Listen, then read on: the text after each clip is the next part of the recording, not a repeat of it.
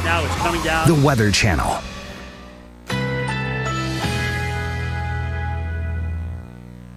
Currently in our area, 79 degrees under clear skies.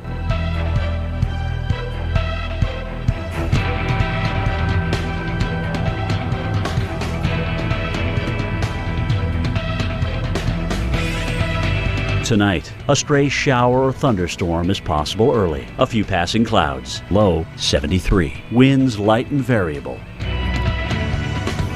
Thursday, partly cloudy. High 92. Winds west-southwest at 10 to 15 miles per hour.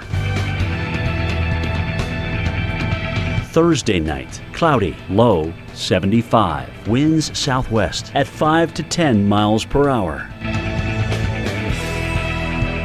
Here's our 7-day outlook.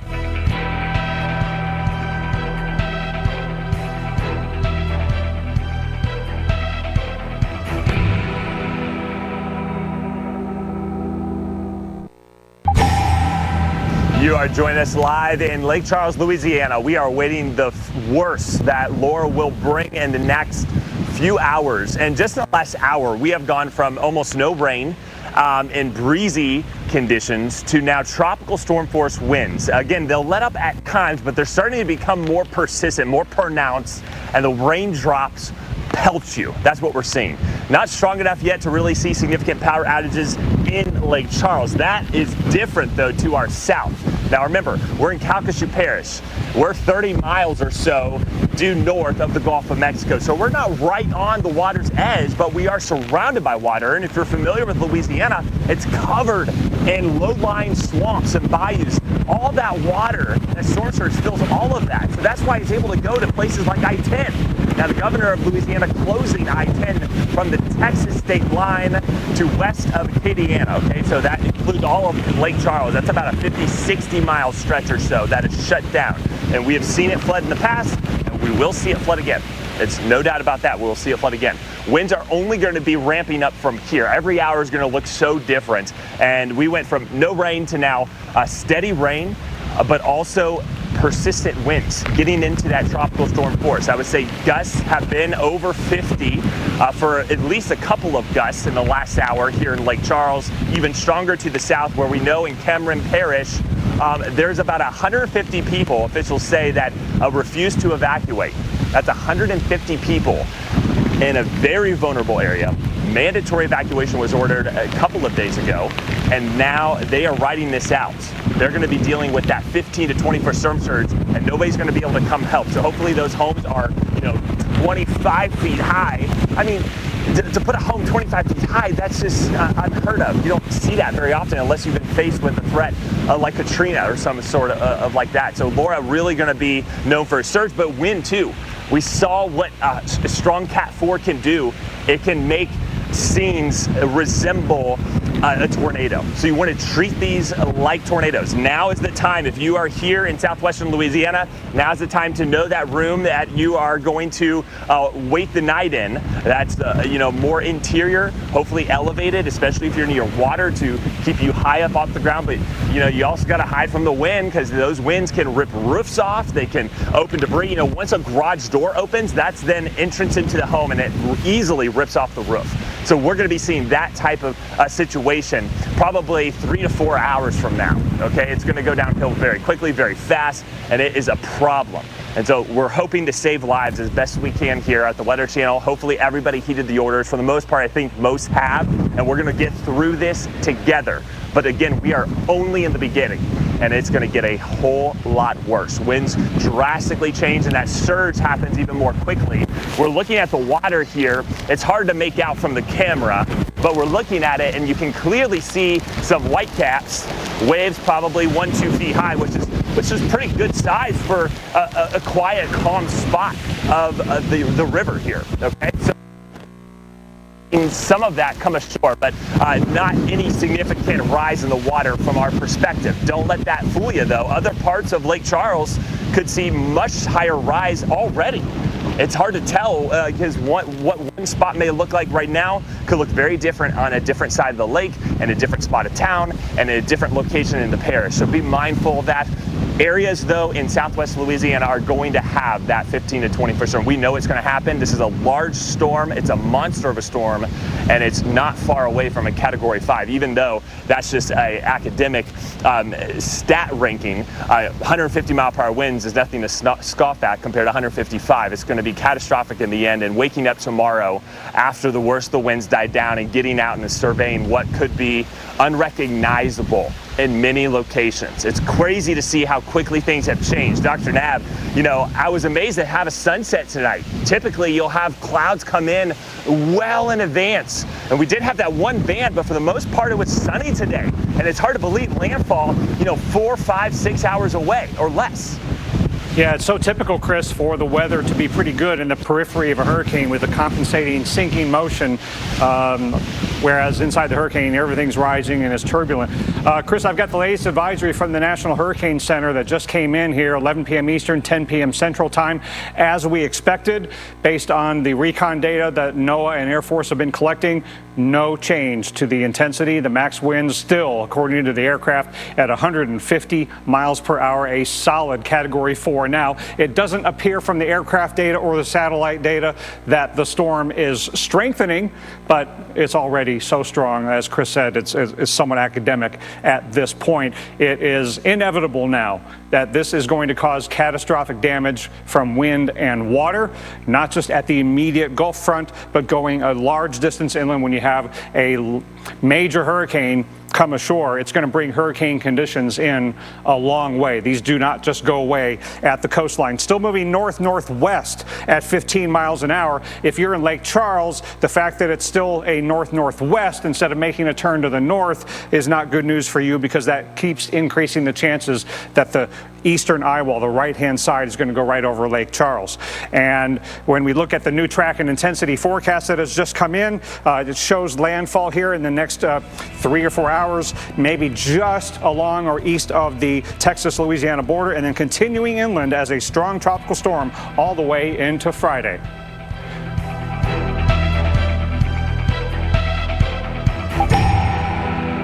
At Olive Garden.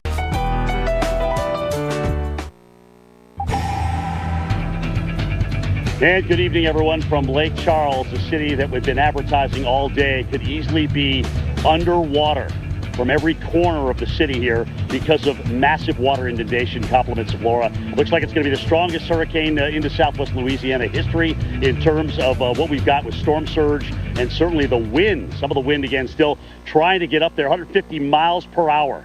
So, you know, you're talking about damage from the wind and obviously unthinkable damage from the storm surge and the waves on top of that as well. This thing, again, the northern Eyewall, about 40, 50 miles just offshore right now. It is on final approach to the Louisiana coast. It seems to be staying right in the center point of that track. It's been that way all afternoon. There's certainly a little wobble to the west and a wobble to the east from time to time, and that may obviously make the difference in where this thing eventually comes ashore. But it's essentially going to come right over or near Lake Charles, Louisiana, with just unthinkable damage. I hope that you evacuated it when you had the chance to do so. I mean, I cannot emphasize that enough. That has just been really the moral of the story, Steph. We've talked about this now for 2 days. You know, you're talking about Cameron Parish in Cameron that got 20 feet of storm surge from Rita. This will be easily a similar situation, if not higher, because we have the highest tide of the month tonight. Yes.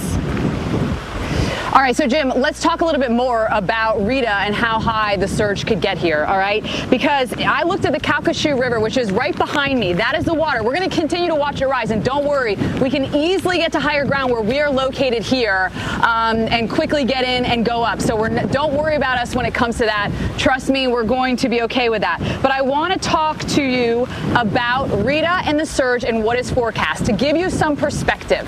Now, we don't like to compare storms here, but the Calcasieu River at Saltwater Barrier, which I was told by a local, that observation site, you know, is just off in the distance there. The record is 13 feet from 1913. And the quote on the National Weather Service site says over half the city of Lake Charles was flooded. The forecast is 15.6 feet. The record where half the city was flooded was 13 feet. And Jim, Rita, this is going to shock everybody, Rita, which devastated Lake Charles, 9.43 feet, and they're forecasting 15.6. Right. It kind of boggles the mind, Steph, when you think about how high that water is going to get, almost doubling what we had certainly before with Rita. So in the 1913 hurricane, actually. But either way you slice it, you're talking about more water than you've ever seen. You're talking about water that's going to come into buildings. All right. So I hope you have a second floor when you're talking about a 10 to 20 foot storm surge, because most first floors are about 10 to 20 feet per year. So record-setting surge, certainly very, very possible here. Steph, we are already on the front side of our casino here. We're at La Bear, so we're right, next door to you. You can retreat to the front side. You got another place to go. We're just going to hunker down right in through here for the evening. And of course, we're really going to see things go downhill in a hurry with this Eyewall. It is going to, again, as I mentioned, coming ashore very quickly. We've already had some gusts to tropical storm force easily in Lake Charles, and that is only going up. There's buoys offshore that are gusting. There's already water rise that's going on here. And one of our meteorologists, Shane Brown, actually, and I tweeted this out earlier today, and you've seen it all over the Weather Channel, essentially took the Google Maps, Google Earth, and overlaid the storm surge forecast on top of it. And so what Stephanie's talking about with that water rise, you can literally see total inundation. All right, it's interesting too, because where we're standing, we're pretty much at 45 feet above the sea level. So we're obviously not going to see water that high, but there are other areas on the backside of the hotel that are lower, like where Steph is. That's obviously right there on the lake. All right, we're going to see I-10 underwater. The National Weather Service in Lake Charles will see inundation around their weather office, and that's why they have evacuated their office, and they are letting the National Weather Service in Brownsville actually take over the responsibilities. Everybody out of harm's way there. I mean, obviously you got to practice what you preach, and that's exactly what they're doing. So all in all, again, things aren't too bad right now in terms of the wind, but they are expected to get a lot worse, certainly as these squalls and bands come in, and you can't rule out occasional tornado spin-ups too, Steph, which, as you know, are going to make things a lot worse as we go on through the night. That we are on a tornado watch until about 8 a.m. tomorrow morning, and that could easily be continued, certainly for some spots, especially to our north. All right, so Jim, I want to bring in a hurricane expert, Dr. Nab, to talk more about this. And Dr. Nab, even if you just look at the wingspan of this thing, over 400 miles across with tropical storm force winds, that eye, the diameter of the eye, around 35, 36 miles across. Look at the winds just picking up like this, and we are nowhere near the Eyewall, the worst part of the storm.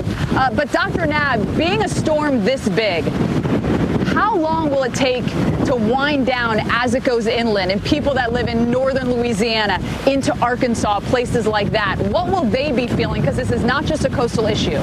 No, it's going to take many hours for this to weaken below hurricane strength, and you're going to take hurricane force winds sustained inland about 100 miles.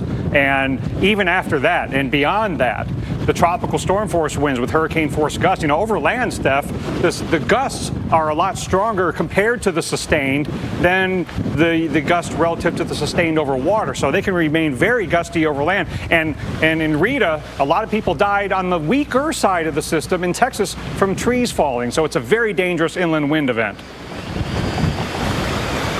And I want to talk about the wind because, Dr. Nab, I have an anemometer here with me. And right now, obviously, this is not official observation, but where I'm standing, our winds are, gusting around 20 miles an hour. So I want to give people some perspective on just how strong a wind is that's 150 miles an hour or 120. I think people really underestimate what a wind, if someone looks at this, they might say, oh, that's probably blowing at 40 miles an hour. But, where I am, again, unofficial, Dr. Nab, we're gusting around that 20 mile an hour range. Yeah, and it's going to be up and down for a little while longer, but the center of circulation, whether it passes right over you or very close to you, is about 5 hours away. And so that's when you would get your strong gust winds, probably on the eastern Eyewall, but it will be going downhill very quickly in the next 2 or 3 hours as you get into the northern outer bands. But then when the Eyewall comes in, give it 3 to 4 hours, that northern Eyewall, it will get really nasty really quickly. And I think, unfortunately, that this is going to take a path such that it pushes that water right up the Calcasieu River into Lake Charles. All right, so that's where we are. So behind us is the Calcasieu River, and it goes all the way out to the Gulf of Mexico. Let's talk about that water rise, because that's something else that, you know, this doesn't come in like a tsunami, like a big wave. You know, that water goes up, but it does go up very quickly. And I think that's what really catches a lot of people off guard, Dr. Nav, is just how quickly that surge is going to be pushing up.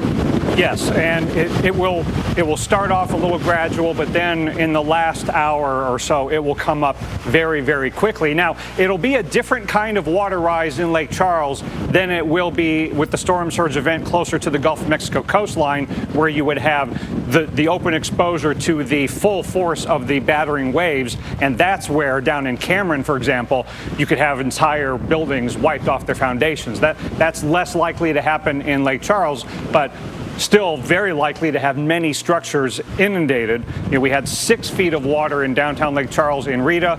There's every possibility that you have more than that this time around. And, you know, the fact that not only are you going to have the surge, you're going to have the wind, and that we have never seen a Cat 4, Cat 5 in this part of Louisiana. This is going to be historic. You know, the name will be retired with that coming in here. You know, and we haven't seen anything this strong in Louisiana in 164 years or something. Going back to the 1800s was the last time we had a storm this strong in Louisiana. Likes of Katrina and Rita and so forth. You know, when you go by category, according to the maximum sustained winds, we haven't had something this strong. Now, Rita was a little bit weaker by the maximum sustained winds, but it was a little bit larger.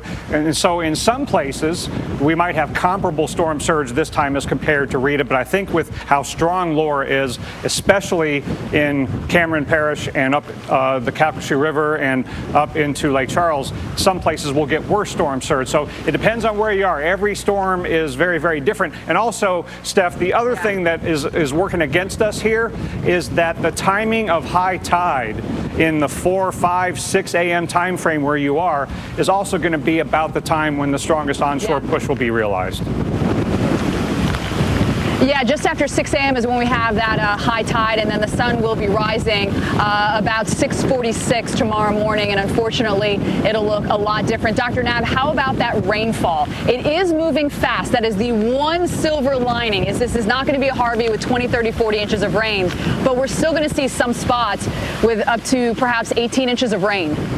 Now, there is a connection between the heavy rainfall and the storm surge. Yes, it is good that it's moving along. Now, it's not zipping along at 20-something miles an hour like it was in the Caribbean. It's down to 15. So it's, you know, maybe a little bit faster than average, but it's still a large enough and strong enough system that the rain rates are going to be incredible. And you could easily get a foot of rain near the coast and inland. Now, here's the complicating factor, Steph. We're going to have tremendous rainfall in southwestern Louisiana and extreme eastern Texas.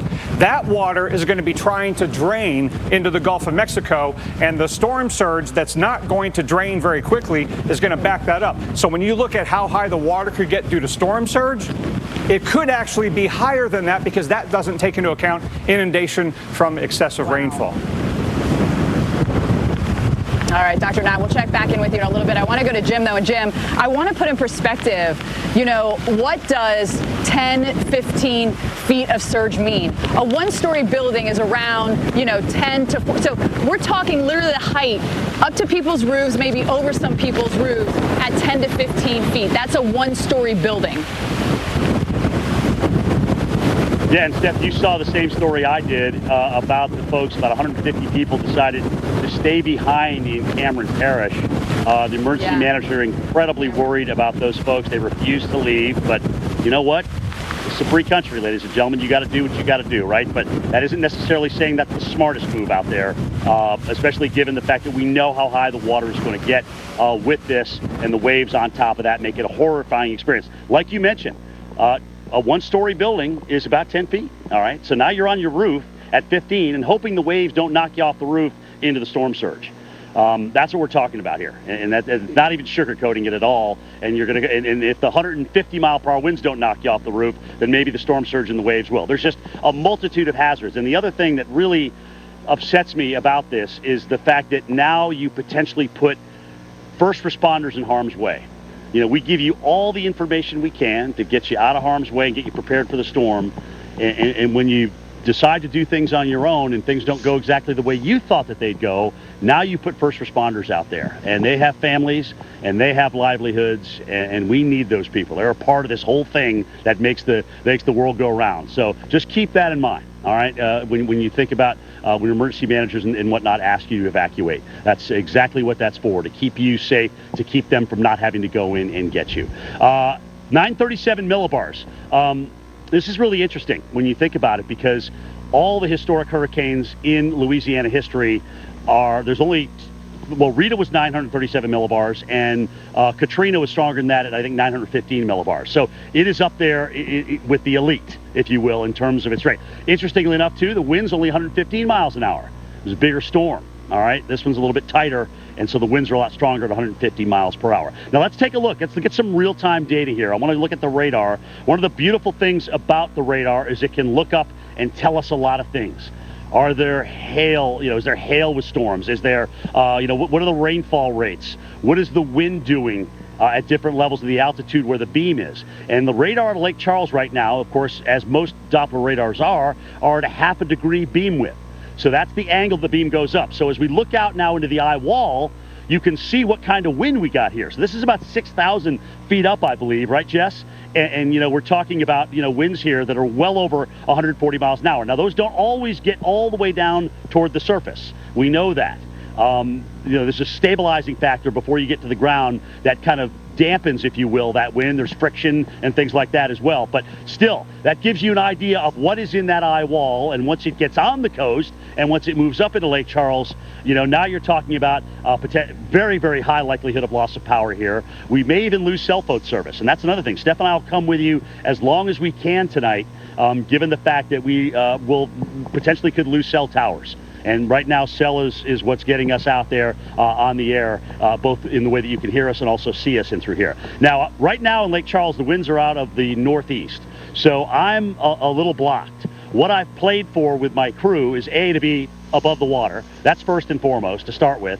And then secondly, are to see the winds start coming around a little bit more easterly and southeasterly as the center begins to go to the west and we get into the eye wall. So that's going to present a whole different other issue here in terms of the wind. It's going to be howling through here. But we obviously can retreat and get out of harm's way, which we will do if it gets that bad, because if you remember what we went through with Isaias in Wilmington and Wrightsville Beach, even at 85 to 90 miles per hour, it was very, very difficult to stand up and through here. Plus, you've got a lot of trees around and a lot of roof shingles. So there's going to be flying debris everywhere out and through here. So again, we'll do our best to show you what goes on. I had somebody ask me one time, Jim, why do you stand out in these things? I said, honestly, because if I'm going to ask somebody to leave or be a part of that equation with the weather enterprise, I want to at least be able to take people through it and show them why they left. All right, to show them, just how strong the storm can be and the different aspects of it. So that's really it. Otherwise, guys, we will continue to watch Laura for you on final approach. There'll be a wobble this way, there'll be a wobble that way, but eventually it is coming toward southwest Louisiana in what is going to be one of the strongest hurricanes to ever hit this area, if not more than likely the strongest, with record-setting storm surge and water rise. With Domino's $5.99 mix and match deal, you can feed a family. We are live on the ground. Right now, it's coming down. The Weather Channel.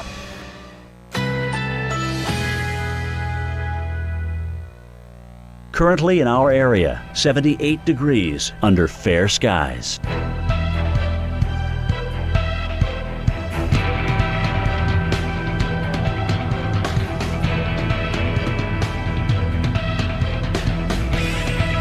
Tonight, clear to partly cloudy, low 73. Winds light and variable.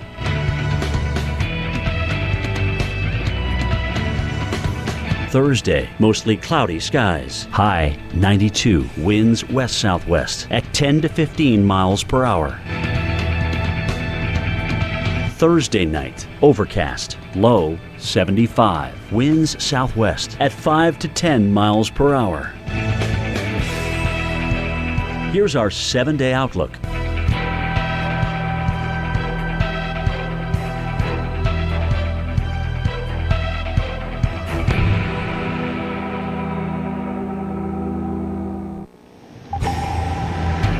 And welcome back to our continuing coverage of Hurricane Laura. A very dangerous Category 4. It's going to come in as a Category 4. No question about that. It's just how far inland and how high is that water going to get. That is something that's on everybody's mind. And as a matter of fact, I just got a text from my good buddy Rob Macedo, who's a meteorologist up in New England, and he works obviously with the Skywarn spotter group up on these. They're all the amateur operators. And they're when the cell phones go down, by the way, guys, you're going to wish you knew an amateur radio operator, okay? Because they're the ones that get out. But here's the deal. He talked about from social media here. Homeowner who was watching his home camera saw water across Brant Street in Holly Beach, which is in camera parish, as we talked about, before they lost power and the camera went out. So here comes the water. It's already coming in. We've seen water rise already close to 3 feet, I think, in some spots. Calcasieu Pass now sustained 46, gusting to 58 miles per hour there, gust to 63 as well with that as well. That was the peak gust. And no question about it here, guys. This thing's going to come in and things are going to go downhill in a hurry. All right, speaking of going downhill, let's see how things are doing in Lake Charles. Again, I'm at L'Auberge. So we're back here, near the, across the lake from the oil refineries, which, by the way, they evacuated. I was talking to a couple of gentlemen who were in the L'Auberge, and they were saying, hey, we didn't even get evacuated for Rita. So they're very concerned about the refineries back there. All right, they've got them evacuated as well out of there. So that's great news. We don't want anybody, obviously, in that area, but obviously bad news for the refineries because you're talking about a heck of a water rise over there. But here's Peak. He's at Lake Charles with his camera. I think he said he's got a max gust now of about 38 miles per hour. So with that in mind, certainly, we know even where he is, things are going to go downhill. And where he is, water could be up to the side of his car. Now, he's not going to be there when that happens, all right, because we know better. We know to get him back here. But we just want to show you what it's like out there right now. It's been raining now pretty steadily. We've had tropical storm force gusts in Lake Charles. We're still out of the northeast, so that's why we're a little blocked here from the wind, if you will. But when those winds come a little bit more southerly, which they will with the center going to our west, we'll get the full brunt of that here in the front of L'Auberge, which I can't thank these guys enough. They've gone out of their way to help us out, so they've been wonderful. And I hope, everybody is hunkered down. Everybody has heeded the advisories to get out of harm's way when they could. You could hear it when we talked to John Bell Edwards, the governor, earlier today. He was very concerned about the people that stayed behind, and I'm sure he just shook his head when he heard the fact that 150 people actually stayed behind in Cameron, Louisiana. So that's the big deal there. Again, just light rain here. It was actually a little dry, believe it or not. The grounds were a little dry in through here, so they could use a little rain, but we don't need 10, 15 inches of rain because, as Dr. Knabb was talking about earlier, the fact that you could easily get that kind of water, which is trying to get to the Gulf of Mexico, at the same time the surge and the wind are pushing in and pushing it up. That means we could even have a higher water rise as a result of that rainfall. So all the rain gets added to the equation here. Unfortunately, that's just not added to the inundation equation. All right, Steph, let's talk a little bit about this. So I talked about where we are in the front of L'Auberge, and we're pretty high up and through here. Tell everybody where you are and your plan, if you will, as that water starts to come up where you are, I think, behind the Golden Nugget, and then up toward the front. So Jim and I, we could walk to each other. But in two separate hotels that are next to each other. And I'm on the back side of the hotel. The Calcasieu River is behind me, and I'm watching that, okay? Because we're expecting that surge to be about 9 feet here. And Jim, we do have very easy access to go right up. There's stairs right in front of me. My crew is already elevated, as a matter of fact. And so we're going to watch that water behind me with a very keen eye, and we will be able to get in and get higher with no problem here. I am more exposed than Jim is right now to the elements. He's a little protected by his hotel, and I'm right on the water, and so I'm very exposed. I've been taking wind observations. The highest gust I've gotten so far is 33 miles an hour. Now, again, of course, these are unofficial. This is just with my handheld anemometer. Is that okay, I will continue to take observations and see just how high the winds are going to get for us. And I want to talk about how rare it is to see a hurricane like this in this part of Louisiana. There's never been a Cat 4, Cat 5 hurricane hurricane make landfall in this part of Louisiana. In fact, there's only been 3 Category 4s to make landfall in Louisiana, 2 of those in the 1900s. The other was Betsy in 1965. You might remember that, but that was towards the mouth of the Mississippi and then up through central Louisiana. So this might be only the 4th time in history we have a Category 4 making landfall in Louisiana, and the first time it's in this area. And Jim, you know, a lot of people are talking about, oh, will it become a Cat 5? Will it become a Cat 5? Having that conversation. The truth of the matter is it does not matter. That's just going to be for historical data. We're at 150. A Cat 5 is 157. That is really not going to make a huge difference in the type of damage that we will get with a landfalling strong Cat 4 or a weak Cat 5.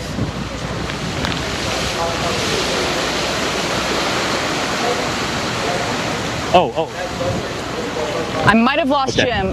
I might have lost him. We can go to Dr. Nab if I've lost. I think. No, we're still here. We're still here. Oh, that's all right. I was just wondering if you were going to take us to break because we only had a little bit of time, so I was talking to the producer. So if you asked me something, go ahead and do it again. I was just saying, Jim, you know, strong Cat 4 to a weak Cat 5, we're only going to make that differential for the record books. It's not going to matter the type of damage you get with 150 versus 157. Yeah, not much at all in terms of that. You know, obviously it's status. And, you know, remember, there's always reanalysis potentially after the fact that where the Hurricane Center goes back in. And by the way, if you want a little good read tonight, go back and read the National Hurricane Center's description of what happened with Rita. Their full report on that. Our very own Dr. Rick Nab was a part of 3 meteorologists who wrote that. Daddy, what's... All right, guys, let me show you the difference between being on the northeast side of the hotel and being on this side where we're a little protected right now. Charles Peak back there. This is where we were this morning, you know, right on the water, okay, and across the water, of course, are the refineries. But you can look, you're looking over to where Steph is at the Nugget, okay? That's how far away we are from each other, and that's why her shot, you know, she's dealing with all that on the back side of this thing with those northeast winds right now. So no question, that's where it is obviously rougher, and it is not a true testament of what we're getting. So let's actually get an idea what that looks like being in it. Steph, we just showed Peak shot. He's looking over toward you right now. Looks like you're getting hammered back there pretty good. And we're not even remotely into the teeth of this yet. Yeah,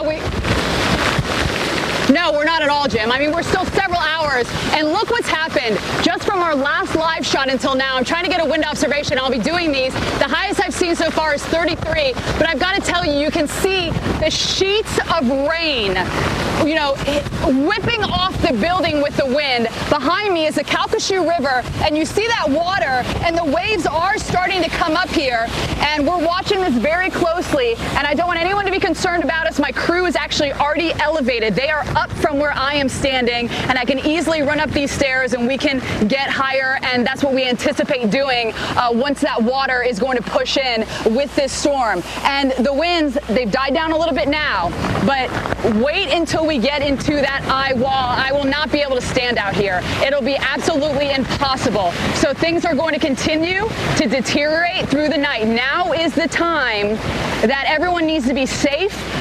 You know, for those people that stayed behind, hopefully that they have, you know, axes and whatnot to get out on their roofs. We saw that happen, you know, Rita, Katrina, where people were stuck and had to chop through and get out onto their roofs, because the first responders will not go out in the weather once you get those winds sustained. I've heard varying numbers from first responders, but anywhere from, you know, 40, 45, 50 miles an hour, they will not be able to go out in the wind. Now imagine how far we are. I mean, the center of this circulation is about 50 miles offshore. Now, as the crow flies, we're about 30 miles to the Gulf of Mexico as the crow flies, okay? If you go down, you know, the river and the lake system that is here. And this system is about the center of it, about 50 miles offshore. Now, what's going to be, you're going to see happen for our live shots is we are going to get into that Eyewall. That is the worst part of it. Conditions will go down quickly. They will be intense, and we will broadcast as long as it's safe to do so, and we can get a signal out. And then you'll get that eye to come in. Whoever gets in that eye will have calm conditions, incredibly calm conditions. But here's what you have to worry about. If you get that northern Eyewall, that starts to weaken everything, and of course will rip some stuff apart. And then that second Eyewall will be even worse, because that will then have everything flying twice as bad because you've weakened everything with that first eye wall. And even just this rain coming now, pelting my face, it feels like someone is taking a bunch of rocks and throwing it at my face. That's how bad it stings with these strong winds. This will be historic, seeing a Category 4 making landfall. By the way, I-10 inundated with Rita. Rita's water got up to 9.43 feet. The forecast for this one, 15.6 feet. And portions of I-10 are shut down from the Texas-Louisiana border and the Chapalaya Basin heading this way. So, you know, Jim, hopefully nobody is traveling during this storm. But the problem is that water, it could stay up for quite a while. It's not just going to go up and then go right back down. Steph, let me ask you, you brought up a great point earlier about people that stayed behind and may have a one-story home that they have to get on their roof of because the water is so high. I want you to show me one person, just one, who can hold on with 150 mile an hour winds on their roof. I just want to meet. I want to meet that person. I really do. So you're not in good situation here. You can't, exactly. All right, guys, I want to bring in Dr. Rick Knapp. Big difference though, isn't it, between Steph and my shot? She's on the backside. She's exposed to the northeast wind. The hotel's blocking me for the moment, but the winds are going to come around a little bit more out of the southeast, which is going to expose us again in this area where I'm standing. So, Dr. Knapp, I think a few viewers are kind of looking at this and saying, okay, this is interesting. If the pressure now is 937 millibars with Laura, and the pressure with Rita was 937 millibars, why is the wind with Laura 150 miles per hour and the wind with Rita was only 115 miles per hour? Yeah, pressure and max winds don't completely line up. Rita had been a Cat 5 over the central Gulf of Mexico with the winds 180 miles an hour. When it weakened, the pressure didn't come all the way back up, and what happened is Rita ended up being a larger hurricane. Its hurricane force winds extended out more than 80 miles as opposed to Laura's hurricane force winds about 60 miles. So Rita was a larger hurricane, one of the lowest pressures for a Cat 3 ever on record.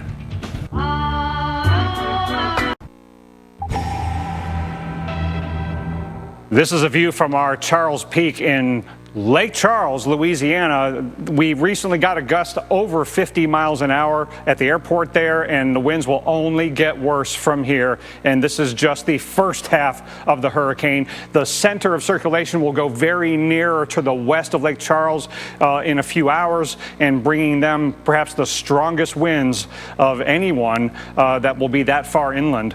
And then the hurricane will continue to bring hurricane force winds even north of Lake Charles, and it will bring the storm surge up the Calcasieu River, and we will have flooding in Lake Charles from a combination of the saltwater flooding and heavy rainfall producing the freshwater flooding. They will combine. And so you can see where Lake Charles is here along I-10, kind of on the northern end of the really solid rainfall. So now that it has started raining heavily in Lake Charles, it's not going to stop for a long time. The only thing it would stop for is if you were to be clipped by some portion of the eye and get a brief break. But here's the northern Eyewall that is still offshore. So we are about, 4 hours from the center of circulation being near or over Lake Charles. We're only a couple of hours from it being near or over the coastline in the vicinity of Cameron, Louisiana. So this is the northern Eyewall. That's just maybe an hour offshore. From there, we're already getting, again, those strong winds being reported, gusted to 61 miles an hour now is the recent report at Lake Charles. And it's certainly going to be stronger down near the coastline. So here's the northern Eyewall right in here. In the northeastern Eyewall, where you see that lightning activity, that's probably where the strongest winds in this hurricane are. The water rises continue to climb. Calcasieu Pass down there reporting about 4 feet above normally dry ground, and that will be rapidly rising. Lake Charles a little over a foot above normally dry ground, over 3 feet even well to the southeast on the other side side of Vermilion Bay. We even have some water rises way over in extreme southeastern Louisiana. So we'll be watching these values in Lake Charles come up around 5 or 6 in the morning when the onshore push is the greatest and they reach high tide. Again, nearest the coastline, that's where we could maximize the storm surge flooding at 15 or 20 feet. This is not just going to flood structures, it is going to destroy structures. There will be buildings wiped off their foundations, entire communities perhaps, Cameron possibly being one of them, Holly Beach possibly being one of them, that will be completely wiped off the map in terms of the structures. Hopefully everybody gets out and will not be there to experience it. We fear some people were left behind. I sure hope that isn't the case. But Lake Charles here is one of the places where you could, even north of there, get saltwater flooding above normally dry ground from storm surge. It even goes north of I-10, so this could end up being 40 miles north of the immediate Gulf front. Now, not everybody is going to experience what you see here. This is a depiction of the reasonable worst-case scenario at any one spot. But the way the hurricane's coming in, it looks like this corridor, Cameron, Calcasieu River up to Lake Charles could get the worst. So when we take a look at what could happen and do kind of an aerial depiction of the storm surge flooding potential, this is what could happen at any one spot on the map. Saltwater flooding above normally dry ground. You don't have to do any fancy math here. This is how high it would be on the ground if you were standing at one of these locations. Now, this is not necessarily a depiction of what will happen everywhere. This is the reasonable worst case at any one spot. But these red spots, it could be more than 9 feet above ground. Now, in Rita, a lot of the area of Lake Charles had 6 feet of water above normally dry ground. So you can see how some areas could exceed 9 feet. And some of the areas will be less inundated than others. And depending on exactly where the hurricane goes and who gets the worst flooding, some spots might get worse than what is shown here. Some might get not as bad. But I think many people are going to experience, Jim and Steph, worse flooding, higher water levels in Lake Charles above ground than they experienced in Rita. So Jim and Steph, I hope folks realize the magnitude of the storm surge flooding event. And it's even worse than this map shows, because that map that I just showed you does not account for the foot of rainfall that's going to happen that will add to the inundation in the low spots. So this is going to be a major water event. Plus, you're going to get stronger winds in Lake Charles than you did in Rita. So I wanted to ask you about that, because with that water up and then our winds potentially 120, 30, 40, 50, what type of wave action will we see? We're in Lake Charles again. I'm about 30 miles as a crow flies to the Gulf of Mexico. But should we anticipate to see wave action this far inland, or will it be just at the coast?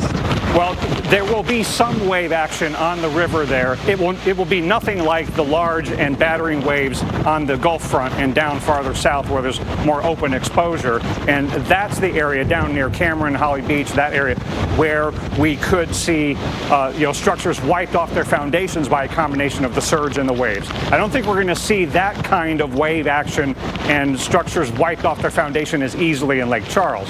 It's going to be more inundation, but there still will be moving water. It's not just going to rise slowly and just be sitting there. It will be moving water, and water is heavy, and when it's moving, it can carry debris and take buildings out. So it just depends on how strong your structure is, Jim. Yeah, I mean, let's talk to people that still have power right now, Dr. Nat, because this is what I'm worried about. People that stayed behind that may have 2-story homes, all right, or have a place to get to high ground. There's a very good chance that water's going to come in to many homes and businesses here. What do we say to people when that starts happening? Besides, obviously, you got to get to higher ground, get stuff that you can now if you're anticipating water coming in, right? Yeah. Now let's say you didn't evacuate according to instructions, and or you are in a place that wasn't told to evacuate, and you're in your home during this event, whether it's from saltwater flooding, fresh water, or both, and you're in your home and your life is threatened by rising water. You still call 911.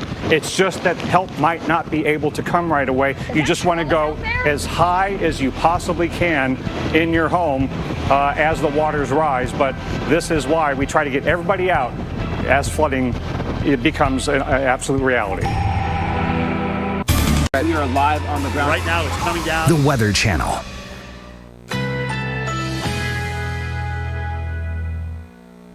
Currently in our area, 78 degrees under clear skies.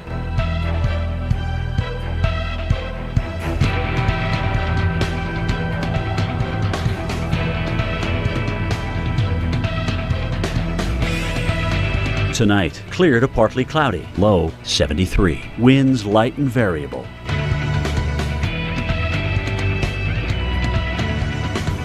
Thursday, mostly cloudy skies, high 92. Winds west-southwest at 10 to 15 miles per hour. Thursday night, overcast, low 75. Winds southwest at 5 to 10 miles per hour. Here's our 7-day outlook.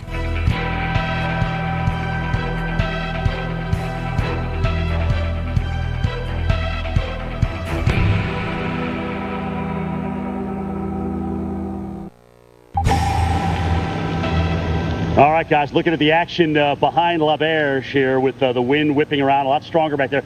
They're not protected. They're getting pretty much the straight winds there, which have gusted over 50 miles per hour here in Lake Charles. We've had a 70 mile per hour gust down in the Calcasieu waterway there that I just heard about, and also some incredibly strong office words now from the sheriff's office in Vermilion Parish. Listen to this, and I quote, "For those that didn't evacuate, write your name, address, social security number, and next of kin. Put it in a Ziploc bag and put it in your pocket." End quote. That's a pretty strong statement right there, because that means they will, more than likely, they will not have the capacity to come after you if the water is high. So that's what their fear is, and that's why emergency managers and weather service folks and hurricane center folks work so hard on these forecasts to get you out of harm's way. And remember, we reported earlier in Cameron Parish that 150 people decided to stay behind for this. So, there's a lot of people still out there in where we are forecasting 10 to 20 feet of water, waves and wind on top of that. And this isn't going to be like Rita, because as Dr. Knapp talked about, the winds are a lot stronger here. We're talking about 150 mile per hour winds. This thing's coming in as a bona fide Cat 4, strongest hurricane ever in southwest Louisiana. Why would you ever want to stay through that? We've gotten good at this stuff, guys, and we're not just telling you to hear ourselves talk. All right, again, kind of keeping an eye out here in front of La Berge. You kind of look out into the parking lot. We're getting a little bit of a break from the wind, and it's kind of easy to predict what is going to happen every time we get a heavier rain squall. The winds are going to be gustier. So a lot of that rain actually transports down some of the stronger winds aloft, and they're real strong aloft, especially offshore, Steph. Looking at the Eyewall on radar, looking at about 5,500 feet up now, we got 140 mile per hour winds. Now, those don't always get down to the surface, but sometimes 80% or 90% of those winds do, and that's certainly enough to cause intense structural damage. Absolutely, and that on top of the surge as well. And Jim, I want to talk about the rarity. You mentioned this becoming Category 4. We've never had a Category 4 landfall in this portion of Louisiana.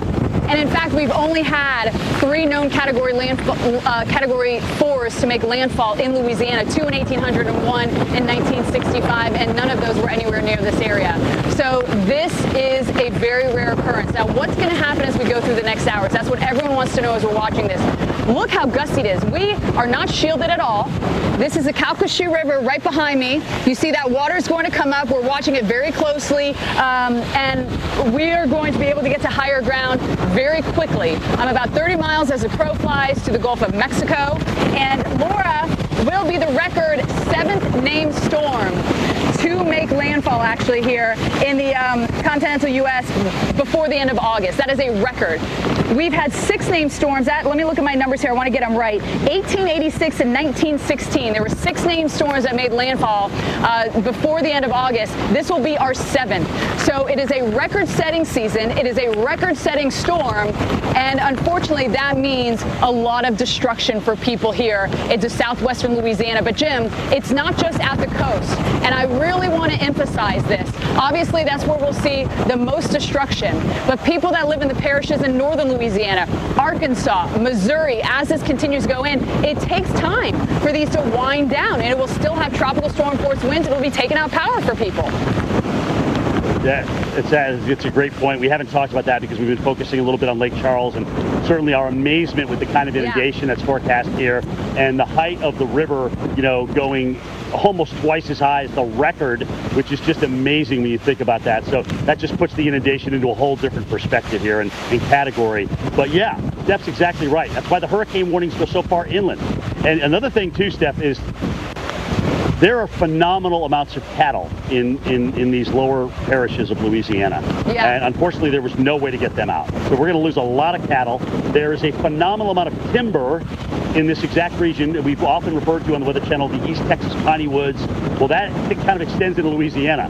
There's a phenomenal amount of timber up in this area, so we're going to see tremendous loss in timber for the state, all the way up into Shreveport, Bossier City. I mean, even the fact that we could get a Category 1 hurricane moving close to Shreveport with some semblance of a circulation center still left is just amazing to me. And then we got to push this across Arkansas, into Tennessee, Kentucky, Southern Appalachia, Central Appalachia, and the Mid-Atlantic, with a little injection from the mid-latitude jet stream where we could still see winds that could produce power outages.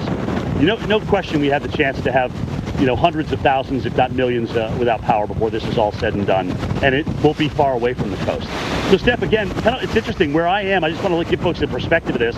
I'm a little protected, certainly at the moment, on this side of L'Auberge, but you're open to the river back there, so you're getting, whatever the atmosphere is bringing us right now. Exactly. So I'm wide open now. This is looking awful. So the sun rose over here, so that's east. This is kind of northeast, and then, everything is blowing from basically east-northeast towards the west right now, and our winds are going to shift, and that will make a huge difference. When the storm is coming around, the winds will be going in one direction, then you get a different Eyewall, and they're going to be shooting off in another direction, and that means the debris will start flying in different directions. We're going to talk more about those threats, hour by hour, your neighborhood. What should you expect? We have it all right here on the Weather Channel with live coverage.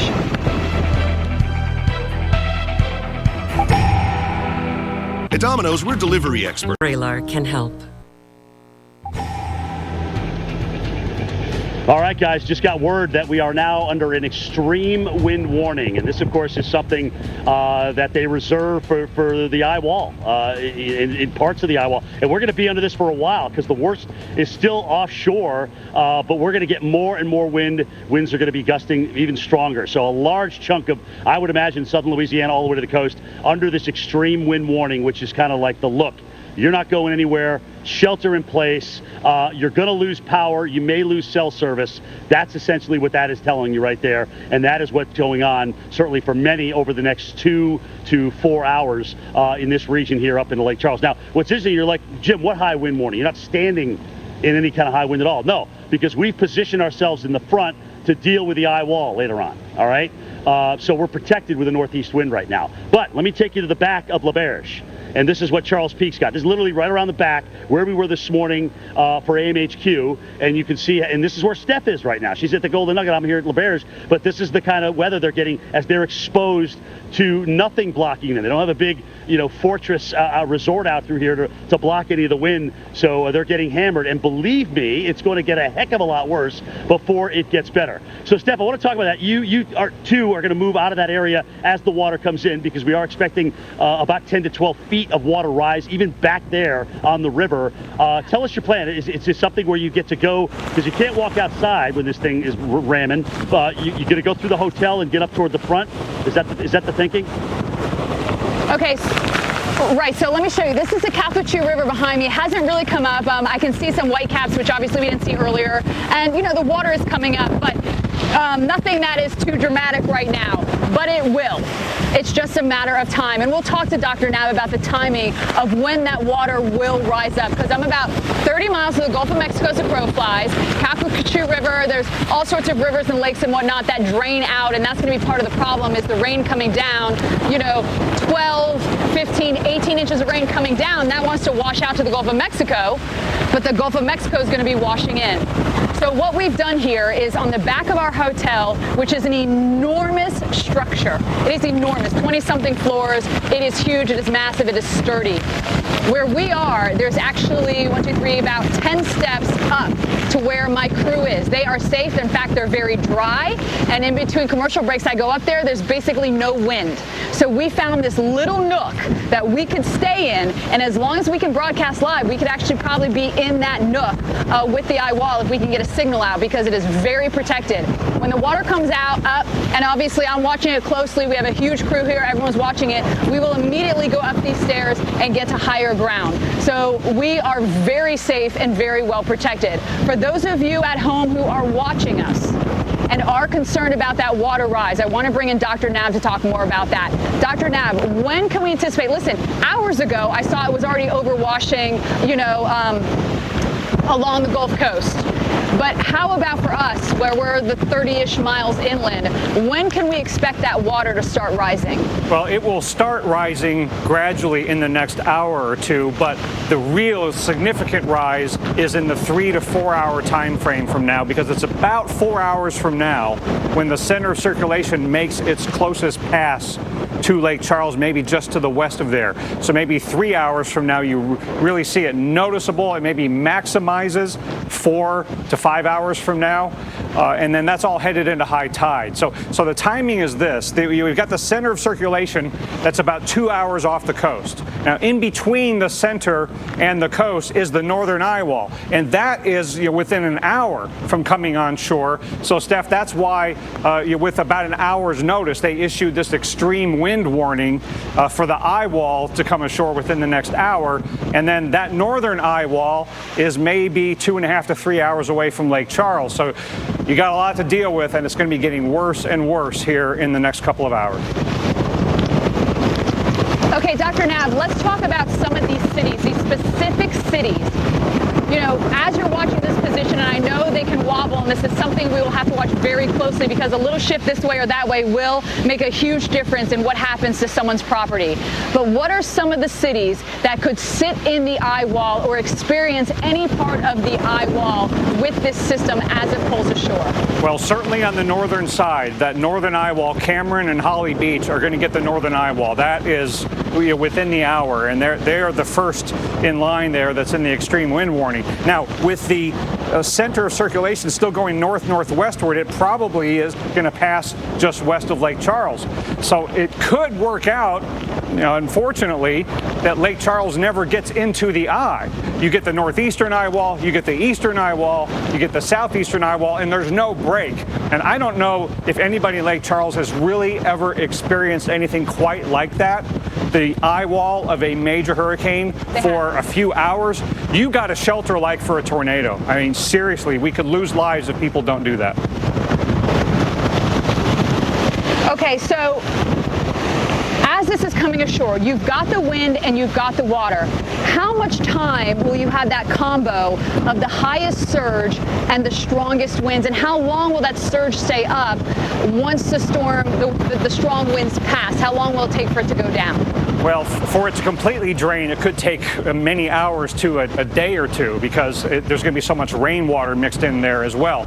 But trying to figure out when the highest water rise would occur due to storm surge and how long that'll take to drain, well, let's take a look first that it's already 4 feet above normally dry ground on the northern Eyewall, and 3 feet or so on the coast down there. But it's only 1.5 feet or so of rise in Lake Charles right now.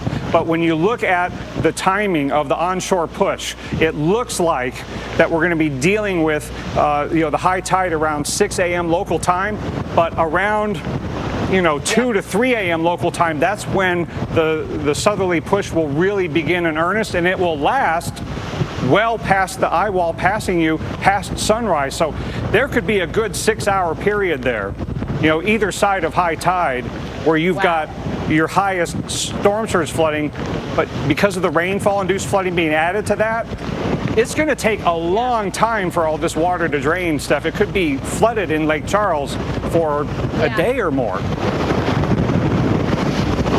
Okay, Dr. Nab, now going inland, because I do want to service those in the Shreveport, Little Rock, even Memphis, up southern Missouri over to Kentucky. What should they expect to experience and when?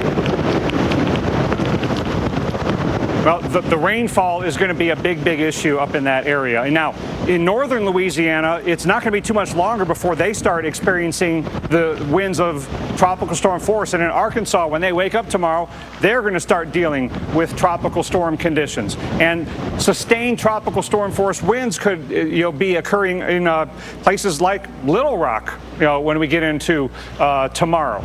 But after that, and that can cause a whole lot of power outages, but after that, you're going to be dealing with strong winds that could at least be due just to the gustiness of the storm itself. But Steph, we're going to have a big tornado risk along into the east of the center, and that could happen in places like Mississippi and Tennessee and even Alabama. So a lot of people are going to get a lot of wind out of this when we get into Friday. All right, Dr. Knabb, we appreciate all your expertise, of course, former Hurricane Center Director at the Weather Channel. That is Dr. Knabb for you. He knows all the details. Someone else who knows all the details as well is my pal, Jim Cantori, who is essentially on the other side of the building where I'm located. He's one building over, but he's basically on the other side. And so he's a little more protected from that wind. And Jim, it's incredible. I literally could walk over to you. It would probably take me, what, 10 minutes? For the moment. It's not going to last for 10 minutes, but that just shows how conditions, I'm making the point that how conditions can be so different in one neighborhood to another. Yeah, absolutely. And if you've got a fortress here of 20 stories, 23 stories or whatever to kind of block the wind from you, it works out. But our winds are going to come around, guys. As a matter of fact, the Eyewall right now, just pop up the radar here quick, is just about 10 miles from the coast, which means it's about 40 miles from us here in Lake Charles. Now, that's the worst of the weather. Now, one thing we just saw issued by the National Weather Service, and remember, Brownsville's doing Lake Charles's work because Lake Charles evacuated their office because of potential inundation at the office. Okay, so as a high wind warning. And this is kind of new, a little bit new to a lot of us. And Dr. Knabb, you can refresh me a little bit as to where and when this was actually implemented. It may have been, it just escapes me right now due to vapor lock out in these things for a few days. But what does it mean? It's kind of a ramp up of, hey, this is where you can't go outside. You're likely going to lose power, potentially even cell service as well, right? Well, the real reason for the extreme wind warning is that the strong winds of a major hurricane, of an Eyewall, can do tornado-like damage and can cause damage to the point where if you are not sheltering like you should for a tornado, then your structure could be damaged, debris could be flying around, and you could die in your home. And in Rita, we lost several people, even outside of the Eyewall, over in Texas, for falling trees into their home.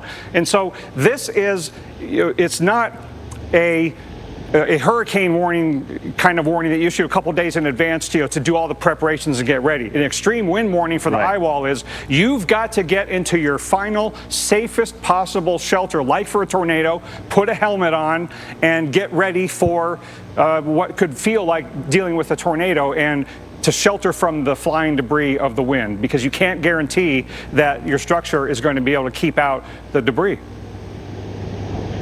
And my friend, there's a lot of trees down here in Southwest Louisiana and eastern Texas. So yeah, this isn't like a tornado warning either. I should say that, because usually you see those last, maybe 20 minutes at the most, but this lasts, till about 1 o'clock in the morning. Yeah, so, it's essentially as the Eyewall moves inland. So they are a little bit longer than that. So, just expect that ramp up though. Yeah, that's about as good a warning as you can get, Dr. Knabb, that ramp up, right? Yeah, and this could get extended because they issued the warning about an hour before the Eyewall first arrives on the coast, but they issued the extreme wind warning all the way up into Lake Charles. But I think, the center of circulation is going to pass near Lake Charles in about 3 to 4 hours, and that will be beyond 1 a.m. Central Time. And with the Eyewall probably still intact then, they're probably going to have to extend that extreme wind warning. And Jim, this goes all the way back to Hurricane Charlie. Remember when that tiny Charlie was doing tornado-like damage across Central Florida? Then the Melbourne Forecast Office in Central Florida, without any other tool in the box to get people to shelter from the Eyewall, they issued a tornado warning, and we realized we needed an extreme wind warning for the Eyewall of a hurricane because it operates on a different time scale, and you can give a longer warning for the Eyewall than you can for a tornado. Yeah, of course, Charlie back in 2004, a part of the assault that started on Florida for 2 years there with hurricanes and like a 30-mile wide hurricane, a tornado essentially coming across. So that makes sense. And Dr. Knapp, I knew you'd easily be able to answer that question and give me a great refresher on that. But I thought you brought up a really interesting point in the fact that, yes, this is for the northern Eyewall right now, this extreme wind warning. We get into the eye, don't be fooled, because you're going to get a calm, but then you're going to get the southern Eyewall. The winds will come from a complete different direction, and like you said, they may issue another extreme wind warning as a result of that, or like you just extend it. I think it's going to be an extension, and especially given that Lake Charles, there's a decent chance that you never get into the eye. And so you could be in the northern and northeastern Eyewall, and then the eastern Eyewall, and then maybe the southeastern Eyewall. And so if you're going to be in the Eyewall that whole time, you're going to have to be sheltering like you would for a tornado the entire time. Okay, so that's, again, in this extreme wind warning area, it's for this northern Eyewall that's about to come ashore. But the center is probably going to pass just west of Lake Charles, so you get the northeastern and then the eastern and then the southeastern Eyewall. You could be in the Eyewall for several hours. And so I think it's going to be beyond 1 a.m. Central Time that you're going to have to stay sheltered in Lake Charles. And again, this is a life-saving step that people need to take to go to the lowest level, most interior room, have a helmet on, and treat it like a tornado. Doc, you know what I think would be something interesting to do for everybody is when we come back and talk to you, because I'm going to throw it to Steph here in a second, is take the base velocity, look at it over Lake Charles. All right, and we know we're going to go up in elevation as we move away out over the water because it's away from the radar site. But to see the change in the wind as we go into that Eyewall, I think that'll be a real nice visual for people to be able to see just how incredible that is. Now, granted, we may not get ground truth to that because it's elevated, but I think that would be really something good to show everybody. Steph, let's go over to you now at the Golden Nugget. All right, so here we're on the backside. We are completely exposed. Now remember, Jim has a little protection where he is, but we have the Calcasieu River right behind us, and so therefore there's less friction. And so we've just got those winds cranking right at us. There's nothing to slow it down, and that water is going to be rising up. Now, this is worst case scenario with a major hurricane. Major, by the way, is Cat 3 or higher coming in the middle of the night. It can't get any worse than that. And as Dr. Knapp was saying, you have to treat this as if it's a tornado. Yeah, a tornado that's over 100 miles wide, as it literally is going to buzzsaw from Cameron up towards Sulphur, up towards, where we are in Lake Charles, and then continue north into Shreveport and into Arkansas too. We already have 30,000 people in Louisiana without power, and we have yet to even be close to the worst part of this system. And so it's going to continue to deteriorate, and it's going to hit us really hard here. So be prepared, and we will walk you through this step by step. We're here for you before, during, and after the storm. On the ground right now, it's coming down. The Weather Channel.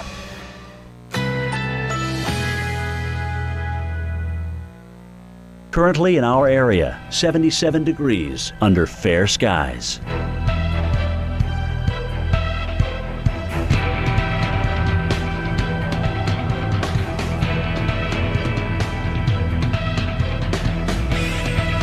Overnight, some clouds, low 73. Winds light and variable.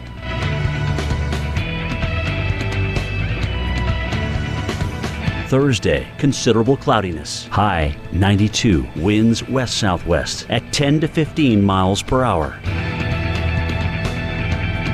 Thursday night, cloudy skies, low 75. Winds southwest at 5 to 10 miles per hour.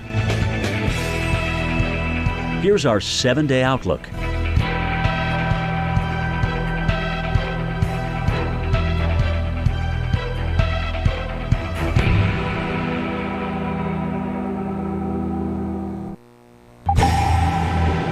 All right, guys, you're looking live at behind La Berge at what is obviously a whole different situation there with the winds in the direction they're coming in, not blocked by this fortress that is La Berge, getting the full brunt pretty much right off the Calcasieu lake there, that's back there, and of course behind that the refinery. So there's nothing really to block the wind. So we're just getting the full force of it. Which, by the way, according to Rob Macedo, my buddy with the Skywarn spotters out of Taunton, says we've gotten 64 now in Lake Charles in terms of a gust. Actually, 68. Just came in. They had a sustained of 39 miles per hour. We had 70 at Calcasieu Pass, and Sabine Pass has already been up towards 70. 20,000 customers without power as we speak. We know that number is going to go up, and it's going to go up exponentially because of this extreme wind warning, where we're going to get some of the worst of the winds coming in. The Eyewall just about 5 to 10 miles offshore. All right, I left you guys with a little teaser here. I want to bring Dr. Nab back in because we can do a little rough work with the radar here, Dr. Nab, to kind of look at where the winds are overhead at Lake Charles and then go out into that Eyewall to see just how powerful they are. And granted, I want the folks to know that the beam angle is a half a degree. So the farther we go away from the beam, the higher you up. And that doesn't always, and it never usually points to the ground truth of what actually makes it to the surface. So that's just kind of a precursor. But Dr. Nab, I'll let you take it and show just how dramatic the increase in those winds are once you get out into that Eyewall. Yeah, and we know some about this with regard to how LoRa is structured because of what the aircraft showed in the last few hours. Right. So, yeah, what you're looking at here are the wind velocities, and it's measured from the radar up in Lake Charles. So, and where you get that solid line down straight south from there is a change in the wind direction. You know, it's going away from the radar on the left, it's going toward the radar on the right. And again, like Jim said, when you go higher up, out over the water where the Eyewall is, there you're getting, velocities, well over 100 miles an hour. And that's very similar, Jim, to velocities that we got from the aircraft at that 10,000, 12,000 foot altitude. And when you adjust that down to the surface, you take about 90% of that, and you get an estimate of a surface wind. And so this is very consistent with what the aircraft were showing. So you see that max velocity there headed toward the radar at 140 something miles an hour. The aircraft got winds almost that strong at 10,000 feet. Now I think this is probably maybe a little bit lower than that. We'll have to interrogate that exactly what altitude we're measuring at. But bottom line is that this is a solid Cat 4 with max sustained winds at the surface of 150 miles an hour. Now, it won't be that strong a wind sustained in Lake Charles, but it won't be a whole lot weaker, and the gusts are stronger over land than they are over water. Yeah, it's just incredible, though, to see the difference in what's overhead Lake Charles right now, because that's real-time data, Dr. Nab, as you know. So we're looking, essentially at what's going on right now as this thing is coming on in, and what is going to, make its way in with the Eyewall. All right, again, Steph, on the backside of these two very large casino resorts, some pretty strong winds back there. Give us an update. Yeah, I am. I was just in our shelter. Sorry, Ken, Tori. I was just taking a quick break there, but I'm out here now. And here's the thing. We've had a gust to 61 miles an hour, and my anemometer that I'm holding, I've been able to get a gust to 33. Obviously, this is unofficial, and you have to go with the stronger gust. And you can see how it's kind of really, if you're not standing steady and sturdy, it can really blow you over. Now, Jim is protected by his hotel. I'm actually on the back side of my hotel. He's on the front side of the hotel, which is, probably a 10-15 minute walk from here for now. But behind me, the Calcasieu River, we're watching this very closely over the next couple of hours, I should say. That water is going to rise up, and then it will come up fairly quickly. Those winds are also going to crank here as we head over the next couple hours. There is the potential that we could stay in the Eyewall the entire time. We're talking several hours of winds over 100 miles an hour. That's going to do significant damage to the structures. Chris Bruin's down here. In fact, our whole team, you can't sleep during one of these hurricanes. We got Tevin Wooten, we have Jordan Steele, Chris Bruin, everyone's down here. Chris has told me that there's already some trees down actually on the other side of the building. You know, we're all one big team gathering content for you guys to get you as much information as we can. And we'll be showing that to you on the Weather Channel and also on social media as well. This is a historic storm. There's only been 3 known Category 4s to make landfall in Louisiana, 2 of those in the 1800s, the other one Betsy in 65. And Betsy in 65, if people remember that one, it was more mouth of the Mississippi River and then up to central Louisiana. We've never had a Cat 4 hurricane make landfall in this part of Louisiana. So this is going to be the first. It is a major hurricane. That northern Eyewall is just coming on into Cameron, Louisiana. It will devastate, absolutely devastate the towns it goes through. The water rise here it's just tremendous because it could actually be higher than Rita. It's forecasted to be higher than Rita. Rita was 9.43, and right now the forecast for the river where I am here, 15.6. And then of course you have the rainfall on top of that, Jim. So the issue is you get a foot of rainfall that's trying to wash out while the winds are pushing that water in. And so hour by hour, we are going to continue to broadcast so long as it's safe to do so. And Jim, we can actually get a signal out with the weather we'll be contending with. Yeah, and guys, I'm telling you, you're going to be shocked at how fast this water is going to come up once this eye wall gets on shore, once the center comes on shore, which could be actually just to our west. So, Steph, we may stay here in Lake Charles in that eye. Destructive winds and catastrophic storm surge. We will continue to update you on Laura. Final approach into southwest Louisiana as we speak. Can't wait to tell everyone. Good neighbor, State Farm is there. Well, Hurricane Laura is going to be making history, making landfall as a Category 4 hurricane. We've only seen 3 hurricanes in Louisiana at Cat 4 strength. 2 of those were in the 1800s. The other one was in 1965. And this is what it's looking like in and around Lake Charles, Louisiana. You see that there's some leaf debris. Chris Bruin is here with us as well. In fact, our whole team is here. No one can sleep when something like this is happening. Chris Bruin said he was out and saw that some trees were down actually already from the storm, and we're still a couple hours away from the worst part of Hurricane Laura, a Category 4 hurricane. We've never had a 4 or 5 make landfall in this part of Louisiana. And like I said, the last Cat 4 we had was in 65 in the state. So we've had some pretty gusty winds at times, and then it lightens up. But it's going to go downhill from here. Not only are we going to have to deal with the winds, but also the surge. I want you to listen to these numbers. The Calcasieu River is behind me, okay? And the forecast is for 15.6 feet, all right? 15.6 feet. The record, it was 14 set back in 1913. And the National Weather Service forecasting 15.6. Rita got to 9.43. Just to give you some perspective, Rita 9.43 devastated Lake Charles, and the forecast is for 15.6 for the Calcasieu River where we are right behind me. That's the closest observation site. Now, this is not just a coastal event.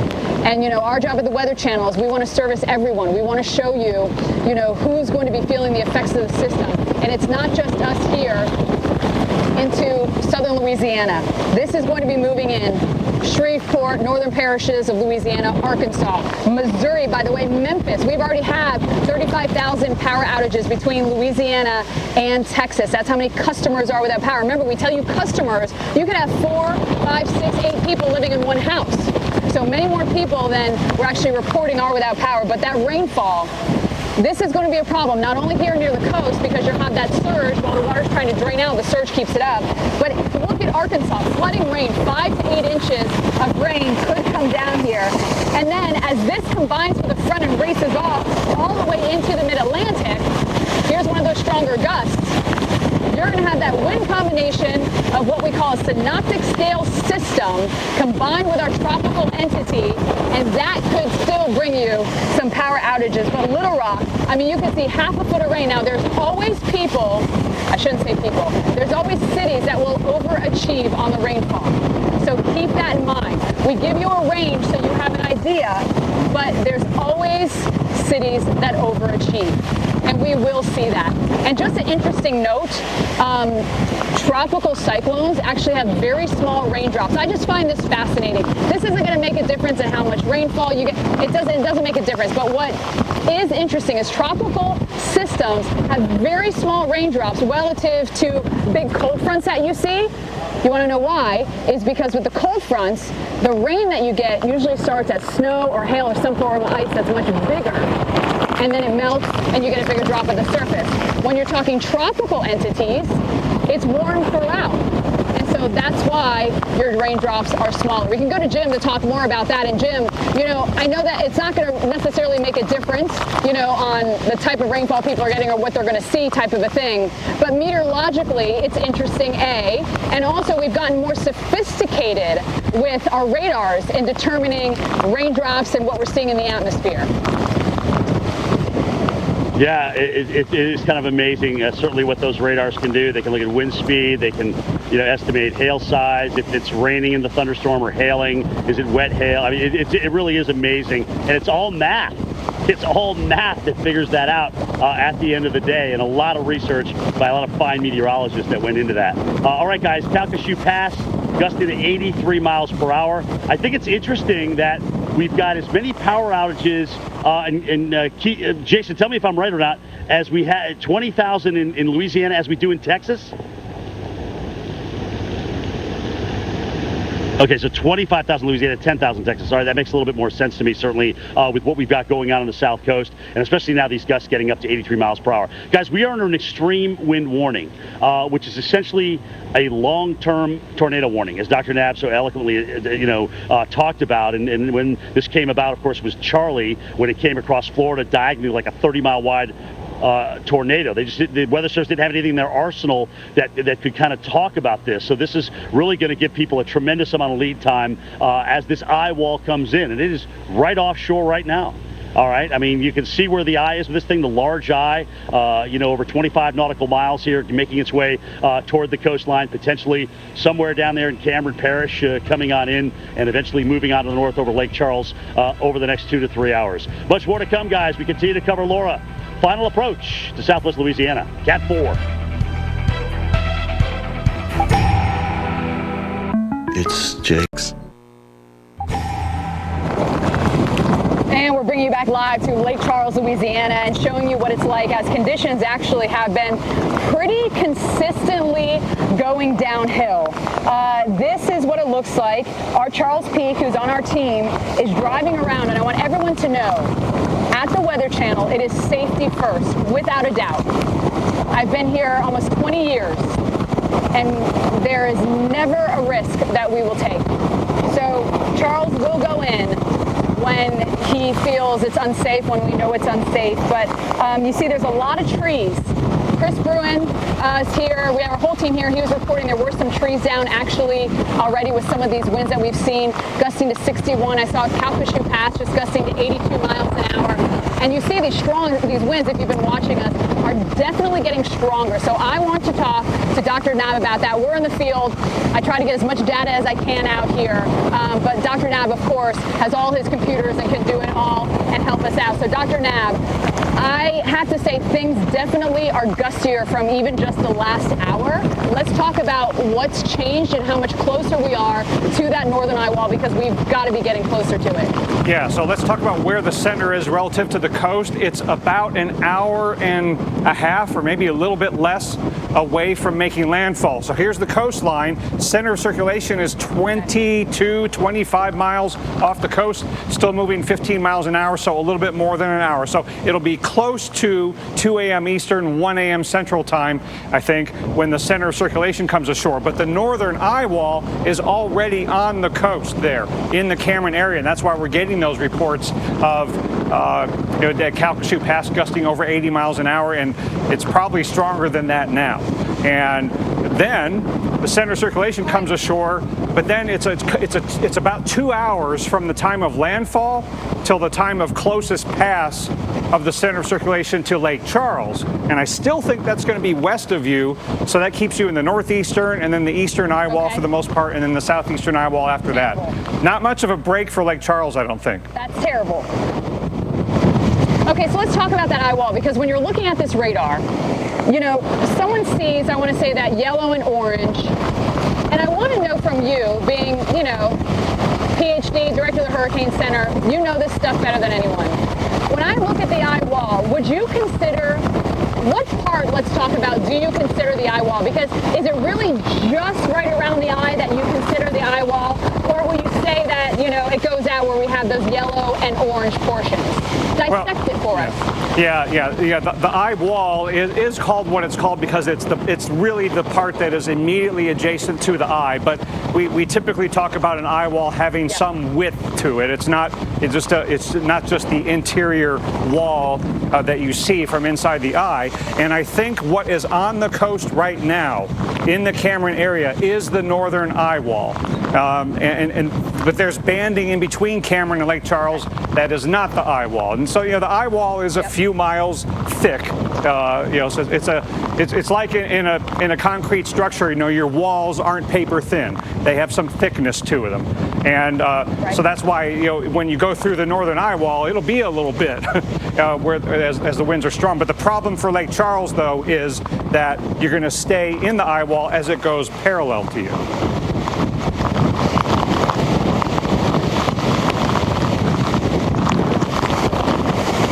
And look at what's going on in Cameron, Louisiana. Cameron is that town. Wow. Yeah, this is a live shot from Cameron, Louisiana, and you know we saw this kind of look in our landfalling hurricanes earlier this year with the horizontal rain. These are stronger winds than what we had in the other hurricanes that made landfall this year, but this is getting into the northern eye wall of our hurricane. Now, this might not be the strongest winds that the hurricane has to offer, because I think those would be in the northeastern to eastern eye wall, you know, east of Cameron. But still, you're getting the northern to northwestern eye wall, and it is going to be major hurricane conditions there. And you know, Steph said that's a preview of what's coming your way in a couple hours. Okay, so here's my question. You know, how long will it take for this to say, let's move past late? How long are we going to be dealing with this type of weather, and of course the worst weather, and then the southern part of this? You forget, it's not just that northern eye wall. It's going to be, I mean, what, another 8 hours until this gets past us and is, you know, in Shreveport and then eventually in Little Rock? Well, yeah, it's kind of handy to talk about it in terms of how long will you be dealing with hurricane conditions. And I think the hurricane conditions for Lake Charles will be a nearly continuous period for something like 6 hours. It is my best estimate. You know, with it's moving 15 miles an hour, you've got, you know, 30, 40, 50 miles on the front side, same thing on the back. You know, so, but there's going to be tropical storm force winds after the hurricane conditions subside, and that will last well into the day tomorrow. All right, Dr. Knabb, you know, I'm trying to take wind observations out here, and I just have a very little instrument, but I just want people to know where I am. I mean, I'm gusting near 40 miles an hour. Do you think this is a good representation of the type of wind I'm standing in? Well, you've got some obstruction that is limiting your exposure for safety reasons. So given that obstruction that you've intentionally put in your way, then yeah, that's probably a pretty good estimate of what you are personally experiencing. But if you were to not have that obstruction, if you were open exposure, the winds would be a lot stronger. The airport has gusted over 60, 70 miles an hour. And so you know, when that starts gusting over 100, when the center of the hurricane goes by, then what you personally experience will be a lot stronger. And we've just had it kick up. I don't know if we can go back to the radar. We must be having some sort of band that is rocking through here right now, because this is a significant difference, Dr. Knabb, than even just, you know, 15, 20 minutes ago. Yeah. All right, we just got a 72 mile per hour gust. And we will continue to follow this story. We have to take a quick commercial break, but we're with you live as long as it's safe to broadcast and we're able to do so. COPD. Right now it's coming down. The Weather Channel.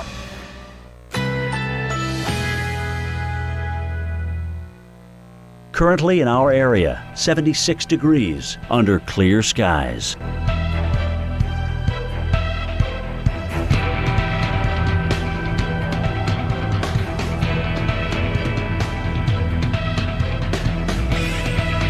Overnight, some clouds, low 73. Winds light and variable.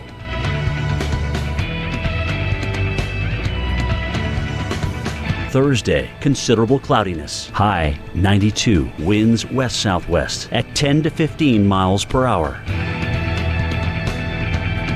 Thursday night, cloudy skies. Low 75. Winds southwest at 5 to 10 miles per hour. Here's our 7-day outlook.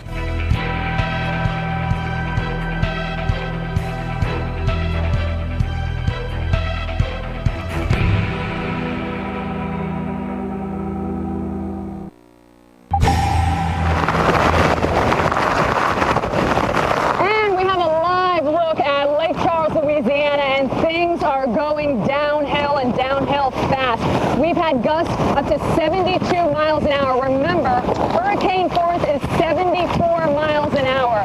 Getting pounded right now. The water, by the way, is still not going up, but the winds are ferocious.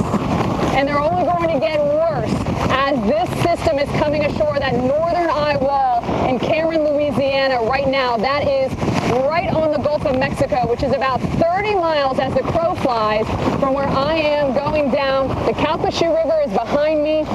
This shot here is showing us an area not too far from where I'm located, but the Calcasieu River behind me, and it goes right into the Gulf of Mexico. Here's a look at Charles Peak. He's on our team, and he's driving around, and he's been giving us these images, but look at this. If you've been with us, we've been going downhill in the sheets of rain. By the way, if you ever wonder what it feels like someone is taking a handful of pebbles and just throwing them at my face. That's what it feels like. The rain is going almost horizontal. The winds have been picking up pretty steadily. Now remember, we're still a couple hours away from the worst of the weather, and it could be devastating for Lake Charles, Sulphur. We're going to look at all these cities because we could stay in the Eyewall the entire time. No break. All right? Our eye about 30 some odd miles across. You get a little bit of a break, but don't let that deceive you. Because from my experience, and I've been at the Weather Channel almost 20 years, and I've been through a couple Eyewalls, Gene and Ike. And what I remember going through these Eyewalls is you go through one, and it really loosens everything up, okay? And then you go through the second, and there's so much more debris when you're going through that second Eyewall, because that first one has really loosened everything up, has caused, debris and everything to be torn off. I'm not saying that the first Eyewall is an easy one to go to. All I'm saying is that second Eyewall, I always distinctly remember a lot more debris. So keep that in mind. You do not want to go out during the eye and get caught in that second Eyewall. Wow! That one almost took me on my feet there for 1 second. All right, quick check on the water. It's still not rising very high. We're watching it, and by the way, my crew is elevated. In fact, my photog is sitting in a chair. I mean, he doesn't have any rain gear on. That's how protected my crew is right now, okay? So we can easily get to higher ground here and move up when we need to do that, because we do anticipate the water to be rising, and it will be slowly rising and then coming quick. Whew, sometimes you got to catch your breath and slow down for a second. I want to bring in Dr. Nab here to talk about the winds, because Dr. Nab, I was just talking to you, 5 minutes ago, and it is significantly worse. If we can look at that radar, dissect the radar, and it's just on Twitter trying to update everyone. Twitter, Instagram, Facebook, all the social media as well, for people. And they thought it was really interesting to learn about the Eyewall. And so, I think that here at the Weather Channel, we can give that expertise. What has changed in the last 5 minutes? And I'm guessing it's just one of those bands and getting closer to the Eyewall. Yeah, you haven't gotten into the Eyewall yet, Steph, but you're getting into the more consistent heavy bands. It's not that you're in the outer bands and you've got a break in between them. Now you're into the very consistent heavy rain, and you're solidly into the tropical storm force winds, sustained, and it's not going to stop raining and blowing. There aren't going to be any breaks now. And the center of circulation is about an hour away from making landfall at the coastline. And then it's about a 2-hour trip for the center of circulation from making landfall and making its closest pass probably just west of Lake Charles. So what that means is, with the Eyewall onshore in the Cameron area right now, you're a couple hours away from the northern and northeastern Eyewall being over Lake Charles. But then, because it's probably going to pass to the west of there, Lake Charles might clip the eye a little bit, but largely will be in the eastern Eyewall as the center passes closest by there in about 3 hours. But then 3-4 hours from now, you'll be in the southeastern Eyewall. So it is going to be a several-hour ordeal in Lake Charles. And, again, the center of circulation is not going to pass by you for another 3 hours, and it's going to make landfall on the coast in about an hour. And they issued this extreme wind warning about an hour in advance of this northern Eyewall coming ashore to get people to shelter. Treat it like a tornado. That's what the extreme wind warning is about. Now, currently, that's in effect until 1 a.m. Central Time. However, that is going to have to be extended, because about 1 a.m. Central Time, the center of circulation will be making landfall. So, Jim, it's going to be a few more hours where people need to take that life-saving shelter like a tornado, lowest level, most interior room with a helmet on. Hey, Dr. Navis, we like to do with this thing. I want you to call landfall. I'm thinking Cameron, Louisiana. I think we could get in the eye here in Lake Charles, believe it or not. It's really coming north. It's a big eye, so a part of that certainly is a possibility in through here. But here's the deal. We just had a weather flow station come in at 101 mile per hour wind gust, okay? 100 mile per hour wind gust. 101 actually. 35,000 in Louisiana alone now without power. A lot more are going to go down very soon. With Domino's $5.99 mix and match. Jumbo snacks! And we want to bring you the latest on Hurricane Laura. I'm meteorologist Stephanie Abrams live in Lake Charles, Louisiana, where things have been consistently deteriorating over the last, I would say, even 30 minutes here. Winds have been getting stronger. The water behind me, the Calcasieu River, we're watching that very closely because we anticipate that surge to rise up. And when it does so, we will be getting to higher ground here. Now, I want to talk about some of our wind gusts. That Eyewall, that northern Eyewall, is coming on shore in Cameron, Louisiana, and they are getting crushed. We had a gust there of 101 miles an hour. We actually have a camera that we can show you in Cameron. The quality's not great, but you'll get the gist. I mean, can you imagine, going through the Eyewall of a Cat 4, technology is going to be maybe perhaps not the best, but it's enough to give you a gist of what it looks like. There it is for you. That's what it looks like right now in the northern Eyewall in Cameron, Louisiana. I know it's tough to see anything, but you can tell that that rain is going in the horizontal. That is outrageous. I'm telling you, there's surge. Has to be very high. This camera, nobody's there, just so we have that known. It's a Nest Cam, one of those you just tie up and let it go. But the fact we're still getting that signal is incredible, that this is a live picture right now of that Eyewall. And unfortunately here in Lake Charles, Louisiana, we could be in the Eyewall for several hours. We might not get the eye. The eye might go just to the west of us, and that is worst case scenario when you stay in the Eyewall. We have another perspective to show you as well. We also have a camera here on our building that we've attached to one of the balconies to give you a look, an overview look of what it is like here. There's those winds, by the way, those wind speeds. In Lake Charles, we've gusted to 72. And remember, hurricane force is 74 miles an hour. I think we're going to switch that other camera to just give you an idea of what it looks like. There are some trees down. This is a team effort. No one can sleep during a storm like this. So Chris Brown is out there. He said there's some trees down. He was letting me know. Tevin Boone is here. He's going to come up in a little bit as well and give you live reports, and Jordan Steele as well. But here is our shot. This is from the balcony of our hotel. And that is the Calcasieu River. All right, and you see it has not inundated the area yet, but during Rita, the river got to 9.43 feet. And the forecast for this one, 15.6. And Rita devastated Lake Charles. And so the fact that we're going to see potentially, surge up to 15.6 feet. Remember, a one-story house is about 10 feet high. And so you have to put it all in perspective as you're watching these storms come in. And we've never had a 4 or 5 make landfall in this part of Louisiana. In fact, we've only had 3 known Category 4s make landfall in Louisiana, 2 of those in the 1800s. And then there was Betsy in 65, if you remember that one, but it came in the mouth of the Mississippi. This is wild, guys. Look at this shot right here, and we are nowhere near the Eyewall yet. It's going to take probably another couple hours, so you want to stay tuned to the Weather Channel, because when we get in that Eyewall, so long as we can broadcast, we don't lose our signal. These days, we actually broadcast via the internet, a Wi-Fi signal. So as long as that can stay up, we will bring you live shots of what it's like to go through the Eyewall of a Category 4 hurricane. Now, let's go into Mark Elliott so I can catch my breath a little bit out here, Mark. Sometimes it really can take your breath away at times. And talk about the timing of this, not only at the coast, but I also want to service our viewers who are in the northern parishes of Louisiana, Shreveport, going up into Arkansas, even Memphis. We have the potential because the diameter of the tropical storm force winds is some 400 miles across.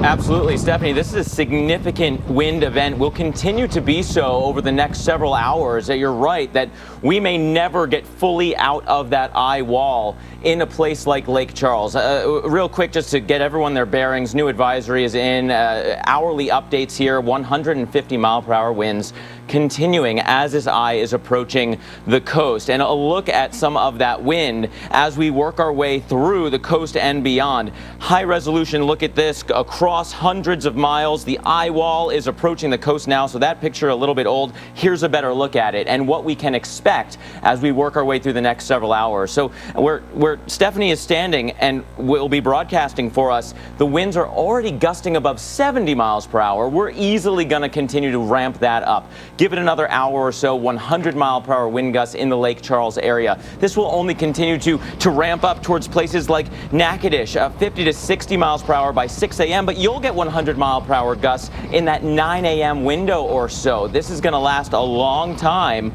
continuing inland from there. Just another look at that. Look at the expanse of this wind field. We're talking tropical storm force winds through the whole state, more or less, of Louisiana, all the way through the morning. We could still have a core, Stephanie, of hurricane force winds that gets all the way to Shreveport.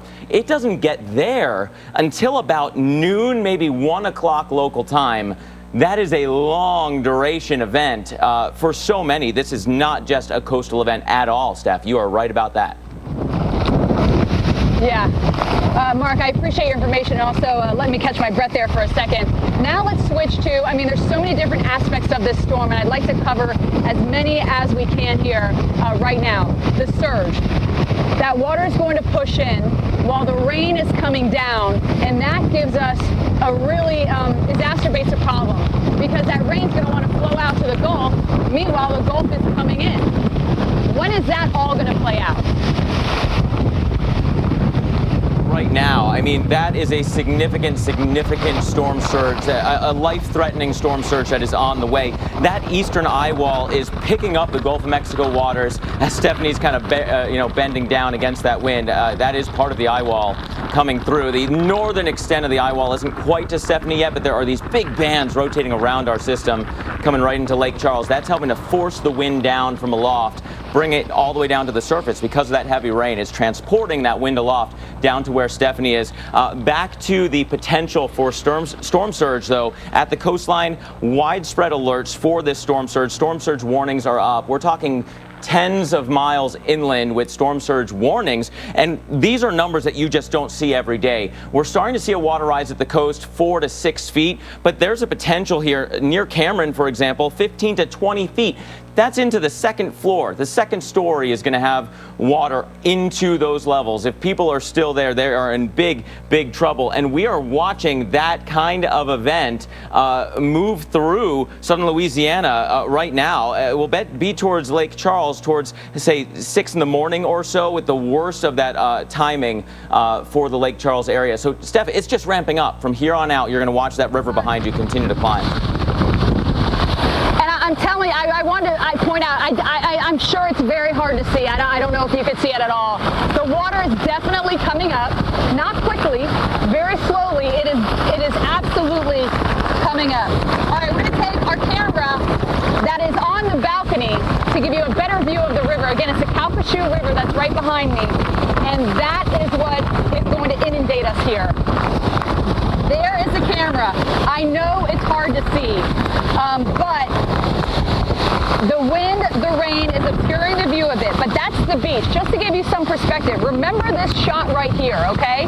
And we'll see as we go back to it, you see that brown area on the bottom? That's the beach. So how much will that beach be covered up the next time we go back to this camera? Well, try to remember what it looks like right now so you can get some perspective. I mean, it's what? Let's see, it's 12 o'clock local time, 1 o'clock Eastern. And you can see there's still plenty of beach left, right? So try to remember that. Around midnight local time, still plenty of beach. But I want to check in with Jim. I know he's been doing some repositioning. Jim, where's your location right now? We are getting hammered. And it's just getting worse and worse as we anticipated. Yeah, so we're just on the front side of LaBerge, stepping through here. Obviously, you know, what I think's happening a little bit with you too is you're getting the bounce, if you will, off the backside of the building, just enhancing those winds. Because you look out over the parking lot, you can certainly see the steady stream of wind going through the lights and through here. It was interesting, the arm of this parking lot actually just kind of opened on its own, which was really weird. Nothing even drove through there. Obviously it takes weight on either side of the pad to open that. But we had a weather flow station in Cameron, Louisiana, gust to 110 miles an hour. So that's high-end Cat 2. So somewhere near Cameron, we're probably going to see a landfall here very shortly. The northern Eyewall is obviously coming in there right now. So they're about 28 miles as the crow flies from where we are right here to our south. So, do the timing, another hour and a half or so, we're going to get into that as well. We've already gusted to pretty close to hurricane force. Calcasieu Pass has been in the 80s as well, and we continue to see power outages really ramp up here. At last count, that was over 10 minutes ago, we had 35,000 just in Louisiana alone, and we know those are going to ramp up big time in through here. So again, Steph, let me ask you this. Even though you're getting hammered there, has there been any kind of a change in the wind? Do you notice a change in the direction at all? Or is it just basically due northeast at you? Yeah. Okay, so it's interesting you say that because I feel like it had been northeast for a while. And now I want to say it's just coming right down this boardwalk, Jim. I mean, there's nothing stopping this wind from us. And that's why it is so intense. I have zero shelter where I'm located, so it's just rushing up. Now my crew is completely sheltered, as I mentioned. My photog doesn't even have his rain gear on. That's how protected they are. But I want to ask you, because I know you've been walking around your hotel. Chris Bruin is reporting some trees down. Have you seen any trees down? I really don't, because I'm trying to look down all the roadways that are lit back and through here, and you can certainly see the trees that are in the parking lot, the landscape trees. They're pretty much taking everything from what we see, but it really depends on where you are, and I think a lot of that has to do with the funneling effect. If anybody's watching this from Chicago right now, you know what happens when you walk between the buildings, right? It's called the Venturi effect. The wind accelerates going through, because it has to go through a smaller area, so you get an increase in speed in that wind, and that can certainly, be a part of the trees down. The other thing too, Steph, is there's just a lot of trees down here. Okay, there's a lot of trees in Southwest Louisiana. Phenomenal amounts of timber, eastern Texas, all the way up the Louisiana-Texas state line into Arkansas here. So we expect, especially with this thing holding together, with this eye wall, you saw the model data today actually showing the eye going all the way up almost to Kentucky. Not necessarily the eye, but at least the circulation center pretty much intact So that's where some of the strongest winds are going to be. But rainfall continues to be very, very heavy. We mentioned that gust at Cameron, Louisiana, now at 110 miles an hour. So that's high-end Cat 2. Remember, 111 is Cat 3 there. So we're right on the borderline. That's probably going to go up as they get into the teeth of that Eyewall, and that is all coming our way. So the next hour and a half or so, or maybe even sooner, we're going to get into that. So Steph, again, give us an update back there of how difficult it is to stand up. You know, Jim, it's a little hard to hear you. I think you asked about how difficult it is to stand up, and it's getting stronger. And so I just want everyone to know, and I know you can speak to this, that first of all, it feels like someone is throwing rocks. That's what the rain feels like. It's so intense. You know, Jim, I know you went, we got a little bit of a breather there. You went into a wind tunnel to see, what strength you could stand at. And I want people to understand that you really cannot stand out in sustained hurricane-force winds. And these are just gusts that are coming through, right? We're not at sustained hurricane force. We gusted to 72, Hurricane 74. But Jim, from your experience in that wind tunnel, maybe you can give our viewers an idea of really what a human can stand in before it's too strong. Well, as we know, Steph, whether you're on Mount Washington trying to do the Mile High Club up there, and walk around on the deck and make a circle standing up without going down, it's very hard, remember, because winds are got to be sustained or over 100 miles an hour, and not many can do that at all, staying on their feet. So especially when there's wind and even rain involved, there's a mass in rain, so that's hitting you too, pushing you back. But I actually think that the fact that you're there is a little bit more truth, frankly, to what is actually going on with this hurricane now, because we're getting the gust to what kind of wind that you're standing in. Okay, we've gotten 70, 80 mile per hour gusts very close by us here. I'm a little bit more protected, certainly, but we're waiting for those winds to come around. They'll come around, so especially if the cellar goes to our west. They've got to come around to the south. It's southeast, it'll go east, southeast, and then south if the storm goes to our west. But Cameron, you're just about to get an eye and a potential landfall here as this thing comes on into Louisiana. And of course, this area is seeing a tremendous amount of water. It's nighttime. I can't even imagine the folks that stood behind what they're going through right now, especially with these winds up over 110 miles per hour. And that's just one anemometer.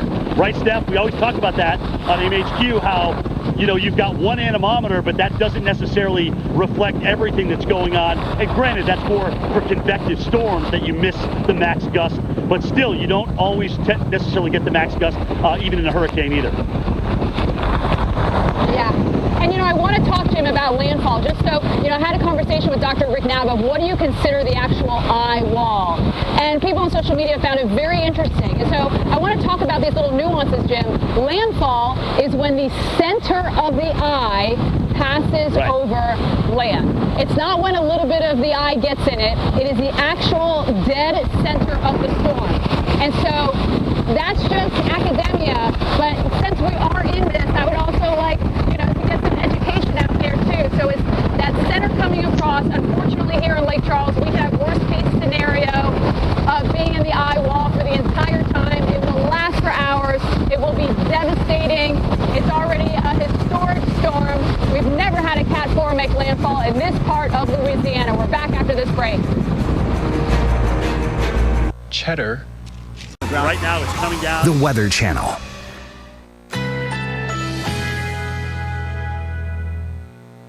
Currently in our area, 76 degrees under fair skies.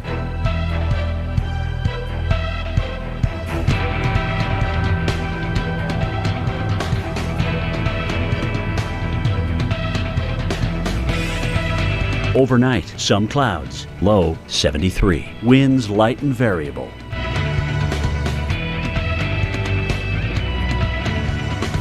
Thursday, considerable cloudiness. High 92, winds west-southwest at 10 to 15 miles per hour. Thursday night, overcast, low 75, winds southwest at 5 to 10 miles per hour. Here's our 7-day outlook.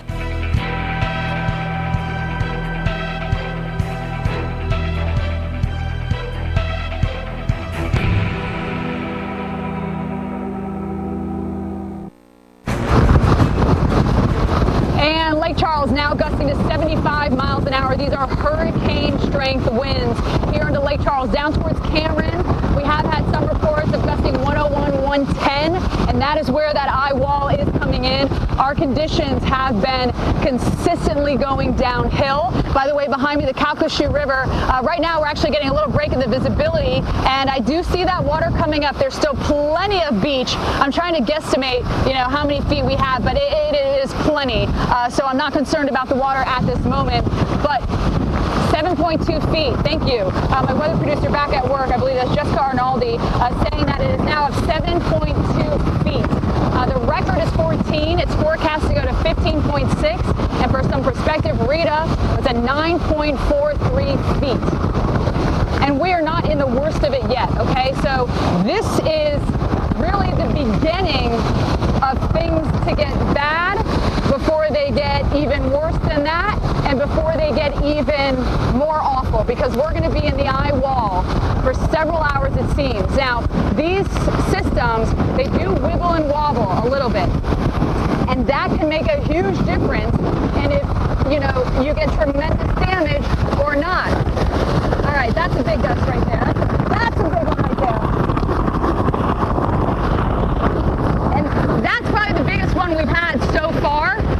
I have had a few that have kind of blown me over, but that was definitely the biggest gust we've had so far. Now, mind you, when we get consistent hurricane force winds, it will turn impossible to stand out here. It'll just be absolutely impossible. A little break in the rain right now, but I know that that's going to continue, as we could have 8 to 12 inches of rain here, and we're going to see even 5 to 8 for those of you. Do you live in northern Louisiana? Do you live in Arkansas? Do you live in Missouri? This is coming all the way up to you and over into places like Kentucky and then eventually into the mid-Atlantic.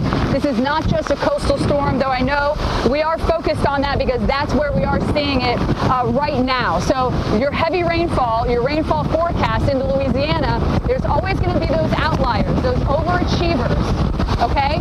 And those overachievers are going to be jaw-dropped. Look at the rainfall all the way up into Little Rock, 5 to 8 inches of rain, and notice the cone is on there. And yes, you're going to see that heavy rain within the cone, but look over, to the east of Lake Charles, heavy rain outside of the cone. And so this is, something we have to look for, because tropical storm force winds extend out some 200 miles from either side of the center. Hurricane force winds out, about 60, 70 miles from the center. So the fact that, there we go, they just keep getting bigger and bigger. This one I have to brace myself for. And what it feels like, the rain is hitting so hard that it legitimately feels like rock. I mean, it stings your face, it stings your skin, anything that you have exposed. It really hurts, okay? Not enough where I need to come in, but just so you can get an idea of like little pebbles hitting you, or maybe little needles hitting you. That's what this feels like. And again, we've gusted up to 75.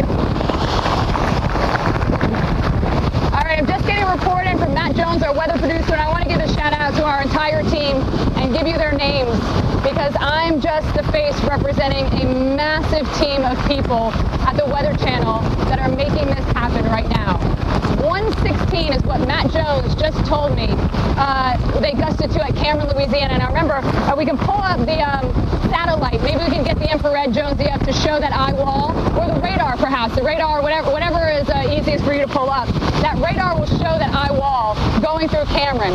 And I was talking with Dr. Nab earlier about that eye wall. And, it's not just that thin area right around the eye. There is some thickness to it. And so that eye wall is what is going to give you the worst weather. There's your look at your satellite coming in. You see it's coming ashore. Remember, landfall is when that center of circulation crosses land. And then if we can pull up that radar, it'd be great to see where that eye wall is right now and what we're experiencing here, because we are not near that eye wall. It's going to be a couple hours until we get that eye wall. And heavy rain is going to continue with this, and it will take several hours. There we go. All right, so thank you, Jones, so much for that. You see Lake Charles We are not in that eyewall yet, but it's passed through Cameron. And Jim, it looks like Cameron is probably having the worst wind they've experienced. We've seen those numbers go up. I don't know if you heard me. Jonesy was just telling me 116 gusts we had reported, but they're about to go into that eye in Cameron. Right. Yeah, I just tweeted about that very thing, Steph, so you're absolutely right. Looks like they're going to get into it. Do we get a landfall at Cameron, or is it Holly Beach off to the west? You know, it's all about the jog. This thing is still jogging as it comes ashore. But we're obviously seeing the wind pick up and through here. During your shot, I don't know if you saw this, Steph, but behind off in the distance, you can see the transformers tripping. So again, power outages now. I just saw last report, 65,000 or greater in Louisiana alone. So they're going up really at about an exponential rate right now as we get into this eye wall. So all of Cameron Parish, it's coming into Calcasieu Parish. We've probably got sporadic power outages already up in Beauregard Parish as well, even though they haven't gotten into some of the worst of this yet. But it's all going to go downhill from south to north, all along the Texas-Louisiana line. Tremendous amounts of timber in through here. I can't even imagine the amount of water that's sitting down in that low Cameron Parish down along coastal Louisiana right now. Wind and waves just absolutely battering this area. And then, of course, once you get into the eye, especially around Cameron and in the parish, winds are going to come around from the other side. So for some unbelievable reason, you still have power down there. Guess what? It's not over when it goes calm.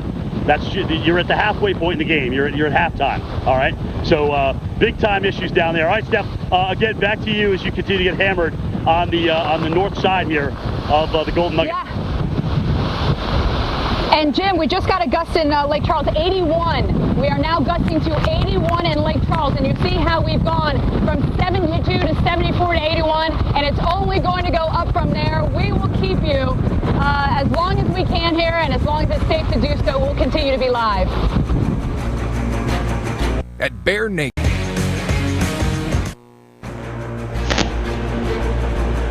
All right, guys, again, coming at you live in front of the L'Auberge Casino here.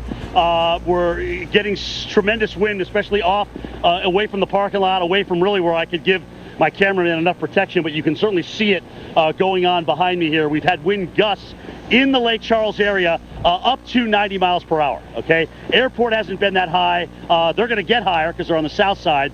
We've got a weather station certainly in and around Lake Charles that we can watch and look at. We've had winds there over 70 miles per hour as well. So everything is up now into this hurricane range and higher. Okay, so we're getting Cat 1, Cat 2 gusts, and certainly the biggest gust that we've seen down in Cameron, 116 miles per hour. That's a Cat 3 gust there in Cameron, Louisiana, where they're just about to get in the eye. You can see that on the radar.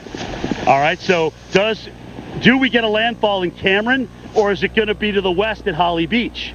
Because remember, this thing's still doing a little jog, and of course Holly Beach is off to the west there, and they could easily get it as well. But remember, it's got to be the center of that eye that comes across that point for it to be an official landfall, and that's certainly something that's coming up very, very shortly here, and the Hurricane Center puts that out. They'll tell you when you get a landfall point through here. The big question is here for Lake Charles, do we get another jog to the west and keep us in the eye wall? Okay, so northern eye wall comes in, then eastern eye wall, but do we get enough of a jog where we may even get in the eye a little bit here in Lake Charles? That's absolutely a possibility. But the water continues to pile up in many of the rivers in through here. Now remember too, the rain that's coming down is trying to get out into the Gulf of Mexico. That's the low point, right? So that's filling up as you're seeing the wind push the water back up the river. So that's adding to the water rise that's coming up and through here. All right, Steph, you've had the shot of the night on the backside of the Golden Nugget there. Let's talk about that and what you're seeing just really in the past. We've had about a 5-minute break from you. What have you seen change? Because things can change quick. Okay, yeah, I mean, here's the thing, Jim. The wind has been getting consistently worse. There's more and more times where I'm getting kind of thrown off balance type of a thing. The water behind me here, the Calcasieu River, it's coming up.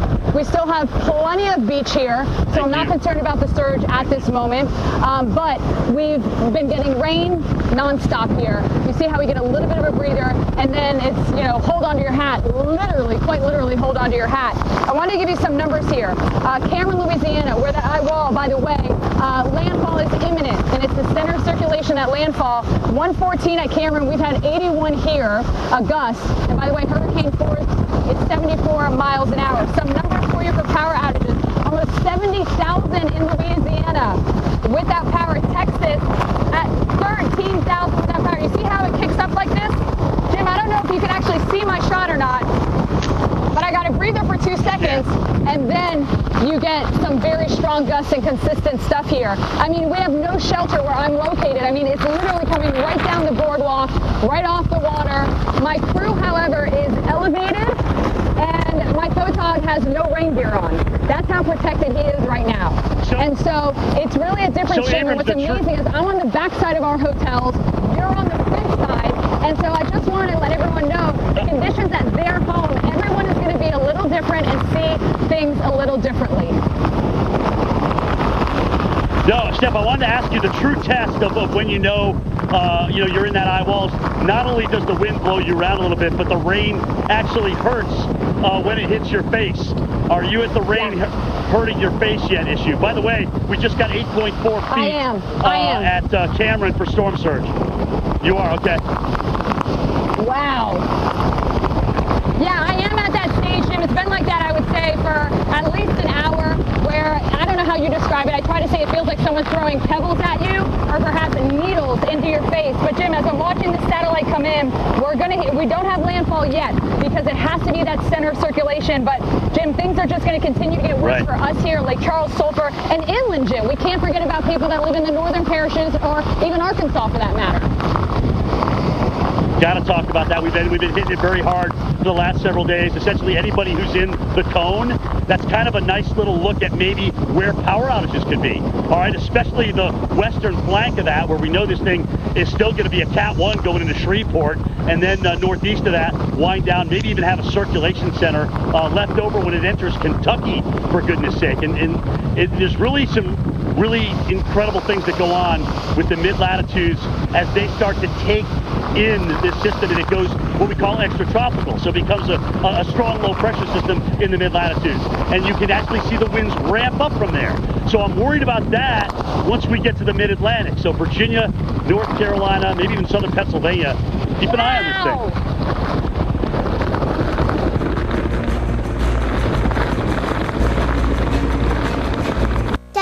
What's that? Target app today. All right, so we've had winds officially gusting here to 81 miles an hour. Down into Cameron around 121 is what the winds have been gusting to. And by the way, landfall is imminent. It looks like it'll be in Cameron when that center circulation goes over. We are not near that eye wall yet. I mean, yes, it's getting closer to us, but we are still outside of the strongest winds. And this is what it looks like. And you can see you really at times have to brace yourself when those gusts come. I have absolutely no protection right now. The Calcasieu River, that one got me good there.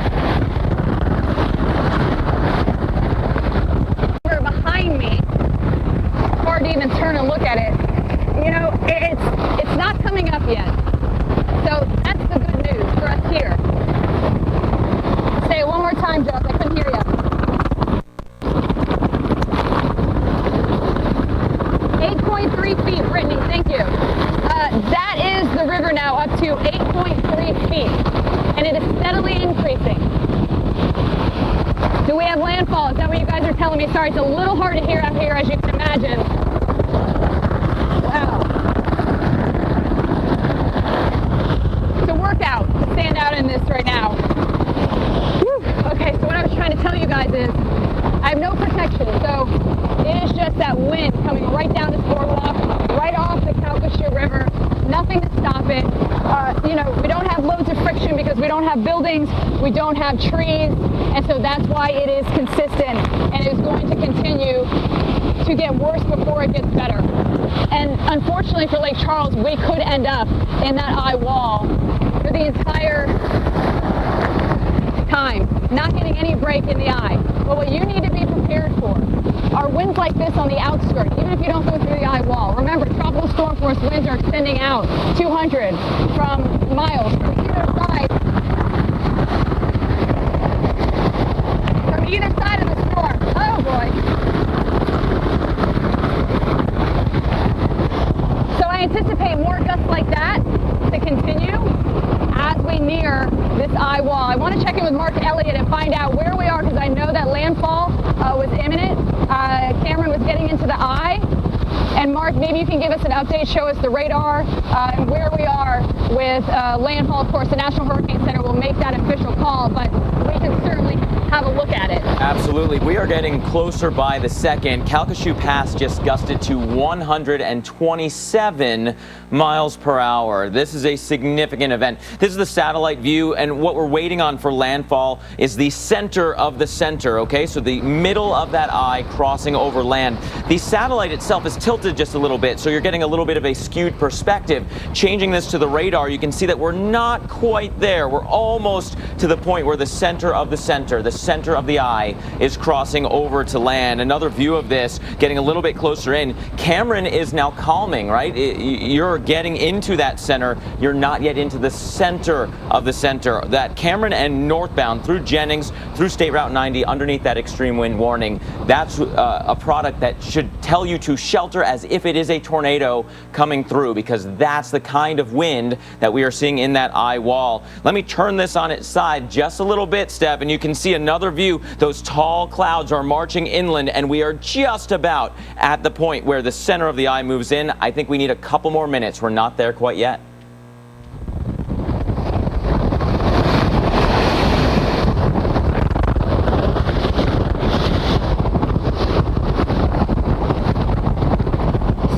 I think you've tossed it to me. I'm sorry. I was just getting a little knocked around there. And if you saw that radar, we're basically outside of still that eye wall, which was pretty thick. And Mark, I was talking with Dr. Nab earlier about what exactly defines the eye wall. Yeah. It's not just right around the eye. It's a little thick, and we are still outside of it, and this is what our winds look like. And we still have a little bit of time. There's that extreme high wind warning, and that's essentially like a tornado coming through. They put those out, Mark, you know, when you're expecting those winds over 100 miles an hour.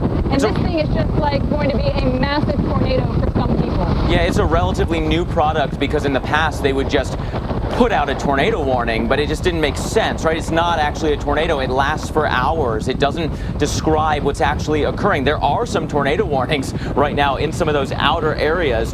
You get all the way out here towards Basile, towards Lafayette, towards New Iberia, all under tornado warnings for fast-moving, spin-up tropical tornadoes. But what we're watching here in that original question from Steph, what is actually the eye wall? Technically, it is that border right between, right as you exit the eye in the clearing and go back into that wall of clouds, that, you know, stadium effect of the eye. But it does have a thickness. It's not what you're in Lake Charles yet. Lake Charles, you're in the bands, you're in the heavy rain, you're not quite into that eye wall. It's not exactly paper thin. Think about walls of a building. There's some thickness to it. The eye wall is considered to have some thickness as well. So you're through that eye wall, through the northern eye wall in Cameron, about to get into the eye and the calming, and then landfall, Stephanie, will take place after the center of the eye moves in. All right, so Cameron, Louisiana, gusted to 127. 127 gusts. That is tremendous. Okay?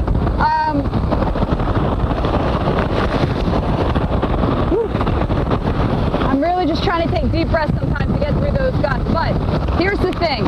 These winds are going to continue to push into us, all right?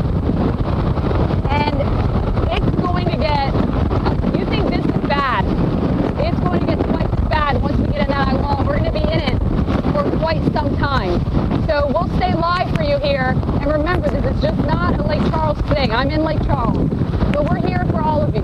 From Baton Rouge to Shreveport to Sulphur to Memphis to Little Rock and beyond. As this tracks all the way to the Mid-Atlantic, we've got you covered the entire way. I had an order of people on the ground. Right now it's coming down. The Weather Channel.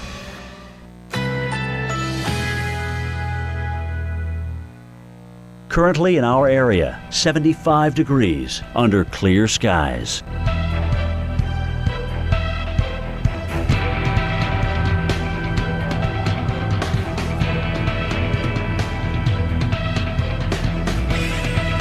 Overnight, some clouds, low 73. Winds light and variable.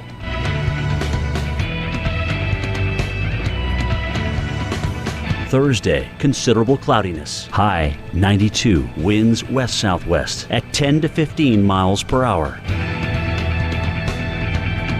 Thursday night, overcast. Low 75. Winds southwest at 5 to 10 miles per hour.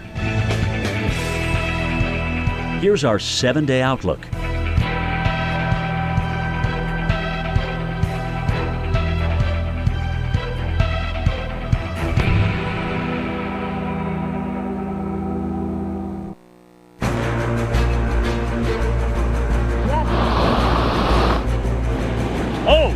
We just lost power. We just lost power. All right, guys, coming back at you. The Eyewall starting to come in to the Lake Charles area. Just lost power. Got a report of over 100-mile-an-hour wind gust at the airport there. Not surprising, certainly given what we've got with these winds down through here. So no power as far as the eye can see here. We had all sorts of parking lot lights on. We had lights going down the road to LaBerge. Now we are out of power everywhere as far as the eye can see. Now, I know there are generators on in the hotel. I'm trying to look around and see if any of those have kicked on yet, and they have not. But we'll see. We'll see in time. Either way, that's the deal. Remember, we're under that extreme wind warning. So now the worst of the weather coming in. Wind gusts over 120 miles per hour. We had 127 earlier on down toward Cameron. Now, Steph, just about to get a landfall there near Cameron, Louisiana. Did you lose the power at the same time we did? Say it one more time, Jim. I think you asked me if I lost power. A little hard to hear you, but no, we have not lost power yet at our hotel. And what's interesting is Jim and I are just neighboring hotels. We're literally right next to each other in different hotels, and it's managed to stay on, Jim, for us here. And so, again, this storm will be affecting everyone a little differently. The airport is gusting to 97 miles an hour. 97 miles an hour. Yeah, Jim, can you see our lights are still on? I mean, forget this hot. This is ridiculous. We're going hot too, guys. 104 now at Lake Charles. Here in Lake Charles. Yep, and we're not even in the Eyewall, guys. So the fact that we're 104 and not in the Eyewall just tells you how bad it's about to get, and that water's not coming up because of our wind direction is actually pushing the water out. Okay, it's pushing it out. So it is yet to really push it up and change that direction. But landfall is imminent. Along the coast here, the National Hurricane Center makes the call, but we can show you what the winds will be like as they come through. Again, remember, Cameron gusting 127. We're gusting over 100 already here. And we're going to get what they had in Cameron. Obviously, in Cameron, they're right off the water. They'll probably be a little bit higher there. Probably be a little bit higher than what we get, but you could still get very strong gusts here. This is a major hurricane about to make landfall. Sorry, I just heard some sounds. It was just odd. So I just wanted to take a look around. But we have never had a Category 4 make landfall in this part of Louisiana. In fact, there's only been 3 known Category 4s to make landfall. Wow!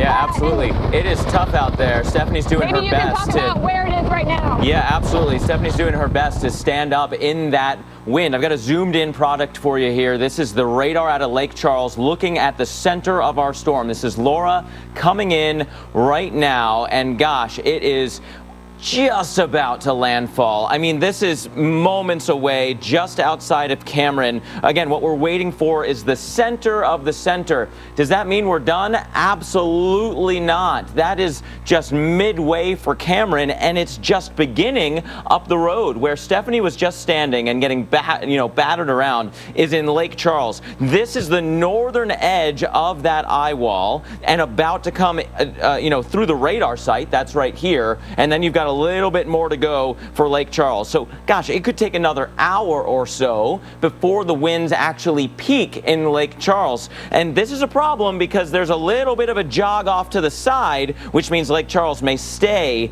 in that, in that eye wall the entire time, not get a break for the eye at all. Now, we want to go over to Beaumont now. Beaumont is also seeing the winds increasing. Our own Reynolds Wolf is there. Reynolds, gosh, this is just an unbelievable event for the Louisiana coastline right now. Absolutely, but what's terrifying is this really doesn't come as a surprise to us. We expected all this to happen, and sure enough, it's unfolding as we speak. One big issue that we're going to have this evening, too, we have a bevy of tornado warnings which could be popping up across the landscape. When you have landfalling systems, as you know very well, folks, it's not out of the question to have tornadoes. And the issue that you have at nighttime, obviously, you can't see them. And when they do form, they're usually relatively small, but they can still be very dangerous. We saw that with the Isaias across much of the Tar Heel state of North Carolina. So, folks, you've got to be prepared. Be in your safe place. And I'll tell you what, if you've got to go to, say, like a closet under a stairwell, make sure that you could crank up the Weather Channel. We'll give you the very latest. Let's send it right back to Mark immediately in the studio. Yeah, and Reynolds, you're talking about those tornado warnings, so I was putting them up on the screen for you. Let's talk about that right now. We have Acadia, Lafayette, and Vermilion parishes all underneath a tornado warning. That is outside of the extreme wind warning. The extreme wind warning, as I back up here for just a second, is all of this area. That's for the eye wall. Outside of that eye wall, we have the tornado warning for you. This is still a real threat. Fast-moving, spin-up tornadoes that will give you very little lead time. You're seeing several of those in here, right? This is the motion of those raindrops where the blue and the greens meet up. We have that potential for tornadic activity, and that's why those warnings have been issued. But again, we are moments away from landfall at this point. You see the track there. The center is working its way towards the Louisiana coastline. Laura, a major hurricane knocking on the doorstep of landfall, and so many of you will feel impacts over the next couple of days. We'll be right back. This Labor Day. Hello, America. Welcome back to continued coverage here on the Weather Channel. I'm meteorologist Reynolds Wolf, and tonight it is all about Hurricane Laura all the time. Landfall is imminent. Now, we've got crews scattered around much of the Gulf Coast, of course, in much of Louisiana and here in the state of Texas. Now, Jim Cantori and Stephanie Abrams, if you've been watching our coverage, you know very well they are in Lake Charles. They've been outside braving the elements, but right now, conditions too dangerous. They've actually moved inside. We have some images that you can see. The camera crews are well protected, and now Stephanie and Jim are doing the same. They've been seeking shelter. We do practice what we preach here on the Weather Channel, and we've got full team coverage for you. Of course, out in the field, great people behind the camera in our control rooms, in the newsrooms, giving you the information that is critical, that is crucial to you, your friends, and your family as we go on through. No surprises what we've seen. We expected this to happen, but I'll tell you, still some of the numbers are staggering. You hear the numbers?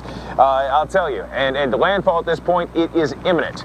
It is going to be coming on shore again, a major hurricane. We're talking a Category 4, history in the making as it makes its way on shore. And remember, folks, the story does not end right at the water's edge. It's going to continue. And with fast momentum, this system could be making its way all the way inland to places like, get this, Shreveport, Louisiana, well inland, but still with the power of a Category 1 hurricane. Now, with the very latest, for expert analysis, let's bring Mark Elliott for a moment. Mark, this is an absolute beast. Hard to believe that just a few days ago, this thing was off just the tip of Cuba.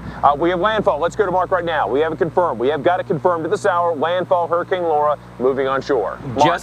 As of the 1 a.m. advisory, we have a landfall, makes landfall near Cameron, Louisiana, and all of the impacts that we were worried about are happening. Catastrophic storm surge, extreme winds, along with extreme wind warnings being issued. Flash flooding is happening. Tornadoes are potentially happening. There's been tornado warnings issued. It is all on the table right now. A very dangerous event. Please, shelter if you're still in here as if there is a tornado coming through. That is the best advice that we can give you. Again, 1 a.m. official observation and official, update from the National Hurricane Center has put this as a landfall in Cameron, Louisiana, still 150 mile-per-hour winds. Let's look at this from a couple of different views here. We have our white line now crossing onto the coast. That is the Cameron area right there. Look at this. You can see just all the fury rotating around this eye, and that's with the Lake Charles area still about 30 miles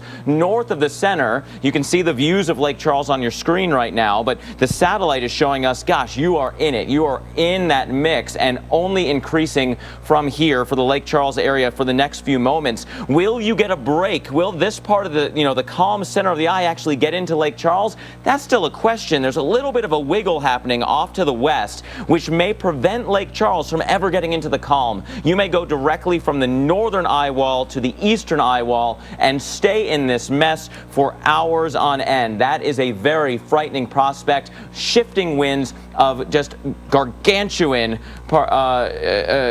numbers here. Again, Cameron gusting to 121 or so, Lake Charles gusting to 104. We've seen some 127s. Our own Jim Cantori is in Lake Charles right now. Jim, we are going to see these winds continue to increase for you now that landfall has happened outside of Cameron. Yeah, and we're starting to get into that eye wall now, Mark. So with that, just before landfall, actually, it was really interesting. We lost power here. There was plenty of light to look behind us now, but now we've actually lost power. But remember, I've always been on this kind of protected side of L'Auberge. For some reason, we've always had some kind of northeast wind component that never has allowed us swinging around. But as you're talking about, if we get in that eastern eye wall, the winds have got to go south.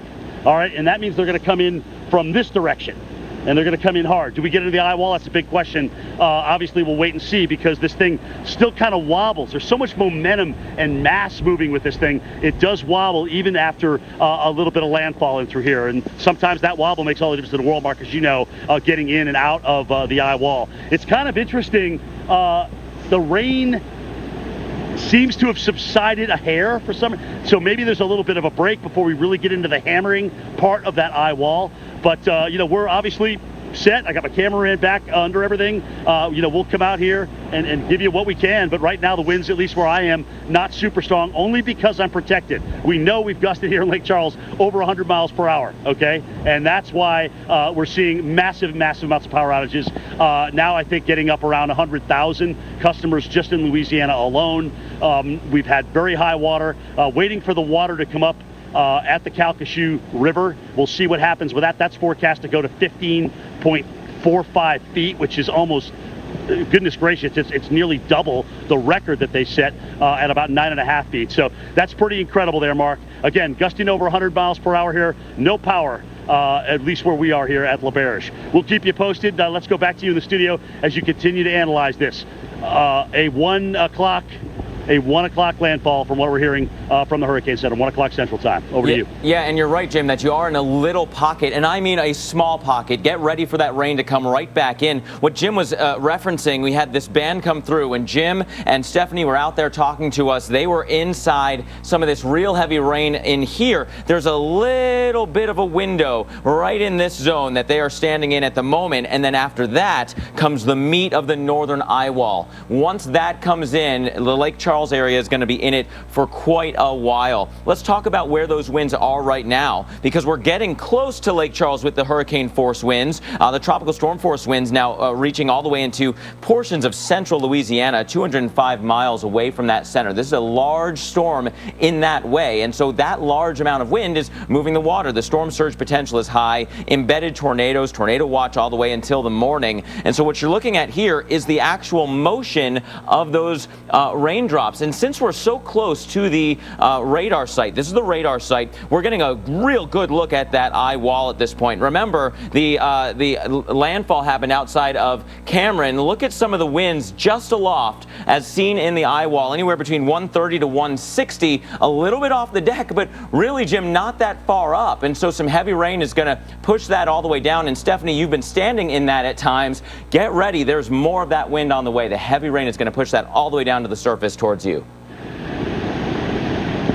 And I can hear it. I can hear it howling up through the rafters up in through here. We're up 23 stories, not where we are, but certainly some of the building, and I can just hear it howling through there. So not surprising, Mark. So we're starting to get into some of the heavy rain you just talked about. So that brief break is now over. So here comes the rain again.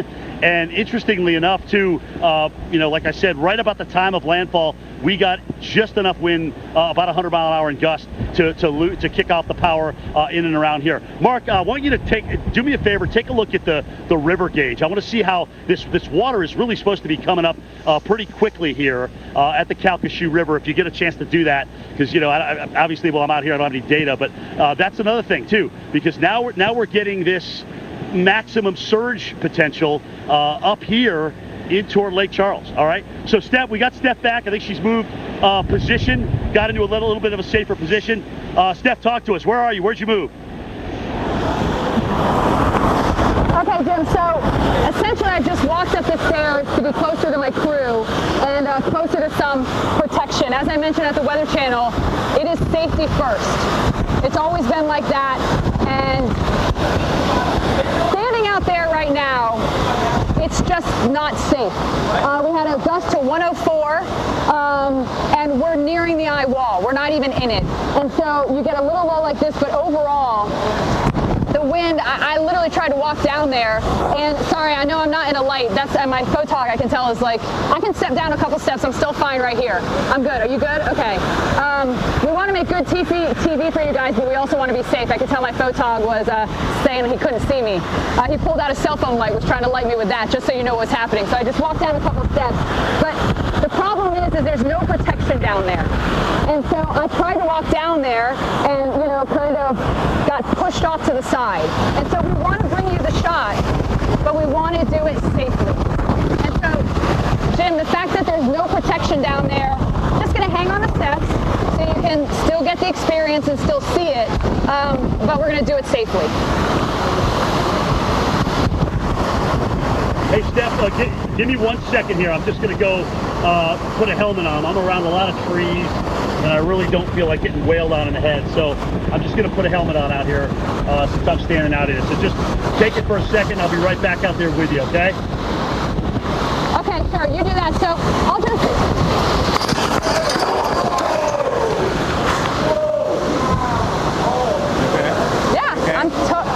We're fine. Everyone, we are fine.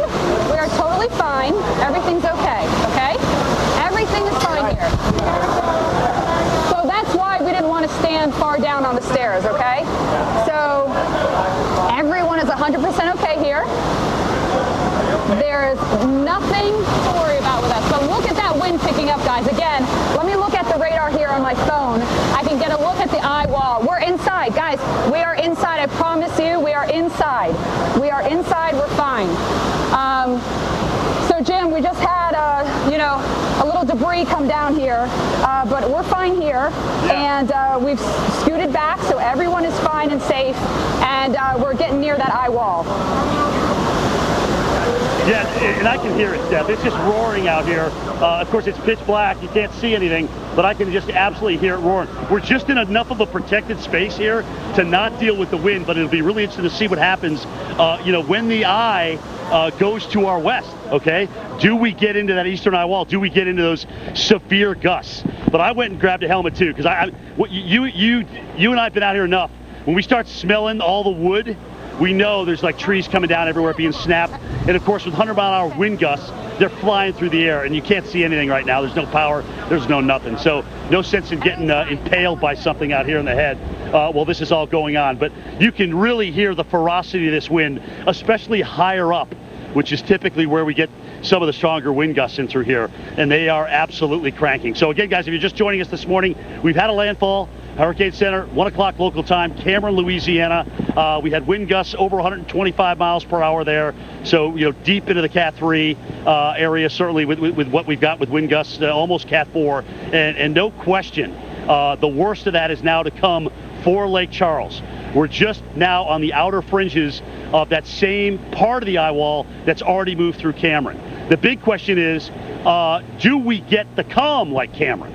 And that may or may not be the case. It all depends, potentially even a last-minute wiggle off to the east. And you'll know it if you're watching us, because you'll essentially see, if we still have cell, we could lose cell as well. But if we could show you that, you'll see it calm down. you'll see it calm down everywhere. You'll even hear the noise be reduction if we get into the eye. It's kind of eerie, to be quite honest with you. There's just an incredible calm. I remember being in Ike back in 2008 with Steph, interestingly enough, in Galveston, when there was smoke from fires that got moved in with the eye. You could literally hear birds and even crickets. I mean, that's how calm and eerie it was. All right, so Steph, talk to me about, you moved from the back to the front. Are you outside? Are you looking outside? Give us an idea of what you're seeing right now. Can you see any trees down at all? So we cannot see trees down. So what we've done, Jim, is we're in a solid concrete structure, and lights came back on. The lights were going on and off. We have actually tucked back into our concrete structure. You can see our shot there. We're all back in the corner, and I know it's tough to see now because we really don't have light. We're trying to get that for you guys, but of course, safety first. And let's see what's happening here. We have some guys that are, looks like they're trying to do a little exploring there. But we are tucked back. Actually, I can't feel any wind right now. That's how tucked back I am into the corner. I mean, literally zero wind where I am located here in the corner. We can give you a little shot here. We're back in a corner here in this huge concrete building. And you see, this is where I was going down the stairs and whatnot. But we're just gonna stay tucked back here so that everyone can be safe. And literally I'm wind free. I mean, you can see nothing's even blowing on my face or anything. I mean, we are so tucked back here in this corner. So Jim, that's where we are. We're tucked back in this concrete corner, but we're nearing that eye wall, so it's going to get a lot worse here. And our power went out and came back on. I do know they had generators, so I don't know if perhaps a generator, powered up, and that's why we got our power back here. But we're watching, even look at the roof of that little hamburger hut, which is where we were at, and look at the shaking of those lamps. Those are gonna go at some point. Look at that wind. Wow! All right, you can hear stuff breaking, which is what we anticipated. All right, I can hear Jim say the wind's coming around, but we are definitely getting into that eye wall. We're going to have this for a while. And this is when the damage, Jim, this is when the damage is really going to start happening right now. Yeah, and that's what people, this is why we have the extreme wind warning that's out. Okay, this is the Weather Service saying, look, you essentially got the wind equivalent of a tornado that's going to move through, and they've extended this too to 3 a.m. Local time. So until 3 a.m. that extensive wind warning. So we'll go through this eye wall here in Lake Charles, and that does include us here and what we're going to get in terms of the wind. Water's coming up, guys, as we speak. We got rainwater coming down that's trying to get down to the Gulf of Mexico. Of course, at the same time, we're getting that push. We're getting that push with the eastern part of the eye wall right now. So we've had a landfall. Again, guys, 1 o'clock from the National Hurricane Center talking about Cameron in Louisiana. Interesting enough, Jonesy just told me they're actually gusting to 39 miles per hour in the eye, which I think is really interesting. So maybe not a clean eye here. This could be good. This could be a sign of weakening, but still, we got a long night ahead of us. This is a powerful hurricane. What did you say? What getting fueled with one. Right now it's coming down. The Weather Channel.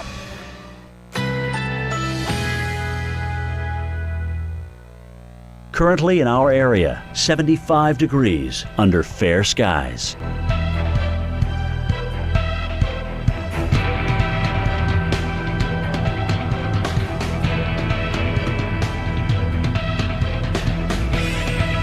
Overnight, some clouds, low 73. Winds light and variable.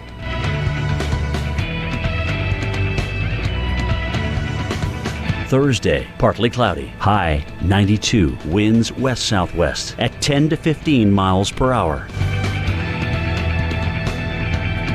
Thursday night, mostly cloudy skies, low 75. Winds southwest at 5 to 10 miles per hour. Here's our 7-day outlook.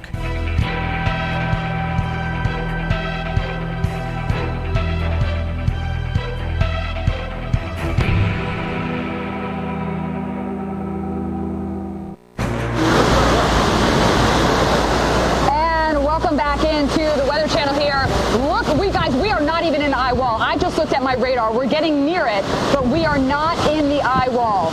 Can you believe that? And look at this wind and the wind-driven rain here. It is no longer safe to be in the elements, so our entire crew, I can't believe these guys are going out there. This is like, you guys, come on. There's been a ton of glass. You guys, seriously. Oh, okay, he's a GM, okay. All right, there's nothing.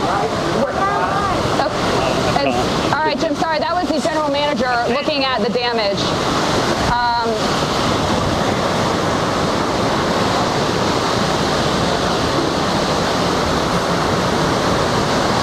Jim, if you can hear me. I have no comm. I don't know if I'm on or not. I see you're still outside. There we go. We are definitely getting into the eye wall. No question about that. Winds are getting stronger. They're also changing direction. They're changing direction as well, and coming around a little bit more out of the east versus the east-northeast, which has been so prevalent in through here. But very, very heavy rain, howling winds, gusty winds continue in this area here, guys. Power's been out now for about 30 minutes, and I can't even tell you what's going on back there. All I can do is hear it. And let's just listen to the wind. Just incredibly ferocious here, right behind me here. So you can see it kind of sweeping on by. The building is causing the wind to do weird things. I'm in a spot here where I can actually stand up, but occasionally we do get some gusts that kind of rush under this overhang, which is where I have most of my crew protected here this evening. So yeah, we're into this. And you know, now we're at the mercy of whatever this eye wall is going to do as it comes up yet. It's good, believe it or not, it's going to get worse. We know that we've had gusts over 120 miles per hour down at Cameron. We know we've had gusts now almost 110 miles an hour in Lake Charles as well. There is power loss everywhere here as a result of that. One of the things I can't tell you is I don't know how high the water is. Okay, do we have large amounts of water that have piled up in this area? That's entirely possible. I just don't have any data with me right now. We'll let Mark deal with that fact in the studio where he actually can access that data. But it is, you know, just an eerie quiet. It's amazing when you go from, okay, I can kind of see, I can get perspective what's going on out along the drive and into the parking lot, but you lose the lights and then you lose them inside the hotel. You really can't see anything here. Nothing. The only chance we have to see something is if we get in the eye. Do we get in the eye to a point where it's calm enough to potentially even see the sky? You know, the moon's out. Do we get some moonlight down through here? We're going to just have to wait and see. That eye could just be to our west, okay? It's all depending on those last-minute wobbles. Either way, power is out. We've got tropical storm force wind gusts into southeast Texas. It's been that way for hours. We've got power loss there, too. We've also got them into southwest Louisiana, heading up towards Shreveport. It's going to be a rough early morning for you guys, so batten down the hatches. Here it comes. All right, Steph, Mark, one of you take it.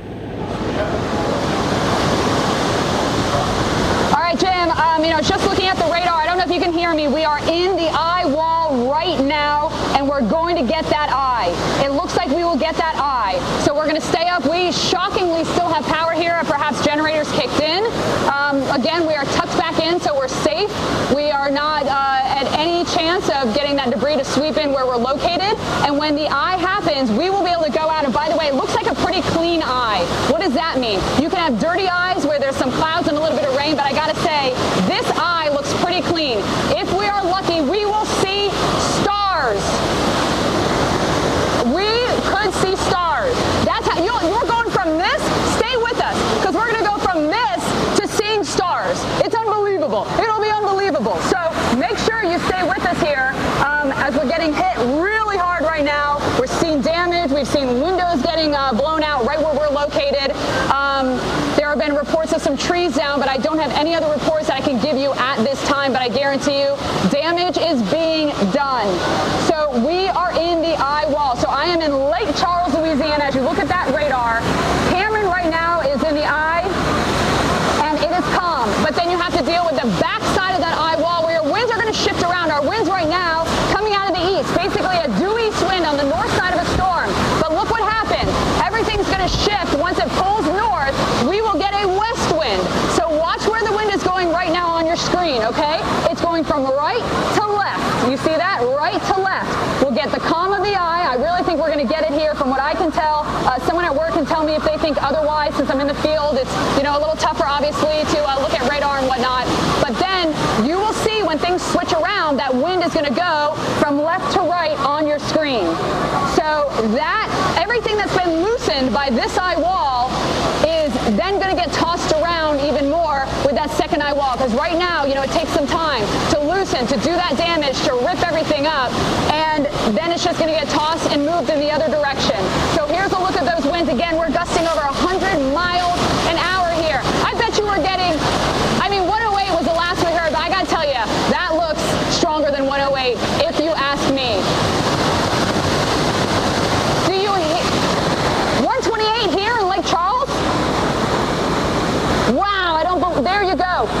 128 at Lake Charles, sustained at 85. That is more like it. I was like, there's no way this is 108. This has got to be way higher than that. We have about 30 seconds left. For these last 15 seconds, I just want you to hear the sound of a hurricane. Hear that roar that people talk about. So I'm going to be quiet and let you hear the sounds of Hurricane Laura.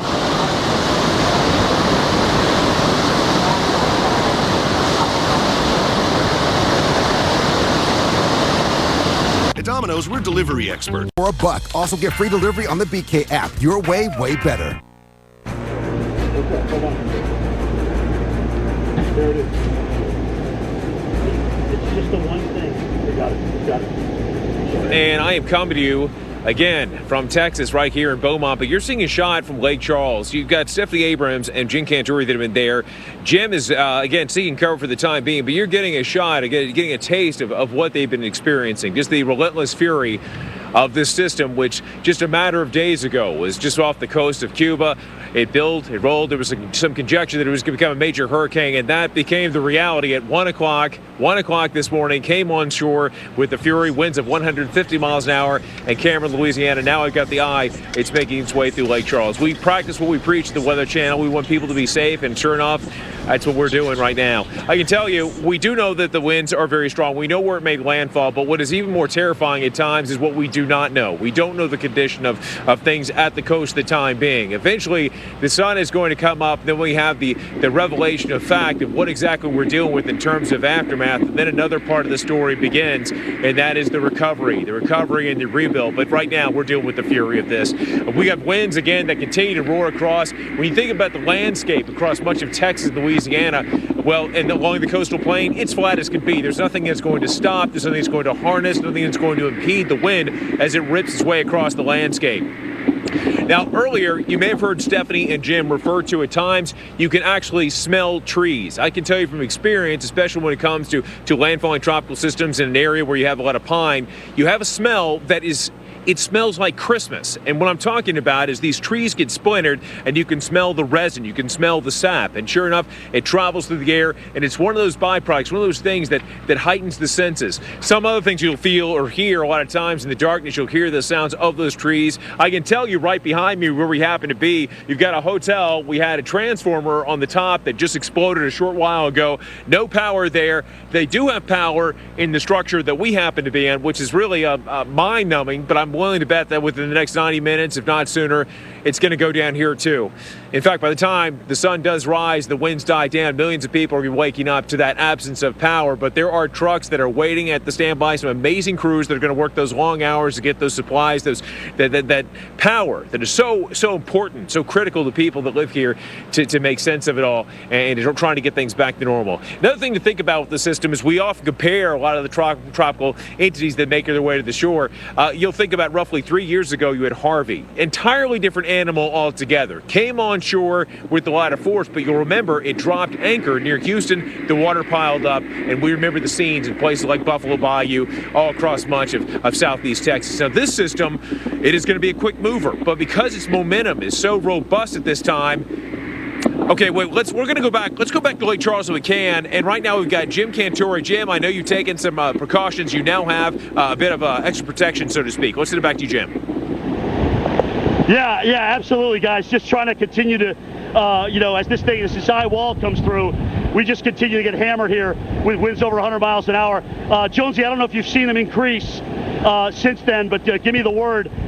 128. Okay, we've had 128 now at Lake Charles. More than likely pressure dropping rapidly here as we get, again, and go through this eye wall and get close to the center. It's all about the jog here and what we get. But the other thing is the winds have started to come around a little bit more easterly here. But the howling, the smell of the timber, which is so plentiful here in western Louisiana and also into eastern Texas, we're going to lose a lot of this, unfortunately, just because of the wind energy. I mean, you got pine, which is a soft wood, and it snaps very quickly, especially in the kind of wind gusts that we're going to see. Guys, we are under an extreme wind warning. What does that mean? That's essentially a beefed up tornado warning over a large area, okay? We're talking about destructive winds for an extended period of time, and that's why it goes till 3 a.m. So these are a lot longer typically than what we get excuse me, with tornado warnings. Okay, those are at 20 minutes. These can last 3 hours, and it essentially takes you through the eye wall. So that is for destructive wind, the kind of destructive wind that you see with tornadoes. To me, it's also a tip to you that if you haven't lost power yet and you get in that warning, you're going to very, very soon.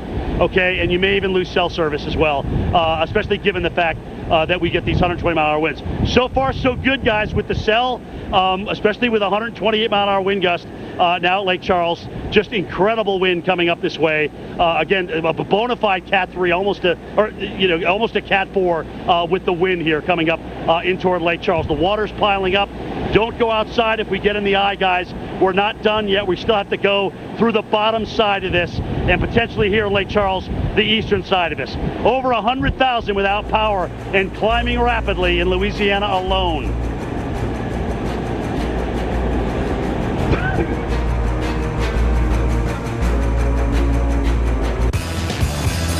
Terms Chewy Bites. Yeah, guys, back here in Lake Charles in front of the LaBerge as we've lost power now. Not surprising because winds have been gusting over 100 miles an hour now up here for the last hour.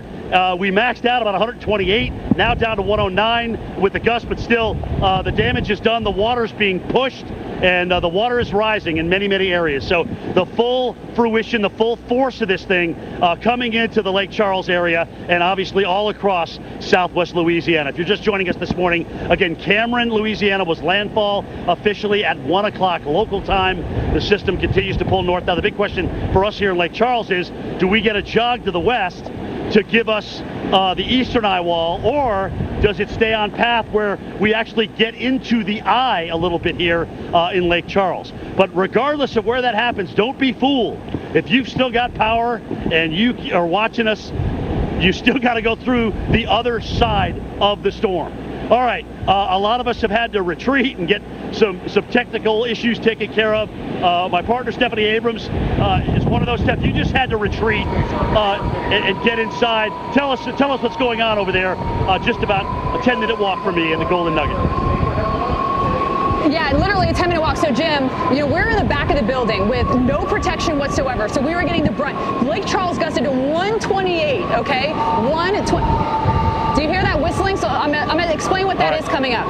Gusted to 128, windows were shattering, we were not comfortable. So what we did was we tucked back in. Then what happened was it got too bad, they've locked the doors, and we're now inside the casino. And that is the wind whistling through the building. And I'm looking right now at the radar. We are in the eye wall. This is the worst part of it, and we're about to get in that eye. I sure hope so, when we don't stay in that eastern eye wall. I think we're going to get into part of the eye here. It's going to be a close one. If we do get into the eye, we will then go back outside. But right now, the fact that there's debris flying everywhere, it is not safe for us to be out there. So we're going to stay inside. In fact, they locked those doors so no one can even get out there. And so we'll stay in here, watch the radar, stay safe, and then Jim, if we get in that eye, it's going to be real close here. We might be kind of half in, half out in Lake Charles. Yep. Yes, it is going to be close. But right now we're in the eye wall, Steph. You can see the debris just flying around. Thank God it's only leaves. But man, I'm telling you, there's the other thing too about the eye. There's little swirls. and little vortices in the eye, and they enhance the wind gusts and obviously the potential of the damage there. And that's what's coming in and on top of us right now. Max gust 128 for Lake Charles. We've been over 100 for the last hour, maybe even longer than that. I can't even remember. But either way, the damage is done. Power is out and through here, enough so, you know, a lot of us are at least in a position to broadcast to you where we can retreat quickly, keep our camera crew and our crew as safe as possible. Steph decided to go inside, and that's fine. That's a great idea, and I might have to do the same here before not too long. So you can, I mean, the wind, I'm telling you guys, you can hear the wind. You can actually hear the wind actually howling in through here. I'm going to just step in a little bit to a little bit more comfort, because it's still going to come through this overhang either way you slice it. But whew, what a storm going through, you know, a Category 4 hurricane here, and even 30 miles inland from where it made landfall, it still has some of the same ferocity that it met the coast with. What we can't see, certainly because of power outages and the time that this came in, is what's happening to the water. We know that we're maximizing the storm surge in many of these areas. And remember, we're going to hold it up in that eastern eye wall because the wind is going to keep pushing it inland. Now that it's come in, it's going to be held up and it's not going to be able to go out. The other thing, too, is remember the fact that we have all this rainwater coming down. So with the rainwater coming down, you know, that's trying to get back out to the Gulf of Mexico, but that's adding to the component and making the water potentially even higher. So guys, I hope you heeded the warnings, because this is exactly what we thought we would get. We just won't know until first light tomorrow just how extensive the damage is and what people here in Lake Charles have been going through. And Steph, if it's anything like what we're getting out and through here, it's not pleasant. We just happen to be lucky enough to be on high ground right now. Others, not as fortunate. Over to you, Steph. And have a little protection too, right, Jim? I mean, you still have a little bit of protection. You can hear that whistling of the wind from the backside where we were for all those hours with no protection, just hammering. I mean, it wouldn't be safe for anyone to be out there no matter what you were wearing. So Jim does have a little protection from his building. I just want to give that as an FYI because he is standing out in it. And you might have seen my reaction. Another window broke here. I don't know if it broke just because of the winds or if there was debris that hit it, but that's why we are inside, because there is debris. We saw that flying around, and some of these windows can break. And do you hear how loud that is? How eerie is that? That is what a Category 4 eyewall sounds like inside a building. It sounds more like a freight train outside. You get more of that whistling sound as you come inside, and wind gusts have been up to 128 miles an hour, and it's going to be a close call for us in the eye. And you got to stay tuned to find out, do we make it into the eye or do we stay in that eastern eye wall? And then, by the way, regardless, we're going to have to go through the back side of the system, which is going to be just as strong. And now that we have debris weakened and has been flying around, that's going to pick that up and toss it around as well. So things will be getting worse as the night, shoot, we might be in the morning hours at this point. I don't even know what time it is, to be honest with you. As we head through the morning hours, you know, it's going to get worse before it gets better.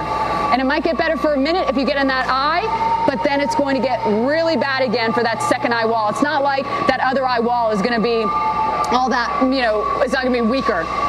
The eye wall is that strongest part. And then if you live in places like Shreveport, Little Rock, Memphis, this is all headed your way. Obviously, its interaction with land is going to slow it down. It's going to tear it apart and whatnot. But it is still, when you have a Cat 4 that's just buzzsawing through, it takes time for that to come down, for it to wind down.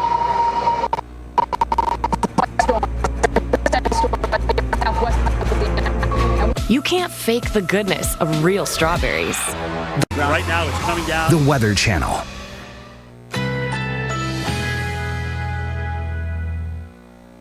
Currently in our area, 74 degrees under clear skies.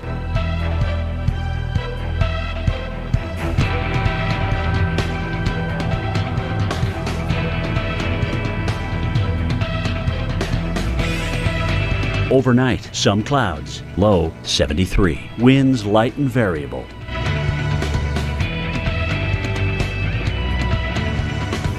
Thursday, partly cloudy, high 92. Winds west-southwest at 10 to 15 miles per hour. Thursday night, mostly cloudy skies, low 75. Winds southwest at 5 to 10 miles per hour. Here's our 7-day outlook.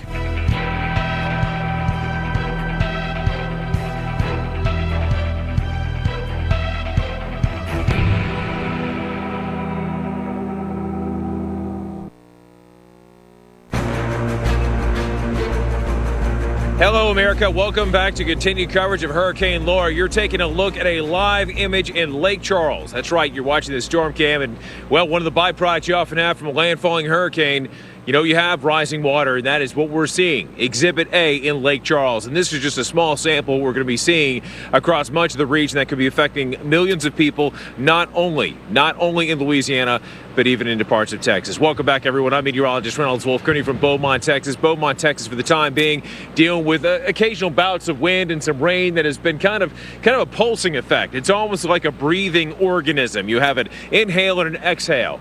Every now and then, a flash of lightning here or there. We do have a light that keeps on flashing back and forth. That is not the lightning. If we did have any lightning, we'd be seeking cover. By the way, Jim Cantori and Stephanie are seeking cover at this point. It's all about safety at the Weather Channel. And the key takeaway, if you've been watching their incredible narrative this evening about what has been coming from Hurricane Laura, they are experiencing parts of the Eyewall, the ferocity of it. Mark, I got to tell you one thing, and Stephanie, gosh almighty, when she was inside the building, you could hear that piercing wail. Yeah. That was the voice of Hurricane Laura. I mean, what an eerie thing to consider. Mark, can you please, for the sake of our viewers who may be tuning in across much of the region, I'm sure there may be some confusion because you got a lot of folks that are moving here. They may not be so weather savvy when it comes to the tropics.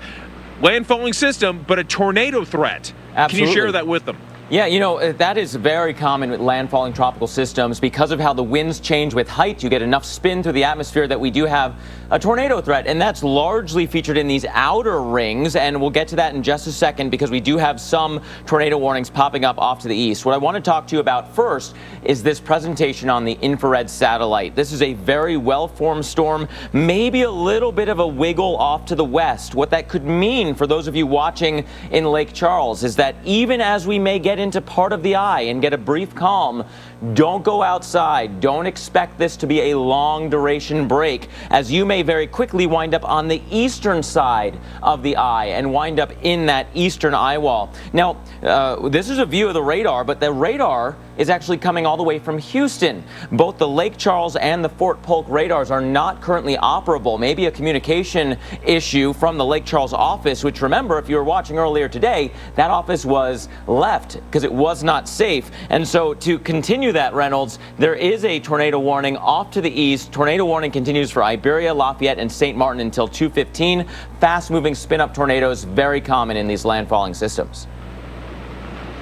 Hey, Mark, another question for you. Right now, we've been talking so much what happened down in places like Cameron as it made its way into Lake Charles. Right now, we've been talking so much about Lake Charles, understandably so. But can you tell our viewers what they can expect farther upstream? Because we know the story is not stopping there. We're going to follow this for days to come. Upstream, places like DeRidder, spots like, say, Shreveport. When do you think we can expect as we make our way forward in the next several hours? All right, so right now, it's all about Lake Charles because that eye wall is approaching, but it's not going to stay there, right? This is not just an event that stays at the coast and ends.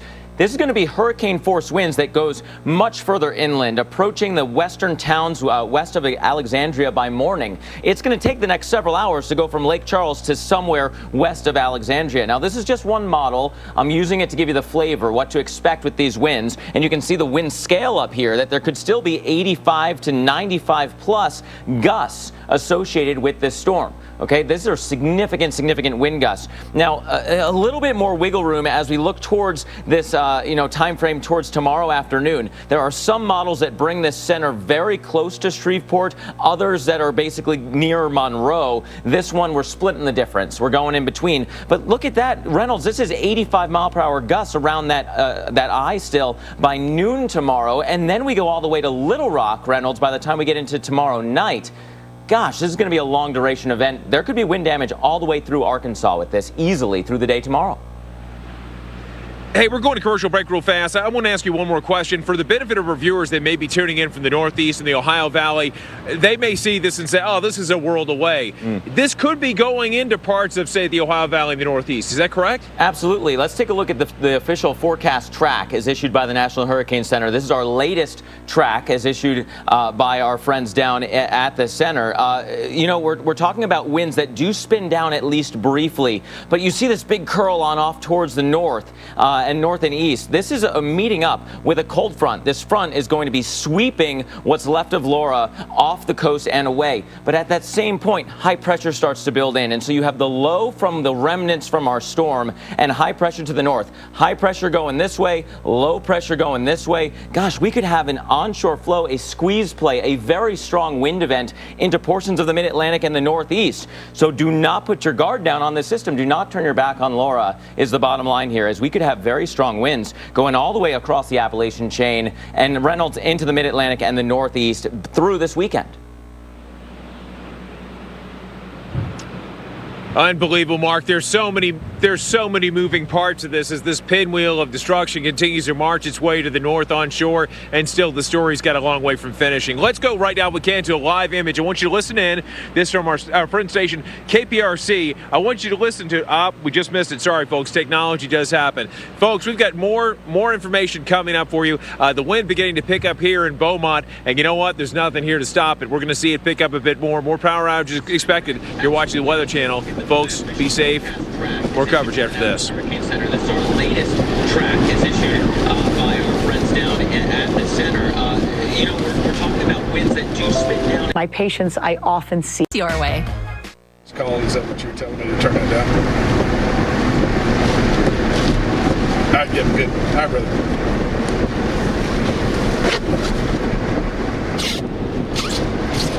It went from a whisper to a roar.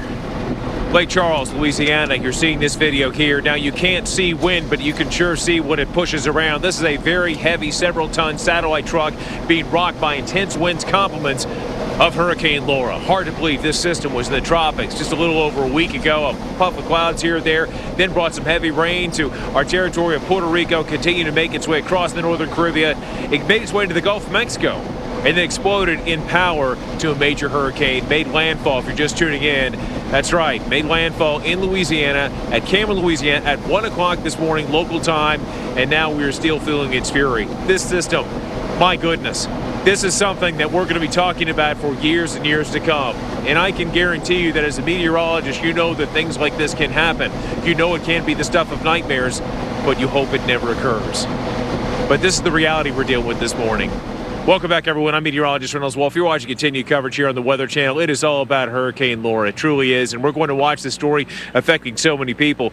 I got to tell you, from this vantage point where I've been, we've seen here in Beaumont some interesting things. Every now and then you hear snapping of trees off in the distance. We had, I want to say about an hour and 15 minutes ago, a loud pop off in the distance. To be honest with you, with the darkness, it doesn't reveal what the source was. Could have been a blown transformer, could have been a downed tree, could have been both.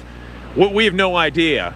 That revelation will come with the morning light. What we do know is that we've got power outages. Our building where we happen to be, where we have Ben Trailer right there safely in a good spot. Right now, our building has power. I don't expect that to stay that way. More power outages are going to be a guarantee, and I can tell you that you've got crews that are just waiting right now at the ready, resting because, goodness sakes, the job they've got ahead of them. Let's bring in Mark Elliott for a moment. And Mark, in terms of the winds here, I think the strongest we've had, maybe some gusts up to 40, 45, but I know that the strongest still on the way. Back to you, Mark. Yeah, there is a lot of wind still to come with this system. We are not done by any stretch. In fact, the newest advisory just issued from the National Hurricane Center, 2 a.m. update for everybody, 140 miles per hour. Still a strong Cat 4. We've lost a whopping 10 miles per hour with those winds as this continues to move inland. So yes, landfall took place a little over an hour ago. Now 140 miles per hour, 10 miles southwest of Lake Charles for that center point. And there is still at least some question, does Lake Charles get into that center? Does it get into the eye when all is said and done? Let's take a look here as we zoom in onto the path of this storm. From the satellite, it certainly looks like we're going to get at least a window where Lake Charles gets a bit of a break from the wind. But remember that satellite's coming down at an angle, and we've turned that even a little bit farther. You can see that the eastern eyewall is actually still cranking.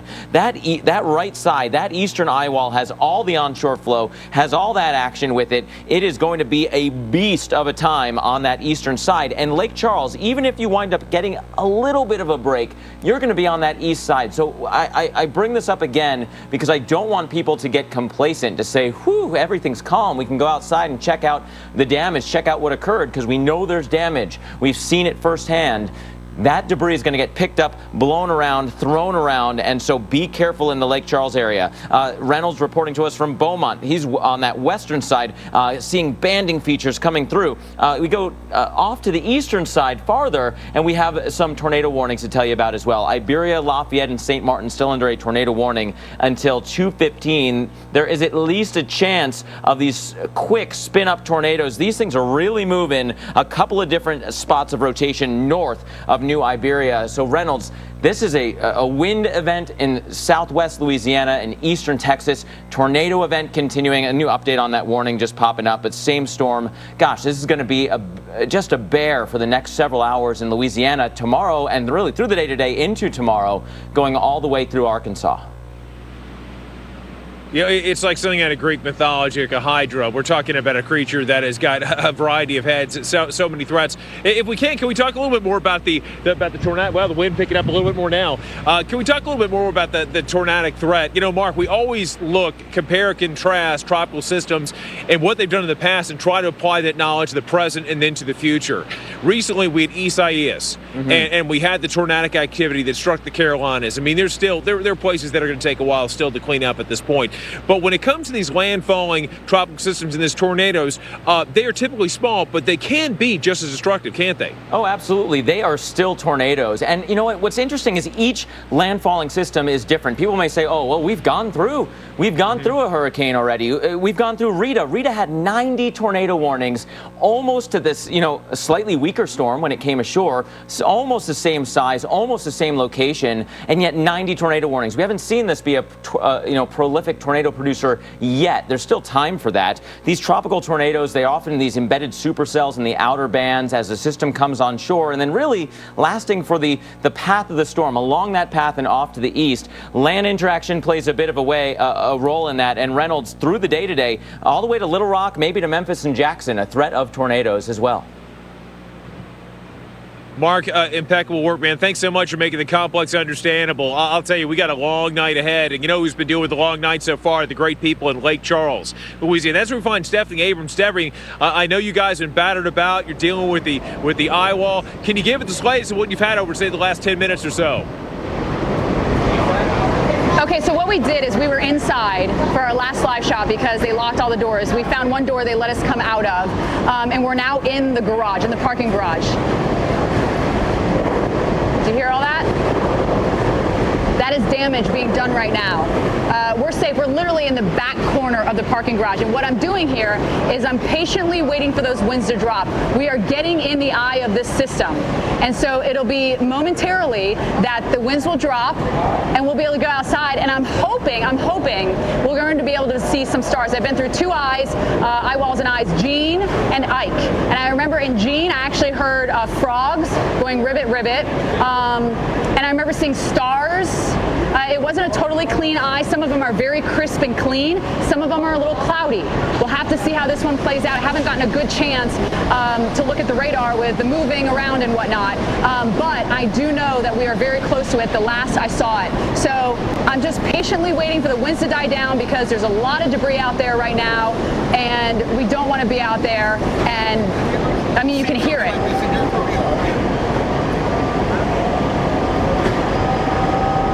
And you hear those winds still whistling, but it is, I mean, I'm hoping they threw up the radar. I can't see anything right now. Let me look at the radar on my phone.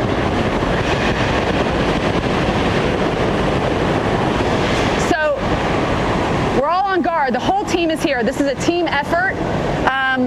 We have Jordan and we have Chris Bruin with us. We have Tevin Wooten with us and their crews as well. And so we're all in it together. We're all helping each other. We're one big team out here and everyone's keeping their eyes open and helping each other. And we're just glistening right now, right? And so as I look at the radar, I mean, we're really in that eye. Well, we're right on the edge, I should say. We're actually very much right on the edge. So these are going to be some of your absolute worst winds, and then it's going to be almost miraculous that there's no wind. I mean, it should be calm. Again, every eye is different, so I can't say for sure how it's going to be, but I can see on my radar that we're getting into that eye. It's not going to last super long. Maybe Mark back at the studio or one of the weather producers can give me an idea of how long that eye will last, and that way, Mark, maybe you give me a heads up of how much longer you think it is until we get that calm, and then also how much time do I have before we got to get back in?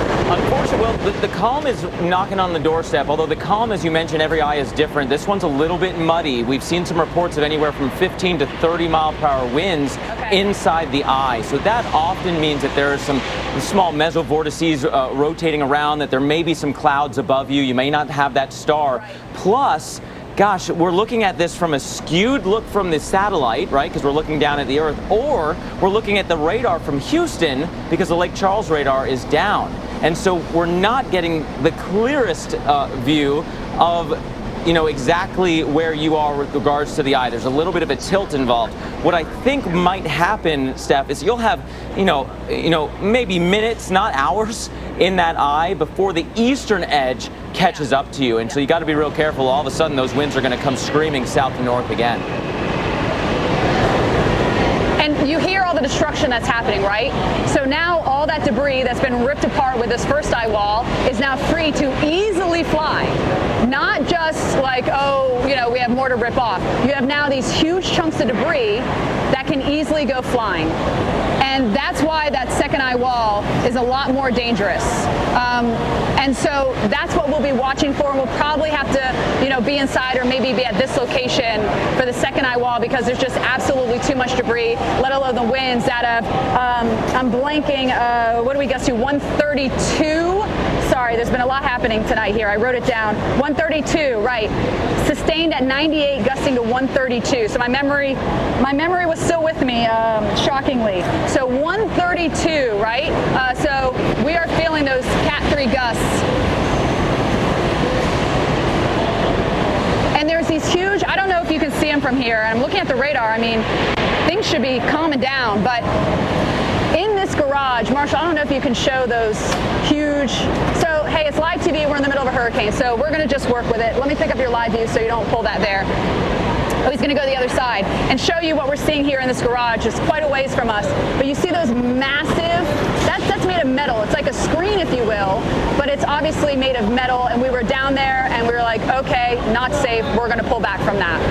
So that's some of the destruction that we're seeing. We've seen a huge awning in the parking lot. It was kind of like as if you're waiting for you know, a bus or whatnot, awning type of a thing. That has crashed down, and obviously we've not been able to get outside because the winds have been so bad and there's been too much debris. I'm just hoping that, you know, we get into this eye and these winds will calm down already and we can get out there and assess some of the damage. But for right now, as you can see, it's just too dangerous. So we're going to hold back here with our crew. You know, everyone is staying safe. Mark, I know you're there, and you know, I'm just so curious because I'm looking at this radar, and again, I'm in the field. You obviously have much better technology there where you are. I'm just surprised that it's still cranking like it is. Yeah, I think what's happening is that because we're looking at it from a radar site that's off to the side, we're looking at it from Houston, that you're actually a lot closer to that eastern edge than you think you are. It's not from the Lake Charles radar, so that's the skewed view that we were talking about. That's why I think you're actually right on that eastern side. It's so close to giving you a break, but I don't know if you'll make it. So do you think, we got a little dragonfly joining us here, holding on for dear life as we all are, right? I mean, is that not a metaphor for all of us right here, just holding on? Do you think we're even going to get, now a good note about the radar, and sorry that I blanked on that one, but do you think we're going to get in the eye, or we're just going to stay in this eye wall the whole time? I think there's going to be a break, but it's not going to be as long as you want it to be. This side is slightly closer to Lake Charles. It's wider in the center, and so I think you will get a brief window where you'll be just inside that eastern eye wall. but the storm is actually jogging west and north, and so you'll get shoved right back into that eastern eye wall. It's going to be a brief window to kind of survey what's happening before all that debris could get launched into the air again. Kind of like the dragonfly. Kind of like the dragonfly, right? Well, okay. Where we're at right now, and you know, that's why you always have to watch the Weather Channel, right? Because if you just look at your radar on your app like I am, you forget these things like which radar sites are up and how that will affect what you're actually seeing. So Mark, I'm glad that you reminded me of that and also pointed that out for me. Let's talk about, however, you know, is this losing any strength? Because it still looks quite powerful right now, if you ask me. But you would think it would start maybe weakening a little now that's interacting with land. Yeah, so it's spinning down a little, but not as fast as you'd want it to. It's still a very formidable Category 4 hurricane, 140 miles per hour for that top wind speed. And because it came in as strong as it did, it's going to take a real long time to spin down these winds. What I can show you is the forecast here for what these winds will look like over the next several hours, going through the overnight and into tomorrow morning. Look at these winds as forecast going up towards Alexandria. These light blue colors on this graphic correspond to wind gusts that could still be over 90. This is by 7 a.m. tomorrow, wind gusts 90 plus as far north as Alexandria. The Shreveport to Monroe corridor, as this thing will expand, lose some wind, but expand in width, could still be having 60 to 80 mile per hour winds through noon on Thursday, noon through the day today, noon Thursday, and then by Little Rock, getting all the way to Little Rock at the end of the day Thursday. It'll take until almost midnight. This is going to take a long time, Stephanie, to really get rid of all that wind. Yes, we'll have a drop, but not nearly as much as we want it to this quickly. Lake Charles, we have 1 minute left here. You know, all those towns just to the east of Lake Charles are going to be sitting in this eye wall the whole time. Possibly we're going to be sitting in the eye wall the whole time. And it's going to be devastating for people, absolutely devastating. And this is something that we will be watching and waiting.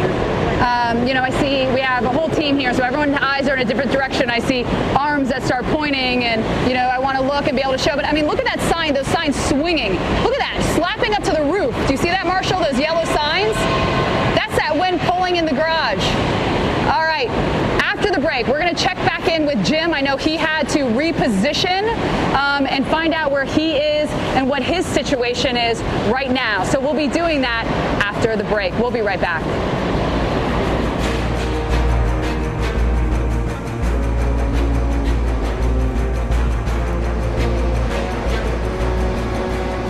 Can't wait to tell everyone. Live on the ground. Right now, it's coming down. The Weather Channel.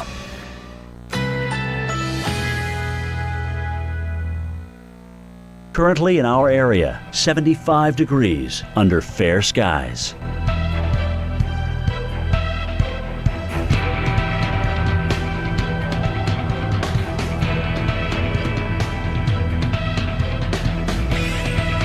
Thursday, partly cloudy, high 92, winds west-southwest at 10 to 15 miles per hour.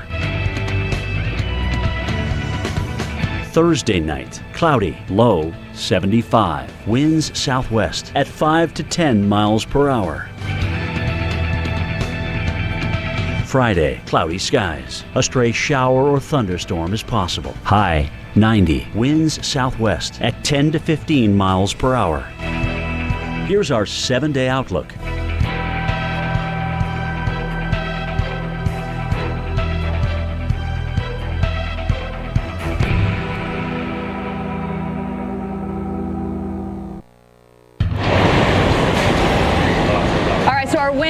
Lisa, you were telling me 134, is that correct? The highest gust that we've seen so far here in Lake Charles? 133 and a half. Okay, so we can round that up. 133 and a half. We've been sustained near 100 miles an hour. And unfortunately, we might stay in that eastern eye wall here, which is worst case scenario. You hear the destruction happening. We are now in the garage. We started off the back of the hotel, then we were inside the hotel because it was just too bad to go outside, and now we're in a garage. We were hoping for the eye, but we might stay in that eastern eye wall. Now, Jim was also outside. I know he has relocated, so we're going to check in with him. He's just one hotel over from me. Jim.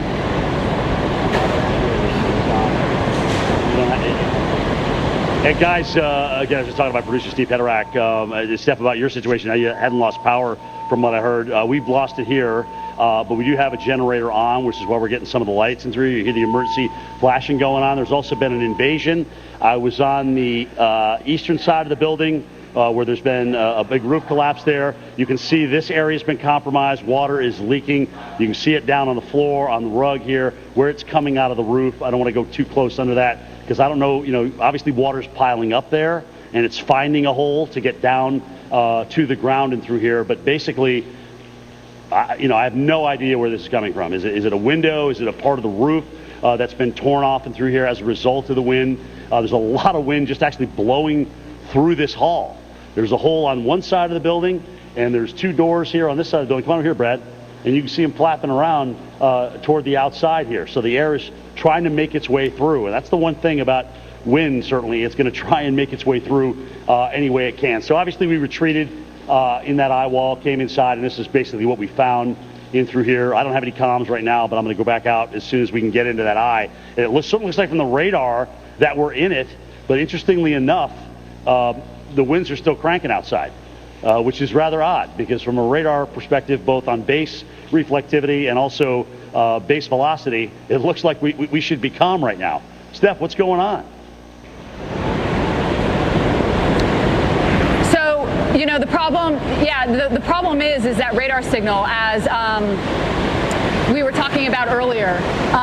And so that's the issue, right, of where the radar's coming from and what it's looking like here. Now, I know Jim has lost power, and I know he can't hear me right now, but we actually still have power at our hotel. We actually even have a spare room, so I'm going to tell them they can come over to us and check it out. What we have seen and we've heard of is, I was told there was doors that have been ripped off of the hotel, windows obviously, broken doors. We have some water that's coming down. This is just the entranceway. Sorry, Marshall, to do this to you. Jordan there is going to open the door. You can see that water that is dripping down here. So, you're going to see that type of stuff. Yeah, coming through and seeing some, damage being done. But remarkably, we actually still have power. And it doesn't look like we're going to be getting in that eye. I don't know if we can go back to the studio and we can talk about the fact that I kind of feel like we're still in Eyewall, and I don't know if we're going to make it, guys. Yeah, Steph, Mark here in the studio still. It is such a difficult conversation because we're looking at this eye from Houston as opposed to the Lake Charles station. The Lake Charles station went down, the Fort Polk station went down, probably a communications issue out of the Lake Charles office, which they left earlier today. So no one really there to troubleshoot it for good reason, right? Everybody's taking on safety. So if you look at, just this site, you're like, okay, we should be in the all clear. We're not. We're probably getting a skewed view looking at it from the side, and we're actually a lot closer to this eastern eye wall than the views would lead you to believe. And so I think that's why Jim and Steph are both still reporting all of that wind and all that damage that they're hearing on going outside, all that water still going, because you're right on that eastern edge. This eye is not cooperating to give you a long break. Maybe a few minutes, Stephanie, but that's about it, because as it is working its way kind of northwest, a little bit of a westward jog still, that eastern side is basically going right over the Lake Charles area.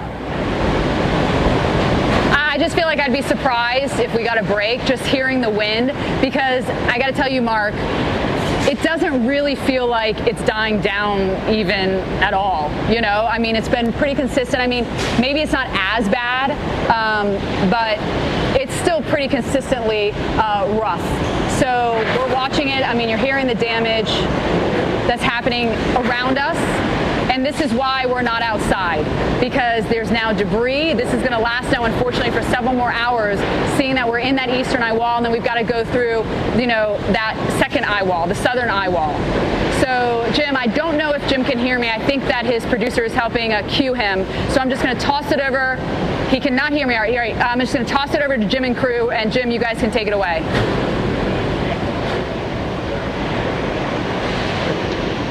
Oh, no question. Okay. All right.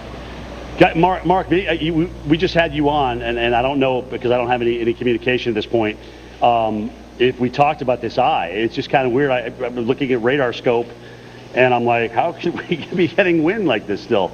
Maybe you see something I don't see, but either way, the less time we get without a break means the time we won't get any break at all. So we're going to have to deal with the southern side of this thing and then have it come on through. It's just weird because especially a storm of this magnitude, maybe the eye's just collapsing on itself. That's the only thing I can figure. But usually a storm this well defined and of this magnitude, you really do get an eye. I mean, Michael had a clear eye. There were pictures in Michael during the day. Guys, much more to come here on Laura as we prepare here in Lake Charles for the southern Eyewall.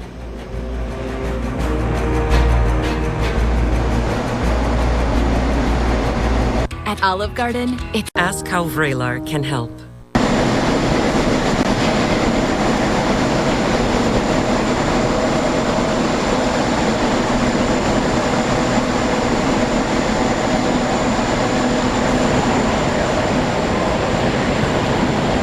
And that's the wind howling and a satellite truck rocking in the wind, and I'm told that those weigh about 2 tons. All right, so that just tells you how strong it is. We've had winds gusting to 134 here in Lake Charles, and I don't think we are going to get out of the eye wall. On your satellite, or I should say on the radar, it looks like we're going to go into the eye. But the fact is that all the radars are down here. And so we have to use the radar from Houston in order to, get that radar. So the angle at which it's hitting the storm is going to make, Houston's quite a ways for a radar. And so that's the problem. Just to give you a little update of what's going on with us if you're just tuning into our coverage here. We have moved now to the front side of the building and the parking garage at our hotel because the doors have all been locked in the back. There have been windows that have been blown out, the curtains flying out of people's rooms. That's how bad it is.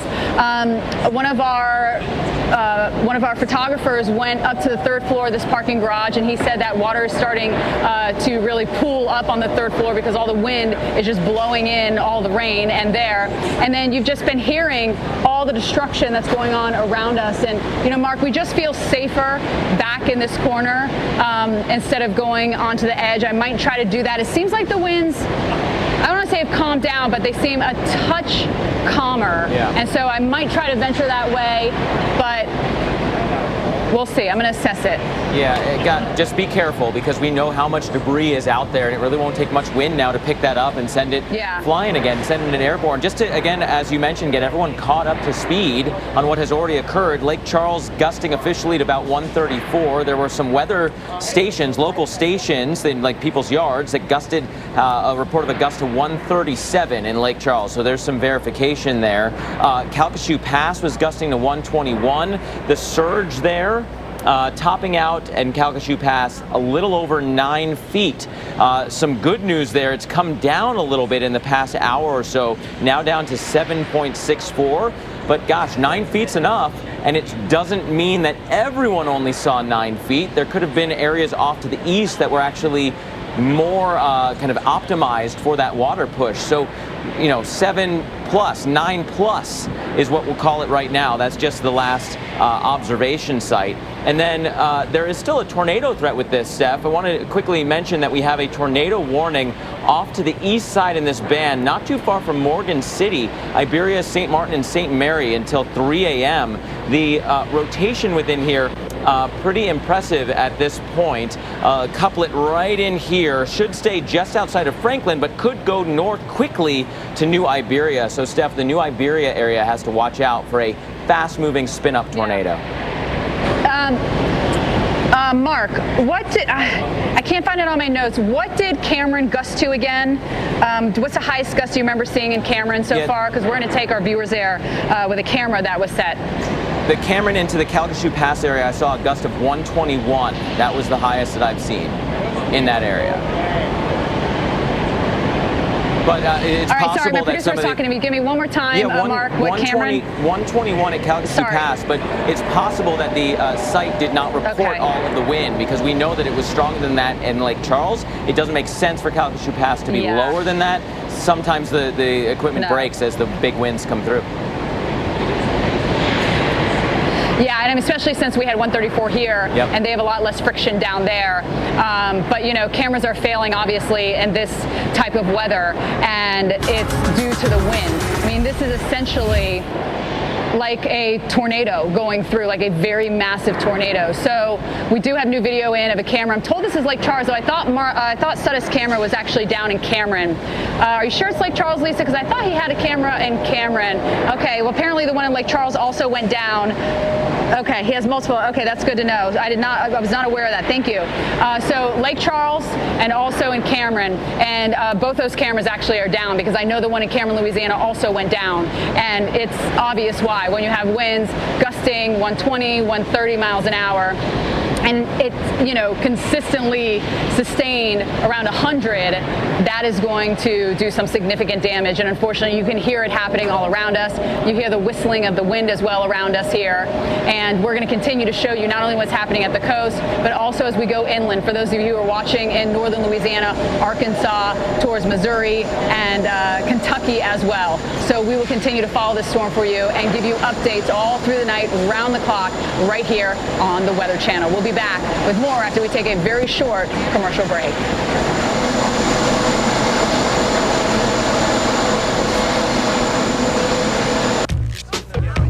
Again.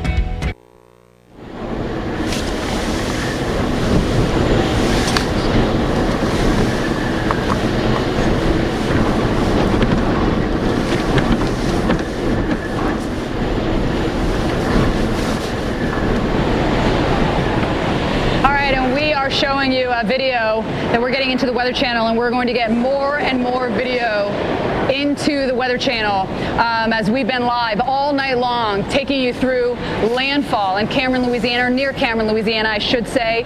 Winds here, you know, gusting up to 134 miles an hour, and we have taken protection now in the parking garage, as it's just too dangerous to be outside with all the debris that's flying around. So we are tucked into a garage. We have our other crews. We have 3 other crews here, and everyone is looking for a safe spot to be able to bring you the best pictures. But it is safety first. It has always been that. I've been at the Weather Channel nearly 20 years, and it is always, whatever it is for your crew to be safe is all that matters to us. And so that's the rule we live by at this network. And so, I mean, I can see Jordan Steele and his crew walking off. I see Tevin Wooten behind me setting up. He's going to pick up coverage and carry coverage starting at 5 a.m. But right now, we've been going since 11, and so we're kind of tucked back in. And Mark, I will say the winds have died down a little bit. It is not raging like it was. Now, obviously, we're going to get that second eye wall, but where exactly are we? I guess we're on the eastern eye wall. I haven't looked at a radar in a bit. Maybe you can give me an idea of what is happening right now. Yeah, gosh, you are basically at the midpoint of the eye, but on that eastern edge of it. So you're now getting to the latter half of that eye passing, but you're right on the edge of what would be quieter conditions just west of you versus compared to where you are, and then you'll stay on that eastern side before the rest of the southern eye wall then swings in and fills in. You'll have another batch of heavy rain and winds that then switch going west to east on that south side. Okay, so how much longer do we have, I guess, until those stronger winds pick up? And it's not just only for us.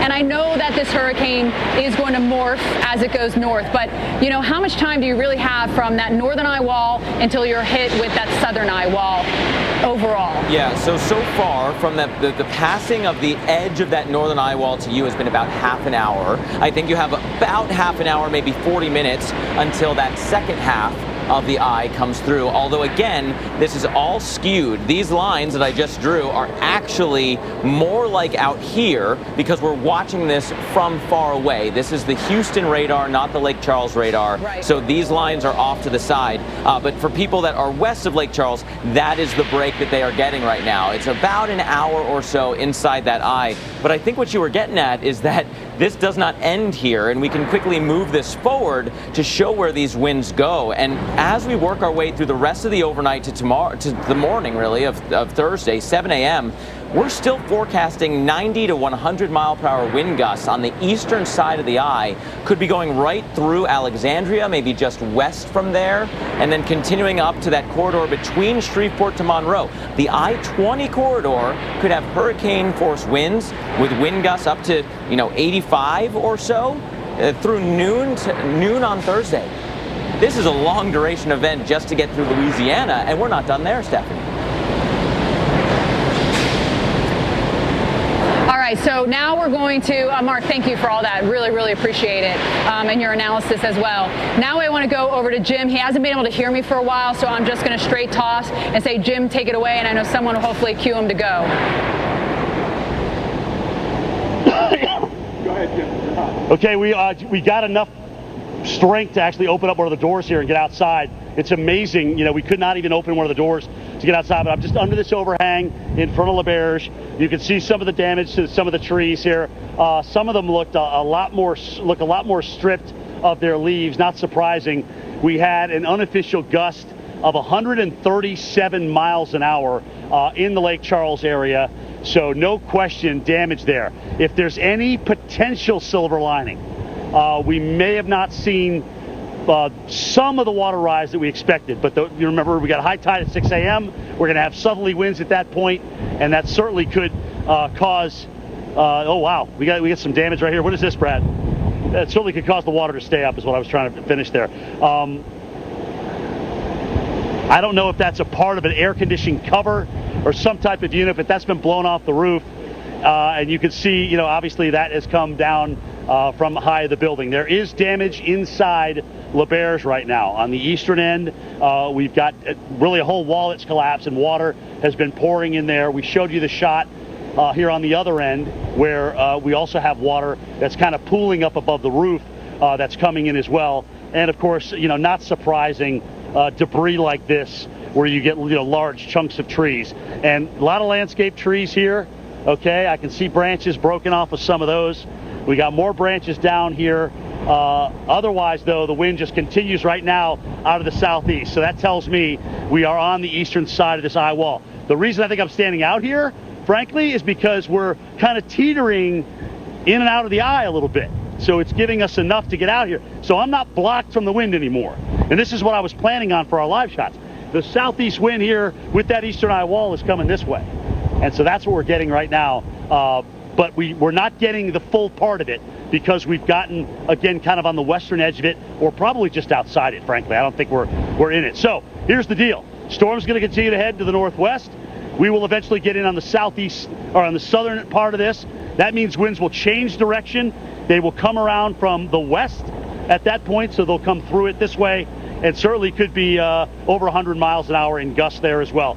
This is still a very good-looking storm from even the last radar image that I saw back an hour ago. So there's no reason why we couldn't continue to ramp up the wind potential here, the wind damage potential. And that's one thing. What blows the storm this way, now we'll turn around and blow all the trees that way. And structures as well that may have not got hit on that side, get it from the other way. Stick around.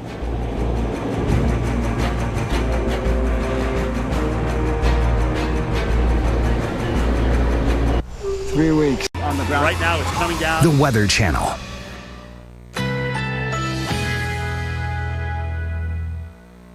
Currently in our area, 75 degrees under clear skies.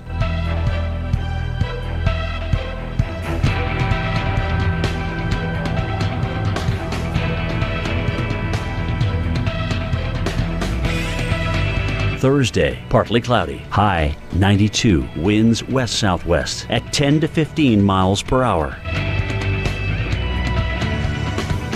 Thursday night, cloudy, low 75, winds southwest at 5 to 10 miles per hour. Friday, cloudy skies. A stray shower or thunderstorm is possible. High 90, winds southwest at 10 to 15 miles per hour. Here's our 7-day outlook.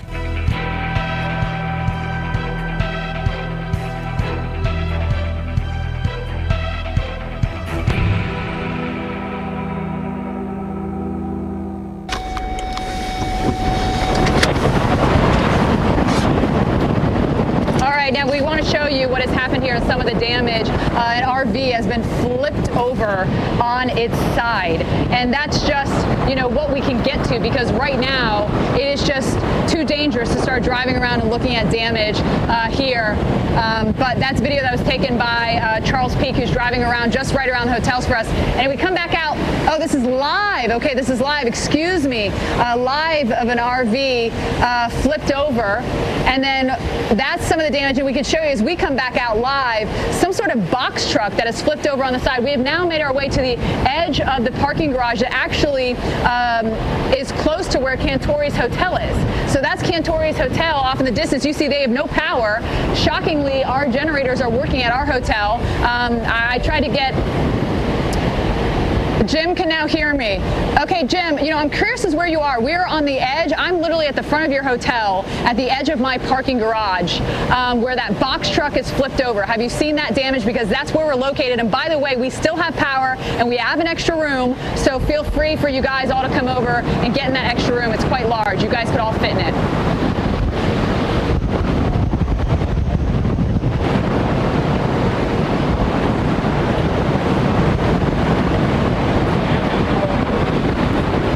So Jim's audio has gone, but you see we're on the edge. Obviously the winds have calmed down a little bit here, but this isn't over. We still have to go through that southern eye wall. So those winds are going to pick up yet again. So let's go to Mark to talk more about that. And Mark, I mean, you can tell, I know you've been with us all night long, quite a difference here in the winds outside than what they were, you know, an hour or two ago.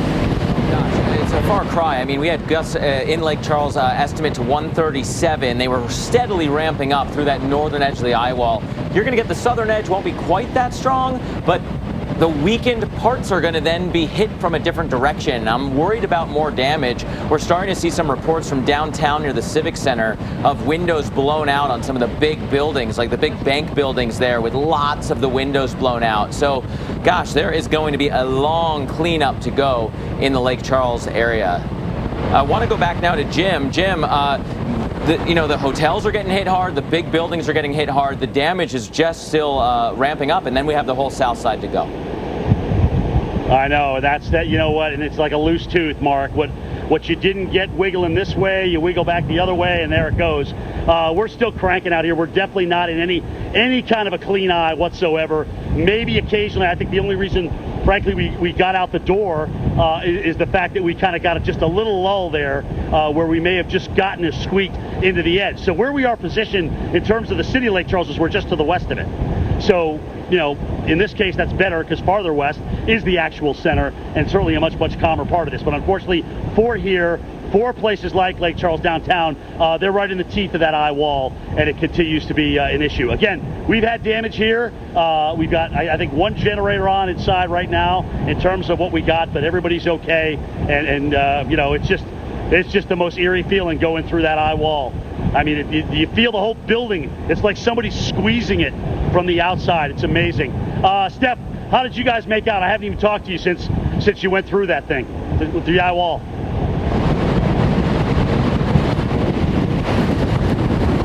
Jim, say that one more time.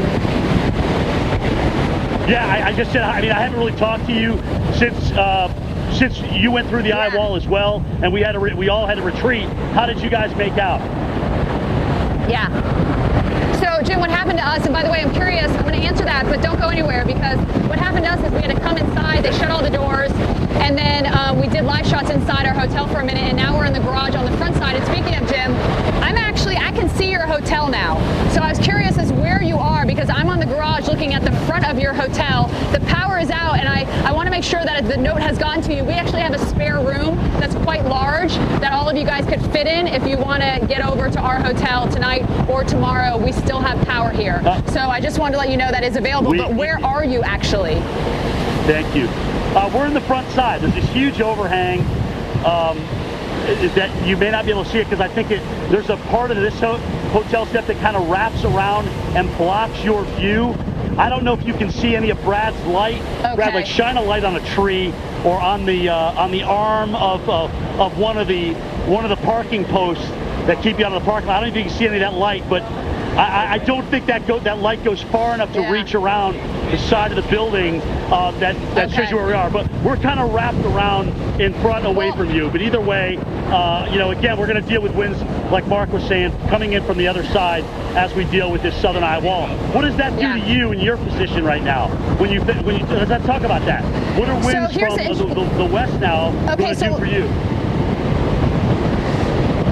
Okay, so that actually will be a little blocked. Well, because of where we are, and so that west wind will be coming from a different direction, Jim. So we will be a little bit sheltered here in the garage, but it'll probably coming right at your face is my guess, because it's coming from us right directly into your hotel.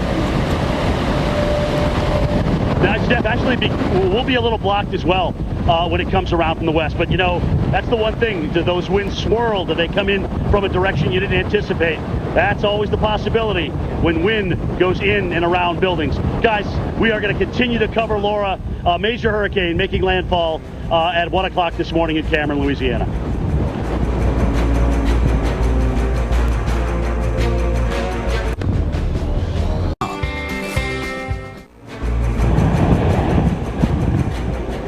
Okay, guys, back in front of LaBerge here, Lake Charles, Louisiana, taking a major hit from this hurricane here. Unofficial wind gusts, 137 miles per hour at a personal weather station. Wouldn't surprise me. This thing came in as a 150-mile-an-hour hurricane. Cameron, Louisiana, 1 o'clock landfall. According to the Hurricane Center, we never got in. Nab was absolutely right. We never got in the eye wall here, or the eye center, I should say. All we've been dealing with is the eye wall. There's been occasional drift on the eastern side of that. But right now our winds are very much out of the southeast, okay? Or actually almost due south, really. So now we've got the eastern eye wall that we're dealing with. What we'll see on the bottom side of this is the winds will start to shift around, and they'll start to come around from the west. So they're going to come from that direction. So like Steph, and she'll tell you this, we may be blocked from this. But we certainly want to take you guys through this. We know that there's been damage in downtown Lake Charles. I have no idea how high the water got with this particular situation, so that's unclear. Obviously, it's dark. If Charles Peak comes back here, because he's out kind of sitting around, kind of looking and monitoring the situation to see what he's seen in terms of the water. So that I can't tell you about, but I do know we've had damage to our hotel as well. We've lost power here. That was just about the time, believe it or not, of landfall in Cameron, Louisiana, is when we lost power, because if they're getting the center of the hurricane in Cameron, here we are 30 miles north with about a 30-mile wide eye. Yeah, we're in the eye wall. So that really made sense as to how and when we lost the power around 1 o'clock this morning. There has been some attempt to kick one of the generators on, but frankly, the GM here says, look, I'm not sending my guys out in this. We'll wait till it's over and at least calms down enough where they can get out there safely. So obviously great,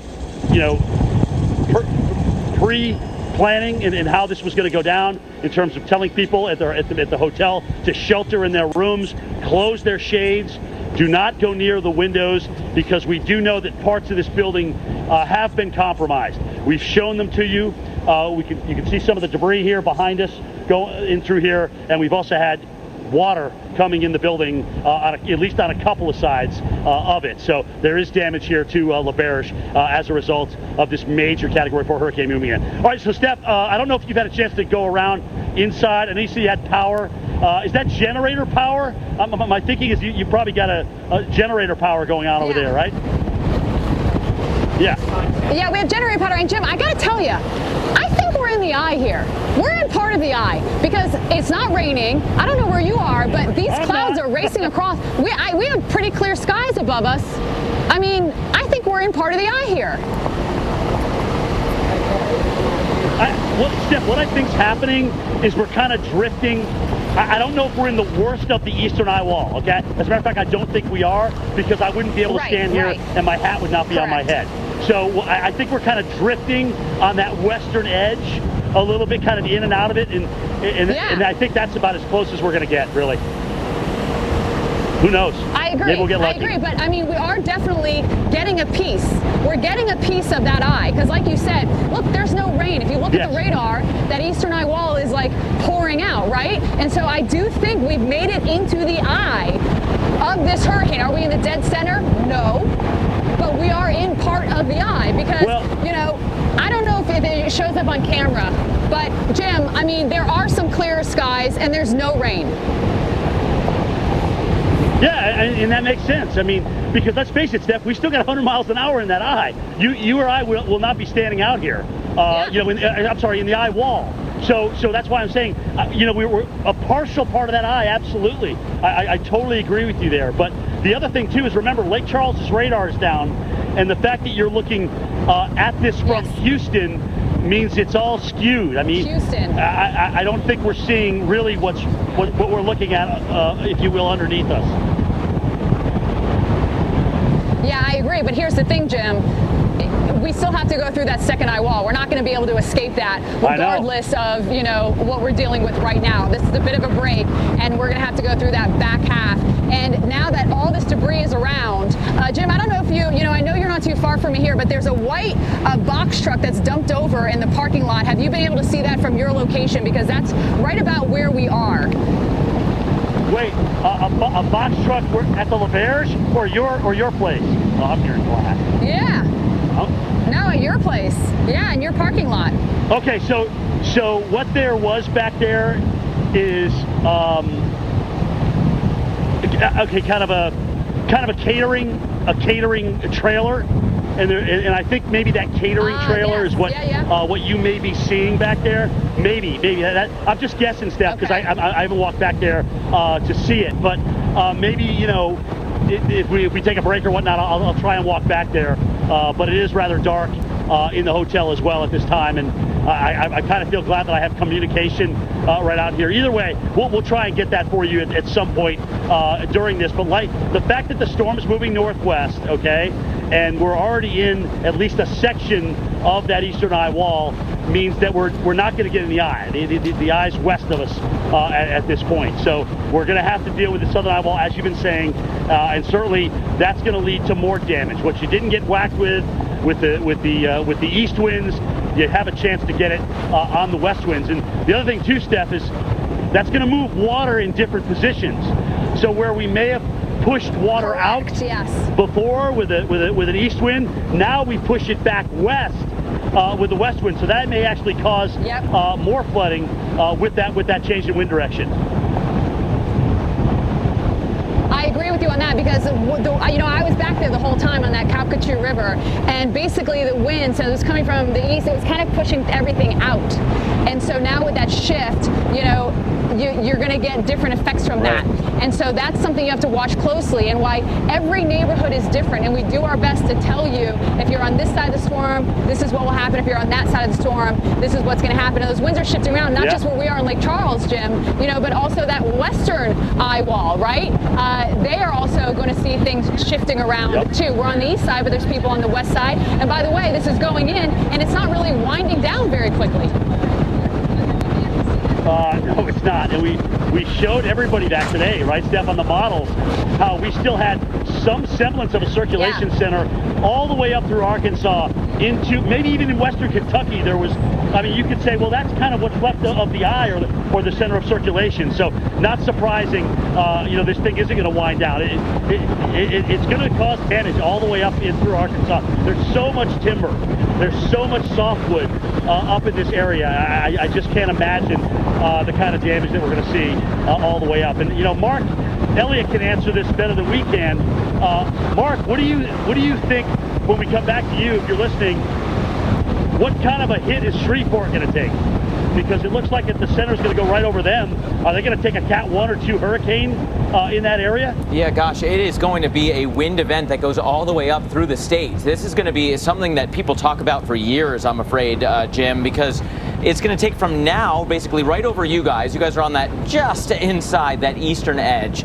It's going to go up towards Alexandria in the next 3 to maybe 4 hours, and by noon, so we'll watch that, you know, and you know, still with 90-mile-per-hour winds going through Alexandria, 95-mile-per-hour gusts, not out of the question, to I-20 somewhere. Now this model is kind of splitting the difference. We've seen some go right over Shreveport. We've seen some closer to Monroe. I think it might be a little bit off to the west from where this model is depicting it, but the timing is good, somewhere around noon. But still talking about hurricane force winds. all the way to I-20. Right, exactly. And like I was talking about, Mark, all the fact that we have so much pine in that area. And Abrams, I know you can smell this too, where you are just an extensive aroma, sadly, of timber. We can smell the damage. You can see the damage behind me, to these live oaks that are sitting down here. And that's actually a hardwood. So that was a landscape tree that was put here. So there's I'm in fear of the timber industry down and through here and what we may see in terms of damage, all the way up through Louisiana for that matter. All right, so let's go back into Mark and talk more about that.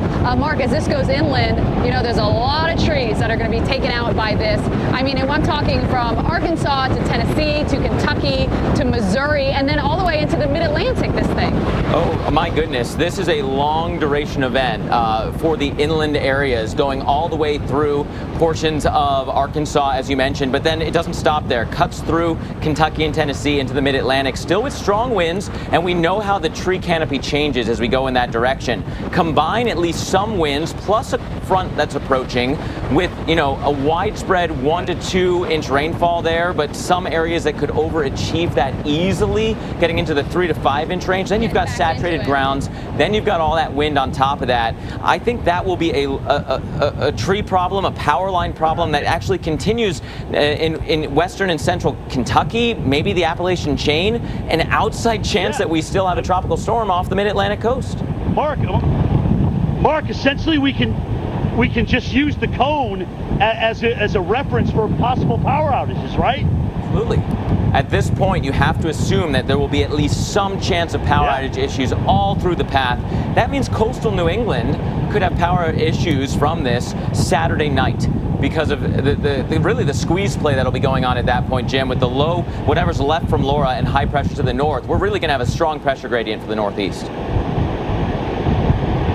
Yeah, and Mark, it's just interesting because we remember with Isaias how we got a nice injection of a mid-latitude jet into that thing, and we had just as strong a winds on the Jersey Shore that we had down in landfall in southeast North Carolina.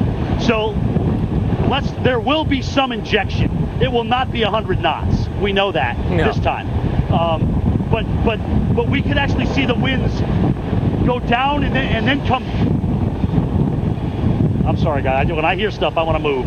Well, I'm just going to be off camera here for a second. So, Mark, to continue the question with you, we could actually see the winds come down, then increase, right? Absolutely, and that's because it meets up with the front, and so we stretch out what's left from Laura along that front a little bit. It starts to really widen out by the time we get into Saturday, really overnight Friday into Saturday through central Kentucky into central Tennessee.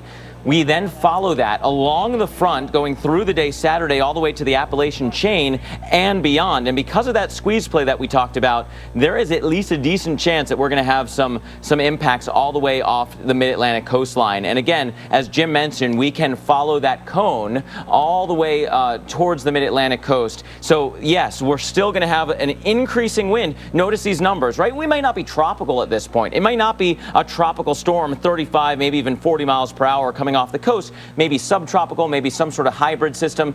It might be non-tropical for that matter, Steph, as we watch this for our friends in the mid-Atlantic. Gosh, an increasing wind because of that squeeze play, that's going to be something to watch through the weekend as well. We got a little bit of the eye, okay? All right, so we're back out here. We're getting set. Don't worry about it, Marshall. Just our photographer's getting set. I'm looking at the radar. Mark, I really do think we did get a bit of the eye, but the winds are now starting to pick up again. And I believe we're about to get into that second part of the eye wall, but I do feel we got a little bit of that eye here because I did see some clearing, but I can tell a noticeable difference in those winds now. Oh, absolutely. Yeah, you definitely were right on the edge. Gosh, a mile off to your west, and you would have had calm to, maybe 10, 15 mile per hour winds instead of the winds that were keeping you inside for most of this eye passing because it was just too dangerous to be out there with even a little bit of wind considering the damage. But you're right, we have about maybe 20 minutes, maybe even a little bit less for your location before we start to see that wind shift coming more westbound and really pick up from there. The southern edge is still seeing wind reports when it came through the Cameron area gusting to 90 to 100. I don't think you'll get quite that high, but it'll be high enough to cause damage again from a different wind direction for anything that was weakened the first time. And how fast is this moving right now? I haven't looked in a while. I mean, I know it's coming in around 15 miles an hour. Has it sped up? A lot of times, you know, once it makes landfall, it either really slows down, right, like a Harvey, or it feels the influence from a trough and it speeds up and gets picked up. What are we seeing with this one? What is the forward motion right now? Yeah, so far it's neither of those. It is basically holding steady at 15 miles per hour. The official ob is moving due north. I think there's still a little bit of a westward jog compared to due north, but it will eventually turn that western wiggle, if it's there at all at this point, will go due north and eventually northeast, and it will pick up speed, but probably not until about I'd say maybe 7 a.m. we'll start seeing reports of an increasing wind speed. Certainly by noon, when this is closer to I-20, it'll be speeding up, but we're not there yet. Still moving north at 15. Okay, so as it does that, let's talk about the rainfall with this. You know, have you been able to see any rainfall reports, and if so, what have those numbers been like? They've been really spotty, to tell you the truth. I think some of the ops stations were having a real hard time getting information out, right? There's comm issues from the Doppler radars. There's comm issues from some of the METAR sites.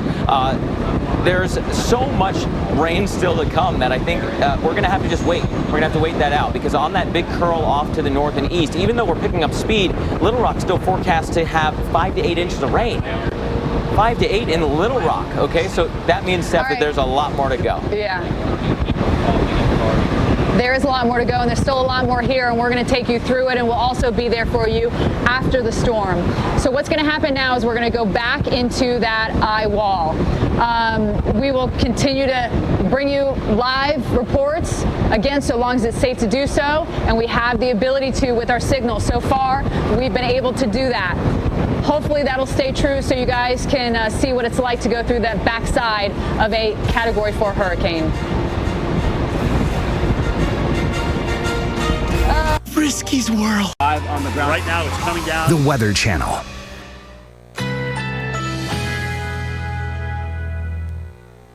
Currently in our area, 74 degrees under fair skies.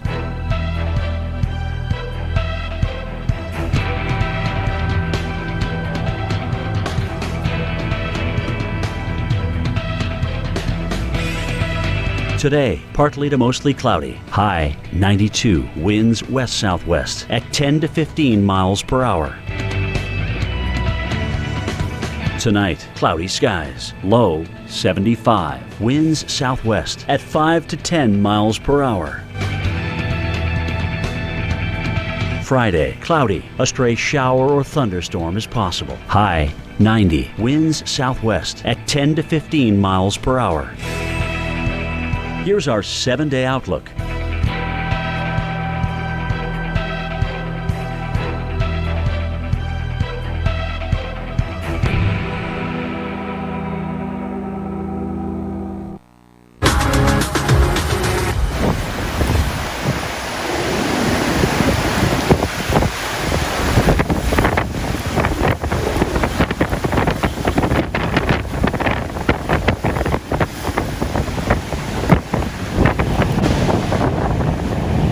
And for those of you familiar with Name That Tune, it's an old show, but you can name that tune over certain notes.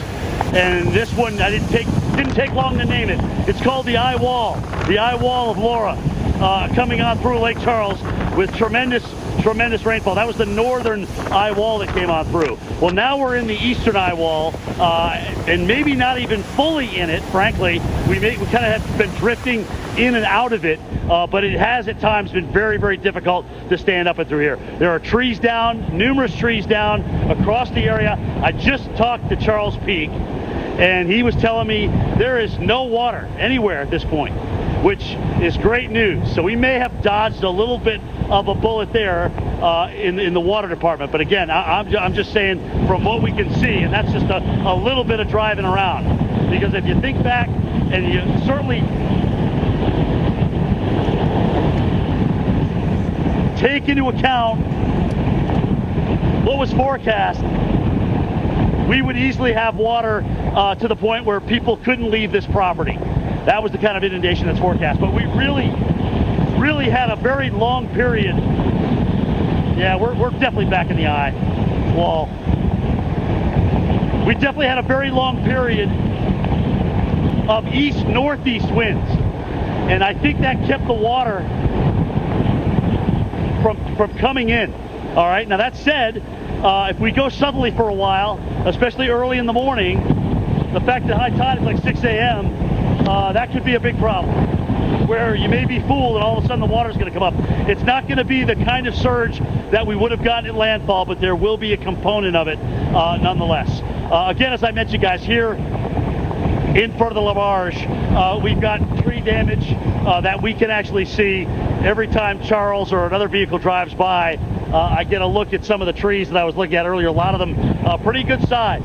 I mean, 8 to 12 inch type trunks that are down or been blown over as a result of the winds here. Unofficially, Mark, as you know, 137 mile an hour in Lake Charles. Yeah. But before the ob stopped coming in, we had multiple 100 mile an hour, 90 plus mile an hour. I think 127 is what we officially maxed out at the airport. You can confirm or deny that. Yeah, Lake Charles official ob before it stopped reporting wind was 132, peak wind of 133, and then we had that unofficial ob of 137. So you're absolutely right. That was a lot of wind for the Lake Charles area. Hey, Jim, gosh, I'm watching your winds increasing again. Is that a due south wind still? Are you still on that eastern side? Did you wobble back into the east, or is that coming out of the west now? Are you entering that south side of the Eyewall?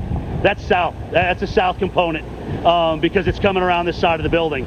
West will change direction. And like Steph, Mark, we may be blocked a bit when the winds go around toward the west. All right, they may come in. They may come in from a completely different direction. So just get ready for that. But otherwise, we've still got it just due southeast right now coming in here. I can't tell you that the building itself isn't bending the wind direction, but it's definitely a southerly and easterly component still from my vantage point, and it is strong. We got a little break from the rain there, which confirms what all three of us were talking about, where we kind of wobbled in and out of that eastern eye wall. All right, but now we're back in the rain and certainly the wind. It is really, in the last 10 minutes, it has really picked up here. And I'm underneath an overhang, for goodness sake. Yeah. So it's just howling through this large opening here in front of LaBears. And this is what we anticipated, really, with this. A storm that was going to go to our west all along and give us this eastern eye wall. Yeah, and Jim, I don't think it's going to be long until you get into that south side, so get ready for that wind shift. And as those winds pick up, as Jim runs away, as he hears some stuff in the background, you never want to just hang out. As he's listening to all of this, there could be stuff falling from above, there can be stuff blown in because he's under that overhang, and so he's seeking shelter quickly. But again, he's about to enter that south side of the eye wall. People say, oh, well, we've made it through the worst of the wind. That's not always the case. Yes, the winds will be lower on this south side as compared to the north or east side of the eye wall. However, there will be a different wind direction, and that is a crucial component. With the winds shifting the way they had, Louisiana has now jumped to almost 250,000 customers without power. And Reynolds, I want to bring you in here because when you look at the trend line here, it is a bad one. The trend is not your friend. We are still really increasing those power outages through this hour. Yeah, it's absolutely right. I mean, right here, Exhibit A. Yeah, in the next minute I got to show you. We had just a little bit of a flash, and then boom, everything went out. The only thing that's still got the power to it is the storm itself, plenty of it. And folks, we still got a long way to go. The numbers, I'm sure by the time I finish this sentence, we've had more and more outages that are popping up. A lot of customers are going to be waking up in the morning, reflexively reaching over to trying to flip on the light with no response. So those crews are going to be out and about doing what they can to try to clear the roadways. That's job number one. But then number two, to try to get those wires back up to restore the services that just so critical for so many people across this part of the region. But it's going to be a tough thing. These crews are going to be out and about, difficult times, waiting for the wind to die down before they can get out and do this stuff. But I got to tell you, folks, long way with the storm. It's going to be something that we're going to deal with for days to come, possibly going into Shreveport later on today, still as a Category 1. But still, right now, major hurricane. Full story, full forecast coming up in just a few moments. We'll see you after this.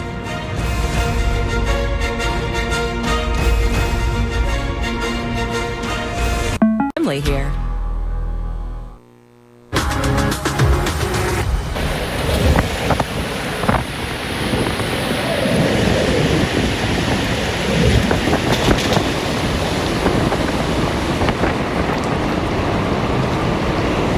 And that's going through the Eyewall here in Lake Charles, where we had winds gusting to 133.5.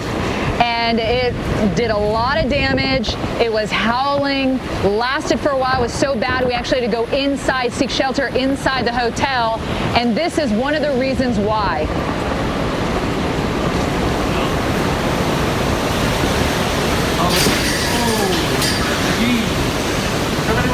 Somebody want to walk out of time?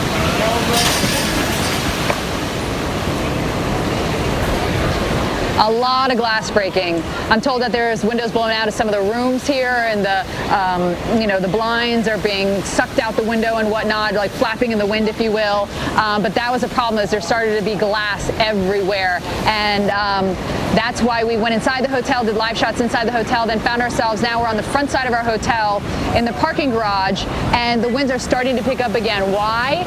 Because we're going into the second eye wall that's going to come through. Now there's a lot of debris around. Marshall, I'm going to go off camera just for 1 second, just to give an example.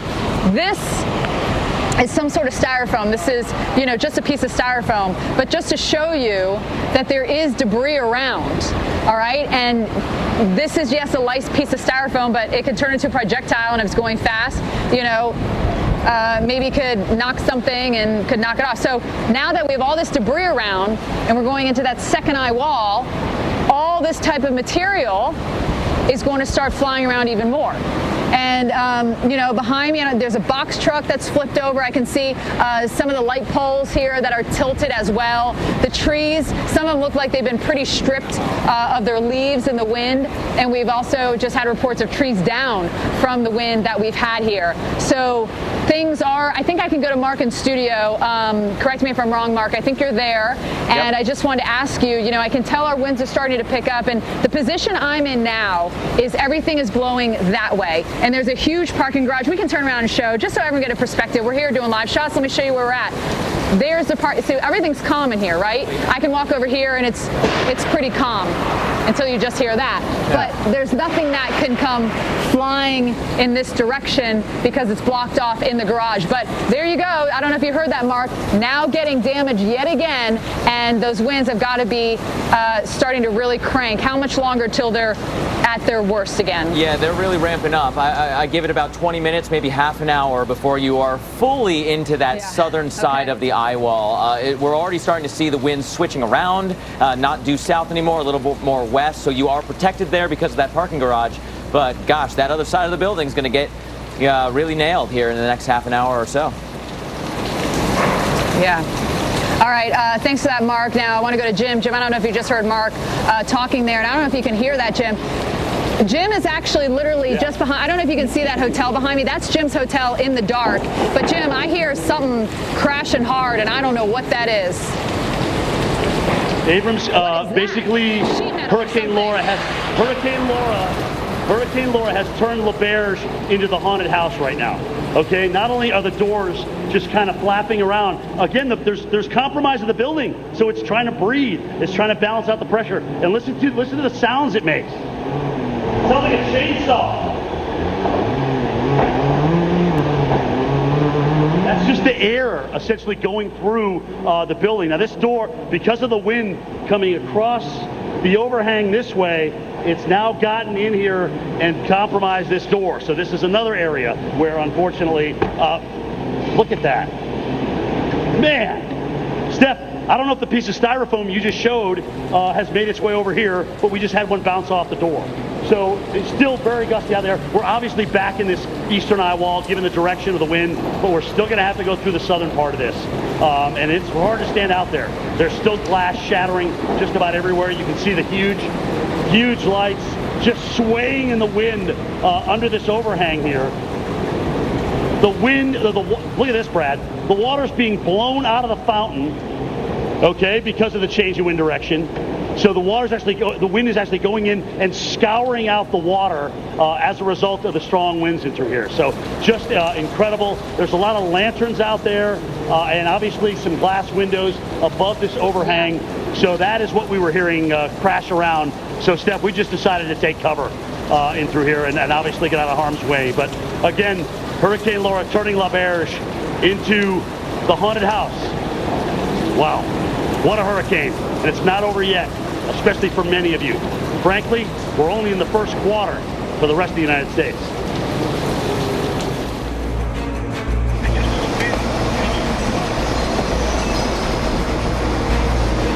I didn't know. Just incredible sights that continue to come in. Again, this is at night. Okay, so think about what we're going to see during the day here in terms of damage. This is a crane, a partial collapse of a crane that has gone on through here. So that's a big deal, because if you think about cranes, they're actually meant to move with the wind. But when the wind is so strong it actually pushes the whole crane over, then you got a whole different story. All right, so we've come in the front entrance of La Berge. We were out here under this overhang, but we got into that eastern eye wall again, and the wind was just too strong. You can see how it's swaying these huge lights up to the top. Look at the wind blow the water out of the fountain. Okay, I mean, look at how strong it is. Coming in basically due south here is what we're seeing. So too much glass, not a great place to be, obviously, with that wind blowing, so we've come in out of harm's way. But this building's been compromised. There are several areas in it where there are either holes in the roof, where there are windows broken, where we've had air conditioning units been ripped off the building. There's water flowing in one side of the building. So it's trying to breathe. I mean, think about that. You have all this wind rolling through these holes, and it's trying to get in and out. So, I mean, listen to the building. I'm going to walk over here again, and I want you guys, whoever's on microphones back at the Weather Channel, turn this up a little bit, because it sounds like a chainsaw, right? Listen.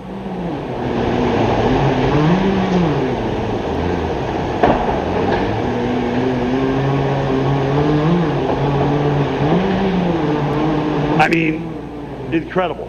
Incredible pressure and certainly power of the wind. Again, guys, if you're just joining us, Cameron, Louisiana, that was the landfall at 1 o'clock in the morning. We've had winds, many reports, over 100, over 110, over 120, even over 130 miles an hour. Mark, it was interesting, too, because the last gust I heard was 127.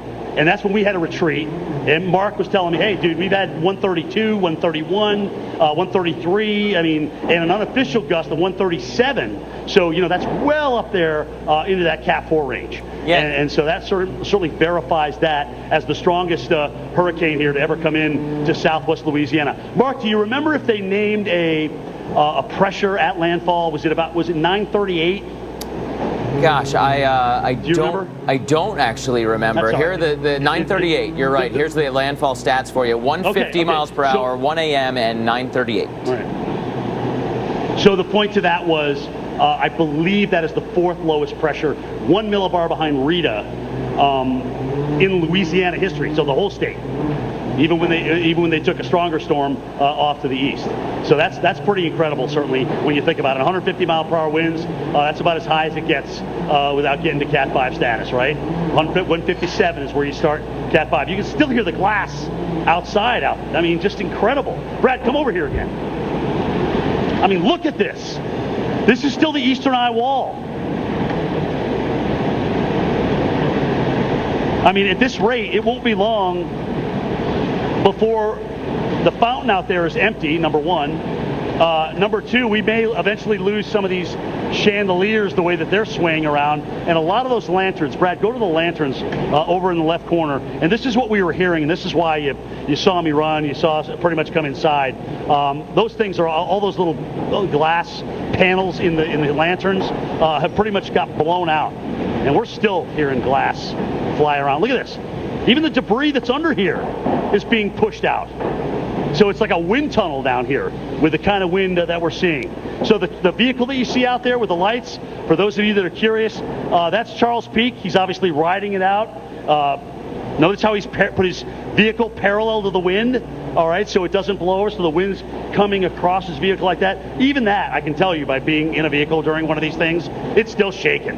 It's still shaking, but you never want to get the vehicle perpendicular to the wind, or you take a chance of blowing over. There are vehicles, we understand, across parts of the parking lot that are blown over, maybe a van, maybe a truck, a higher profile vehicle. But either way, you can see what's going on out here in terms of the wind. We are still very, very much in this here in Lake Charles. And this is the eastern Eyewall. We still got to go through the south side of this thing. So Mark, you tell me from, I guess we're going to have to use a kind of a radar where you mesh them together versus Lake Charles because we're down there.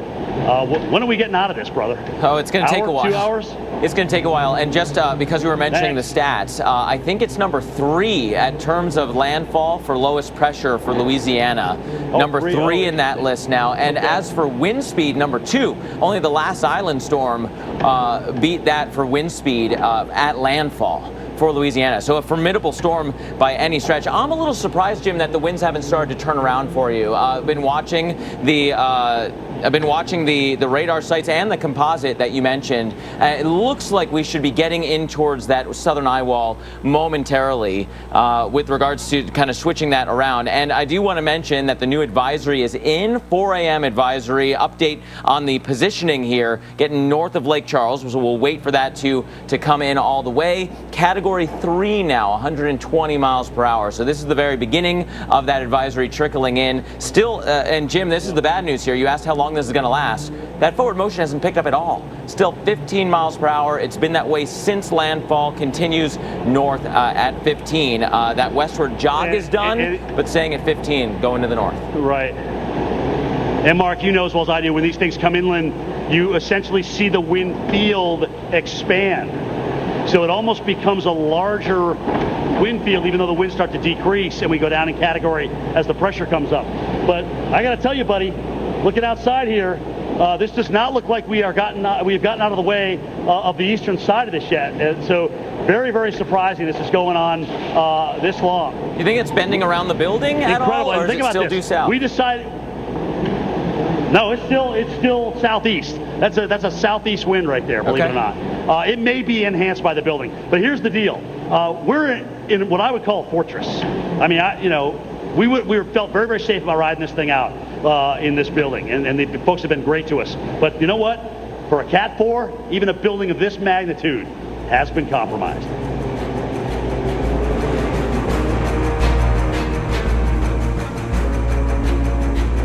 It's Jake. On the ground. Right now, it's coming down. The Weather Channel.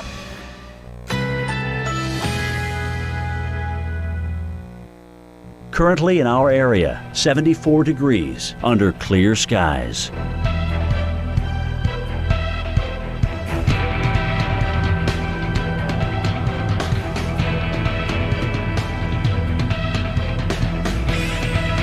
Today, partly to mostly cloudy. High 92, winds west-southwest at 10 to 15 miles per hour. Tonight, cloudy skies. Low 75, winds southwest at 5 to 10 miles per hour. Friday, cloudy. A stray shower or thunderstorm is possible. High 90, winds southwest at 10 to 15 miles per hour. Here's our 7-day outlook.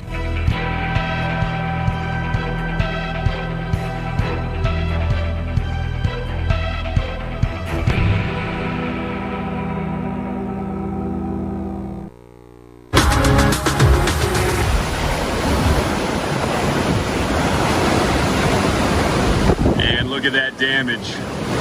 That gazebo standing just a few minutes ago, taken down. And that is from the first eyewall we went through. We had wind gusts to 33.5 miles per hour. There is significant damage around Lake Charles, and we still have to get through the second half of this eyewall. But let's show you what happened with some of those stronger winds with this first eyewall.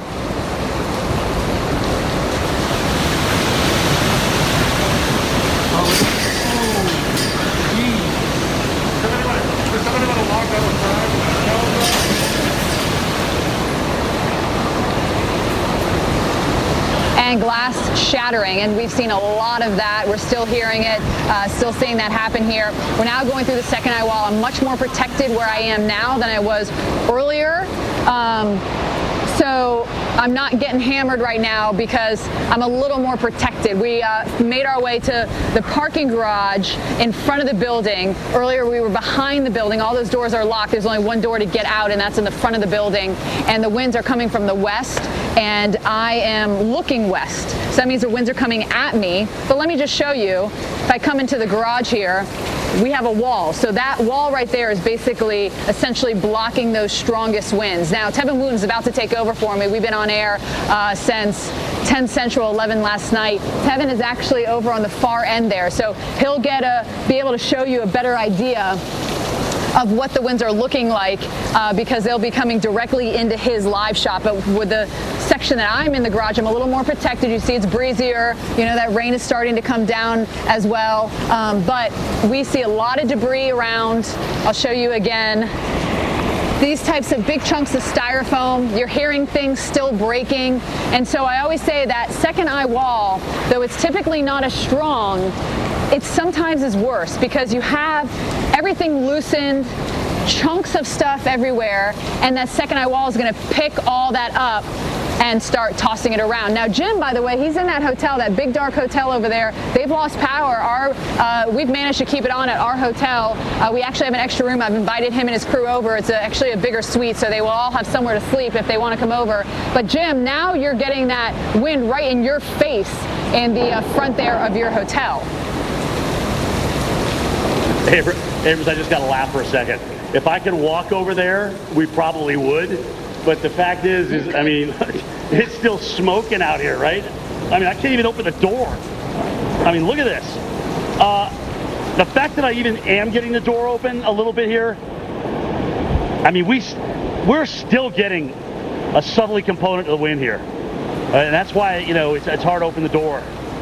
There's a lot, I can see a lot of trees down where I look out here. But the problem is this building, as much of a fortress and as beautiful is La Berge, they've taken some hits here. We got, you know, a roof that was pretty much ripped off, if you will. Not the whole roof, but a part of the building, you know, far eastern part of the building. Another side, we saw water leaking in, and you can hear the doors. You know, once you start getting air into a building like this, especially when it's so windy outside, it starts to breathe. And we've heard some freaky sounds out through here. Now, it's interesting, this door, for the first time, even since we came to you, has actually shut. All right, so I'm thinking maybe we're starting to get around a little bit toward that southern eye wall, and we have to, okay? The storm's moving away. We have to get around to it eventually. But, Mark, again, this is just what we've hit here in Lake Charles. We still got to go through the southern eye wall. It's going to take another hour or so. So we've still got a long night ahead of us here before sunrise. And then at first light, we'll be able to see just how bad it was. And I do think we're going to see a lot of extensive damage here. But let's tell everybody, let's warn everybody else where this thing is going. Because if you just look at the cone and the timing of when it finally exits, granted, the fourth quarter isn't going to be as robust as the first quarter has been. But we still have 3 more quarters to play. Right? Yeah, and let's face it, as this goes north, it's going into a different tree canopy, different impacts as these storms move north. And I just want to give you an update. Some of the local offices are changing some of these alerts. Some of these hurricane warnings on the Texas side are being brought to tropical storm warnings. The Shreveport area, which is currently technically under a tropical storm warning, that's being brought up to a hurricane warning. And so counties like Cato, Bossier, Webster, Claiborne, Lincoln, Jackson, Wynn, and Grant are actually going over to hurricane warnings because the National Weather Service out of Shreveport is like, these winds are not going to spin down fast enough, still anticipating you know, wind impacts that go well inland. And we can show you what that looks like with the wind field forecast. This is the newest wind field forecast is issued by the National Hurricane Center, and those hurricane force winds get pretty close to Little Rock before totally ending, Jim. So tropical storm force winds all the way to the boot heel. Mark, you know what I wonder? I mean, this area is no stranger to landfalling tropical systems coming ashore, but I wonder what, you know, the highest wind and highest or strongest system that was left by the time it got to Shreveport was. You know, are we talking about a lower pressure, maybe somewhere, you know, record-setting pressure there in terms of what we'll see? But yeah, the fact that they've just upgraded those to hurricane warnings means that they expect this to stay intact much longer. Guys, much more to come. We will not stop until Laura leaves the U.S. Stay safe.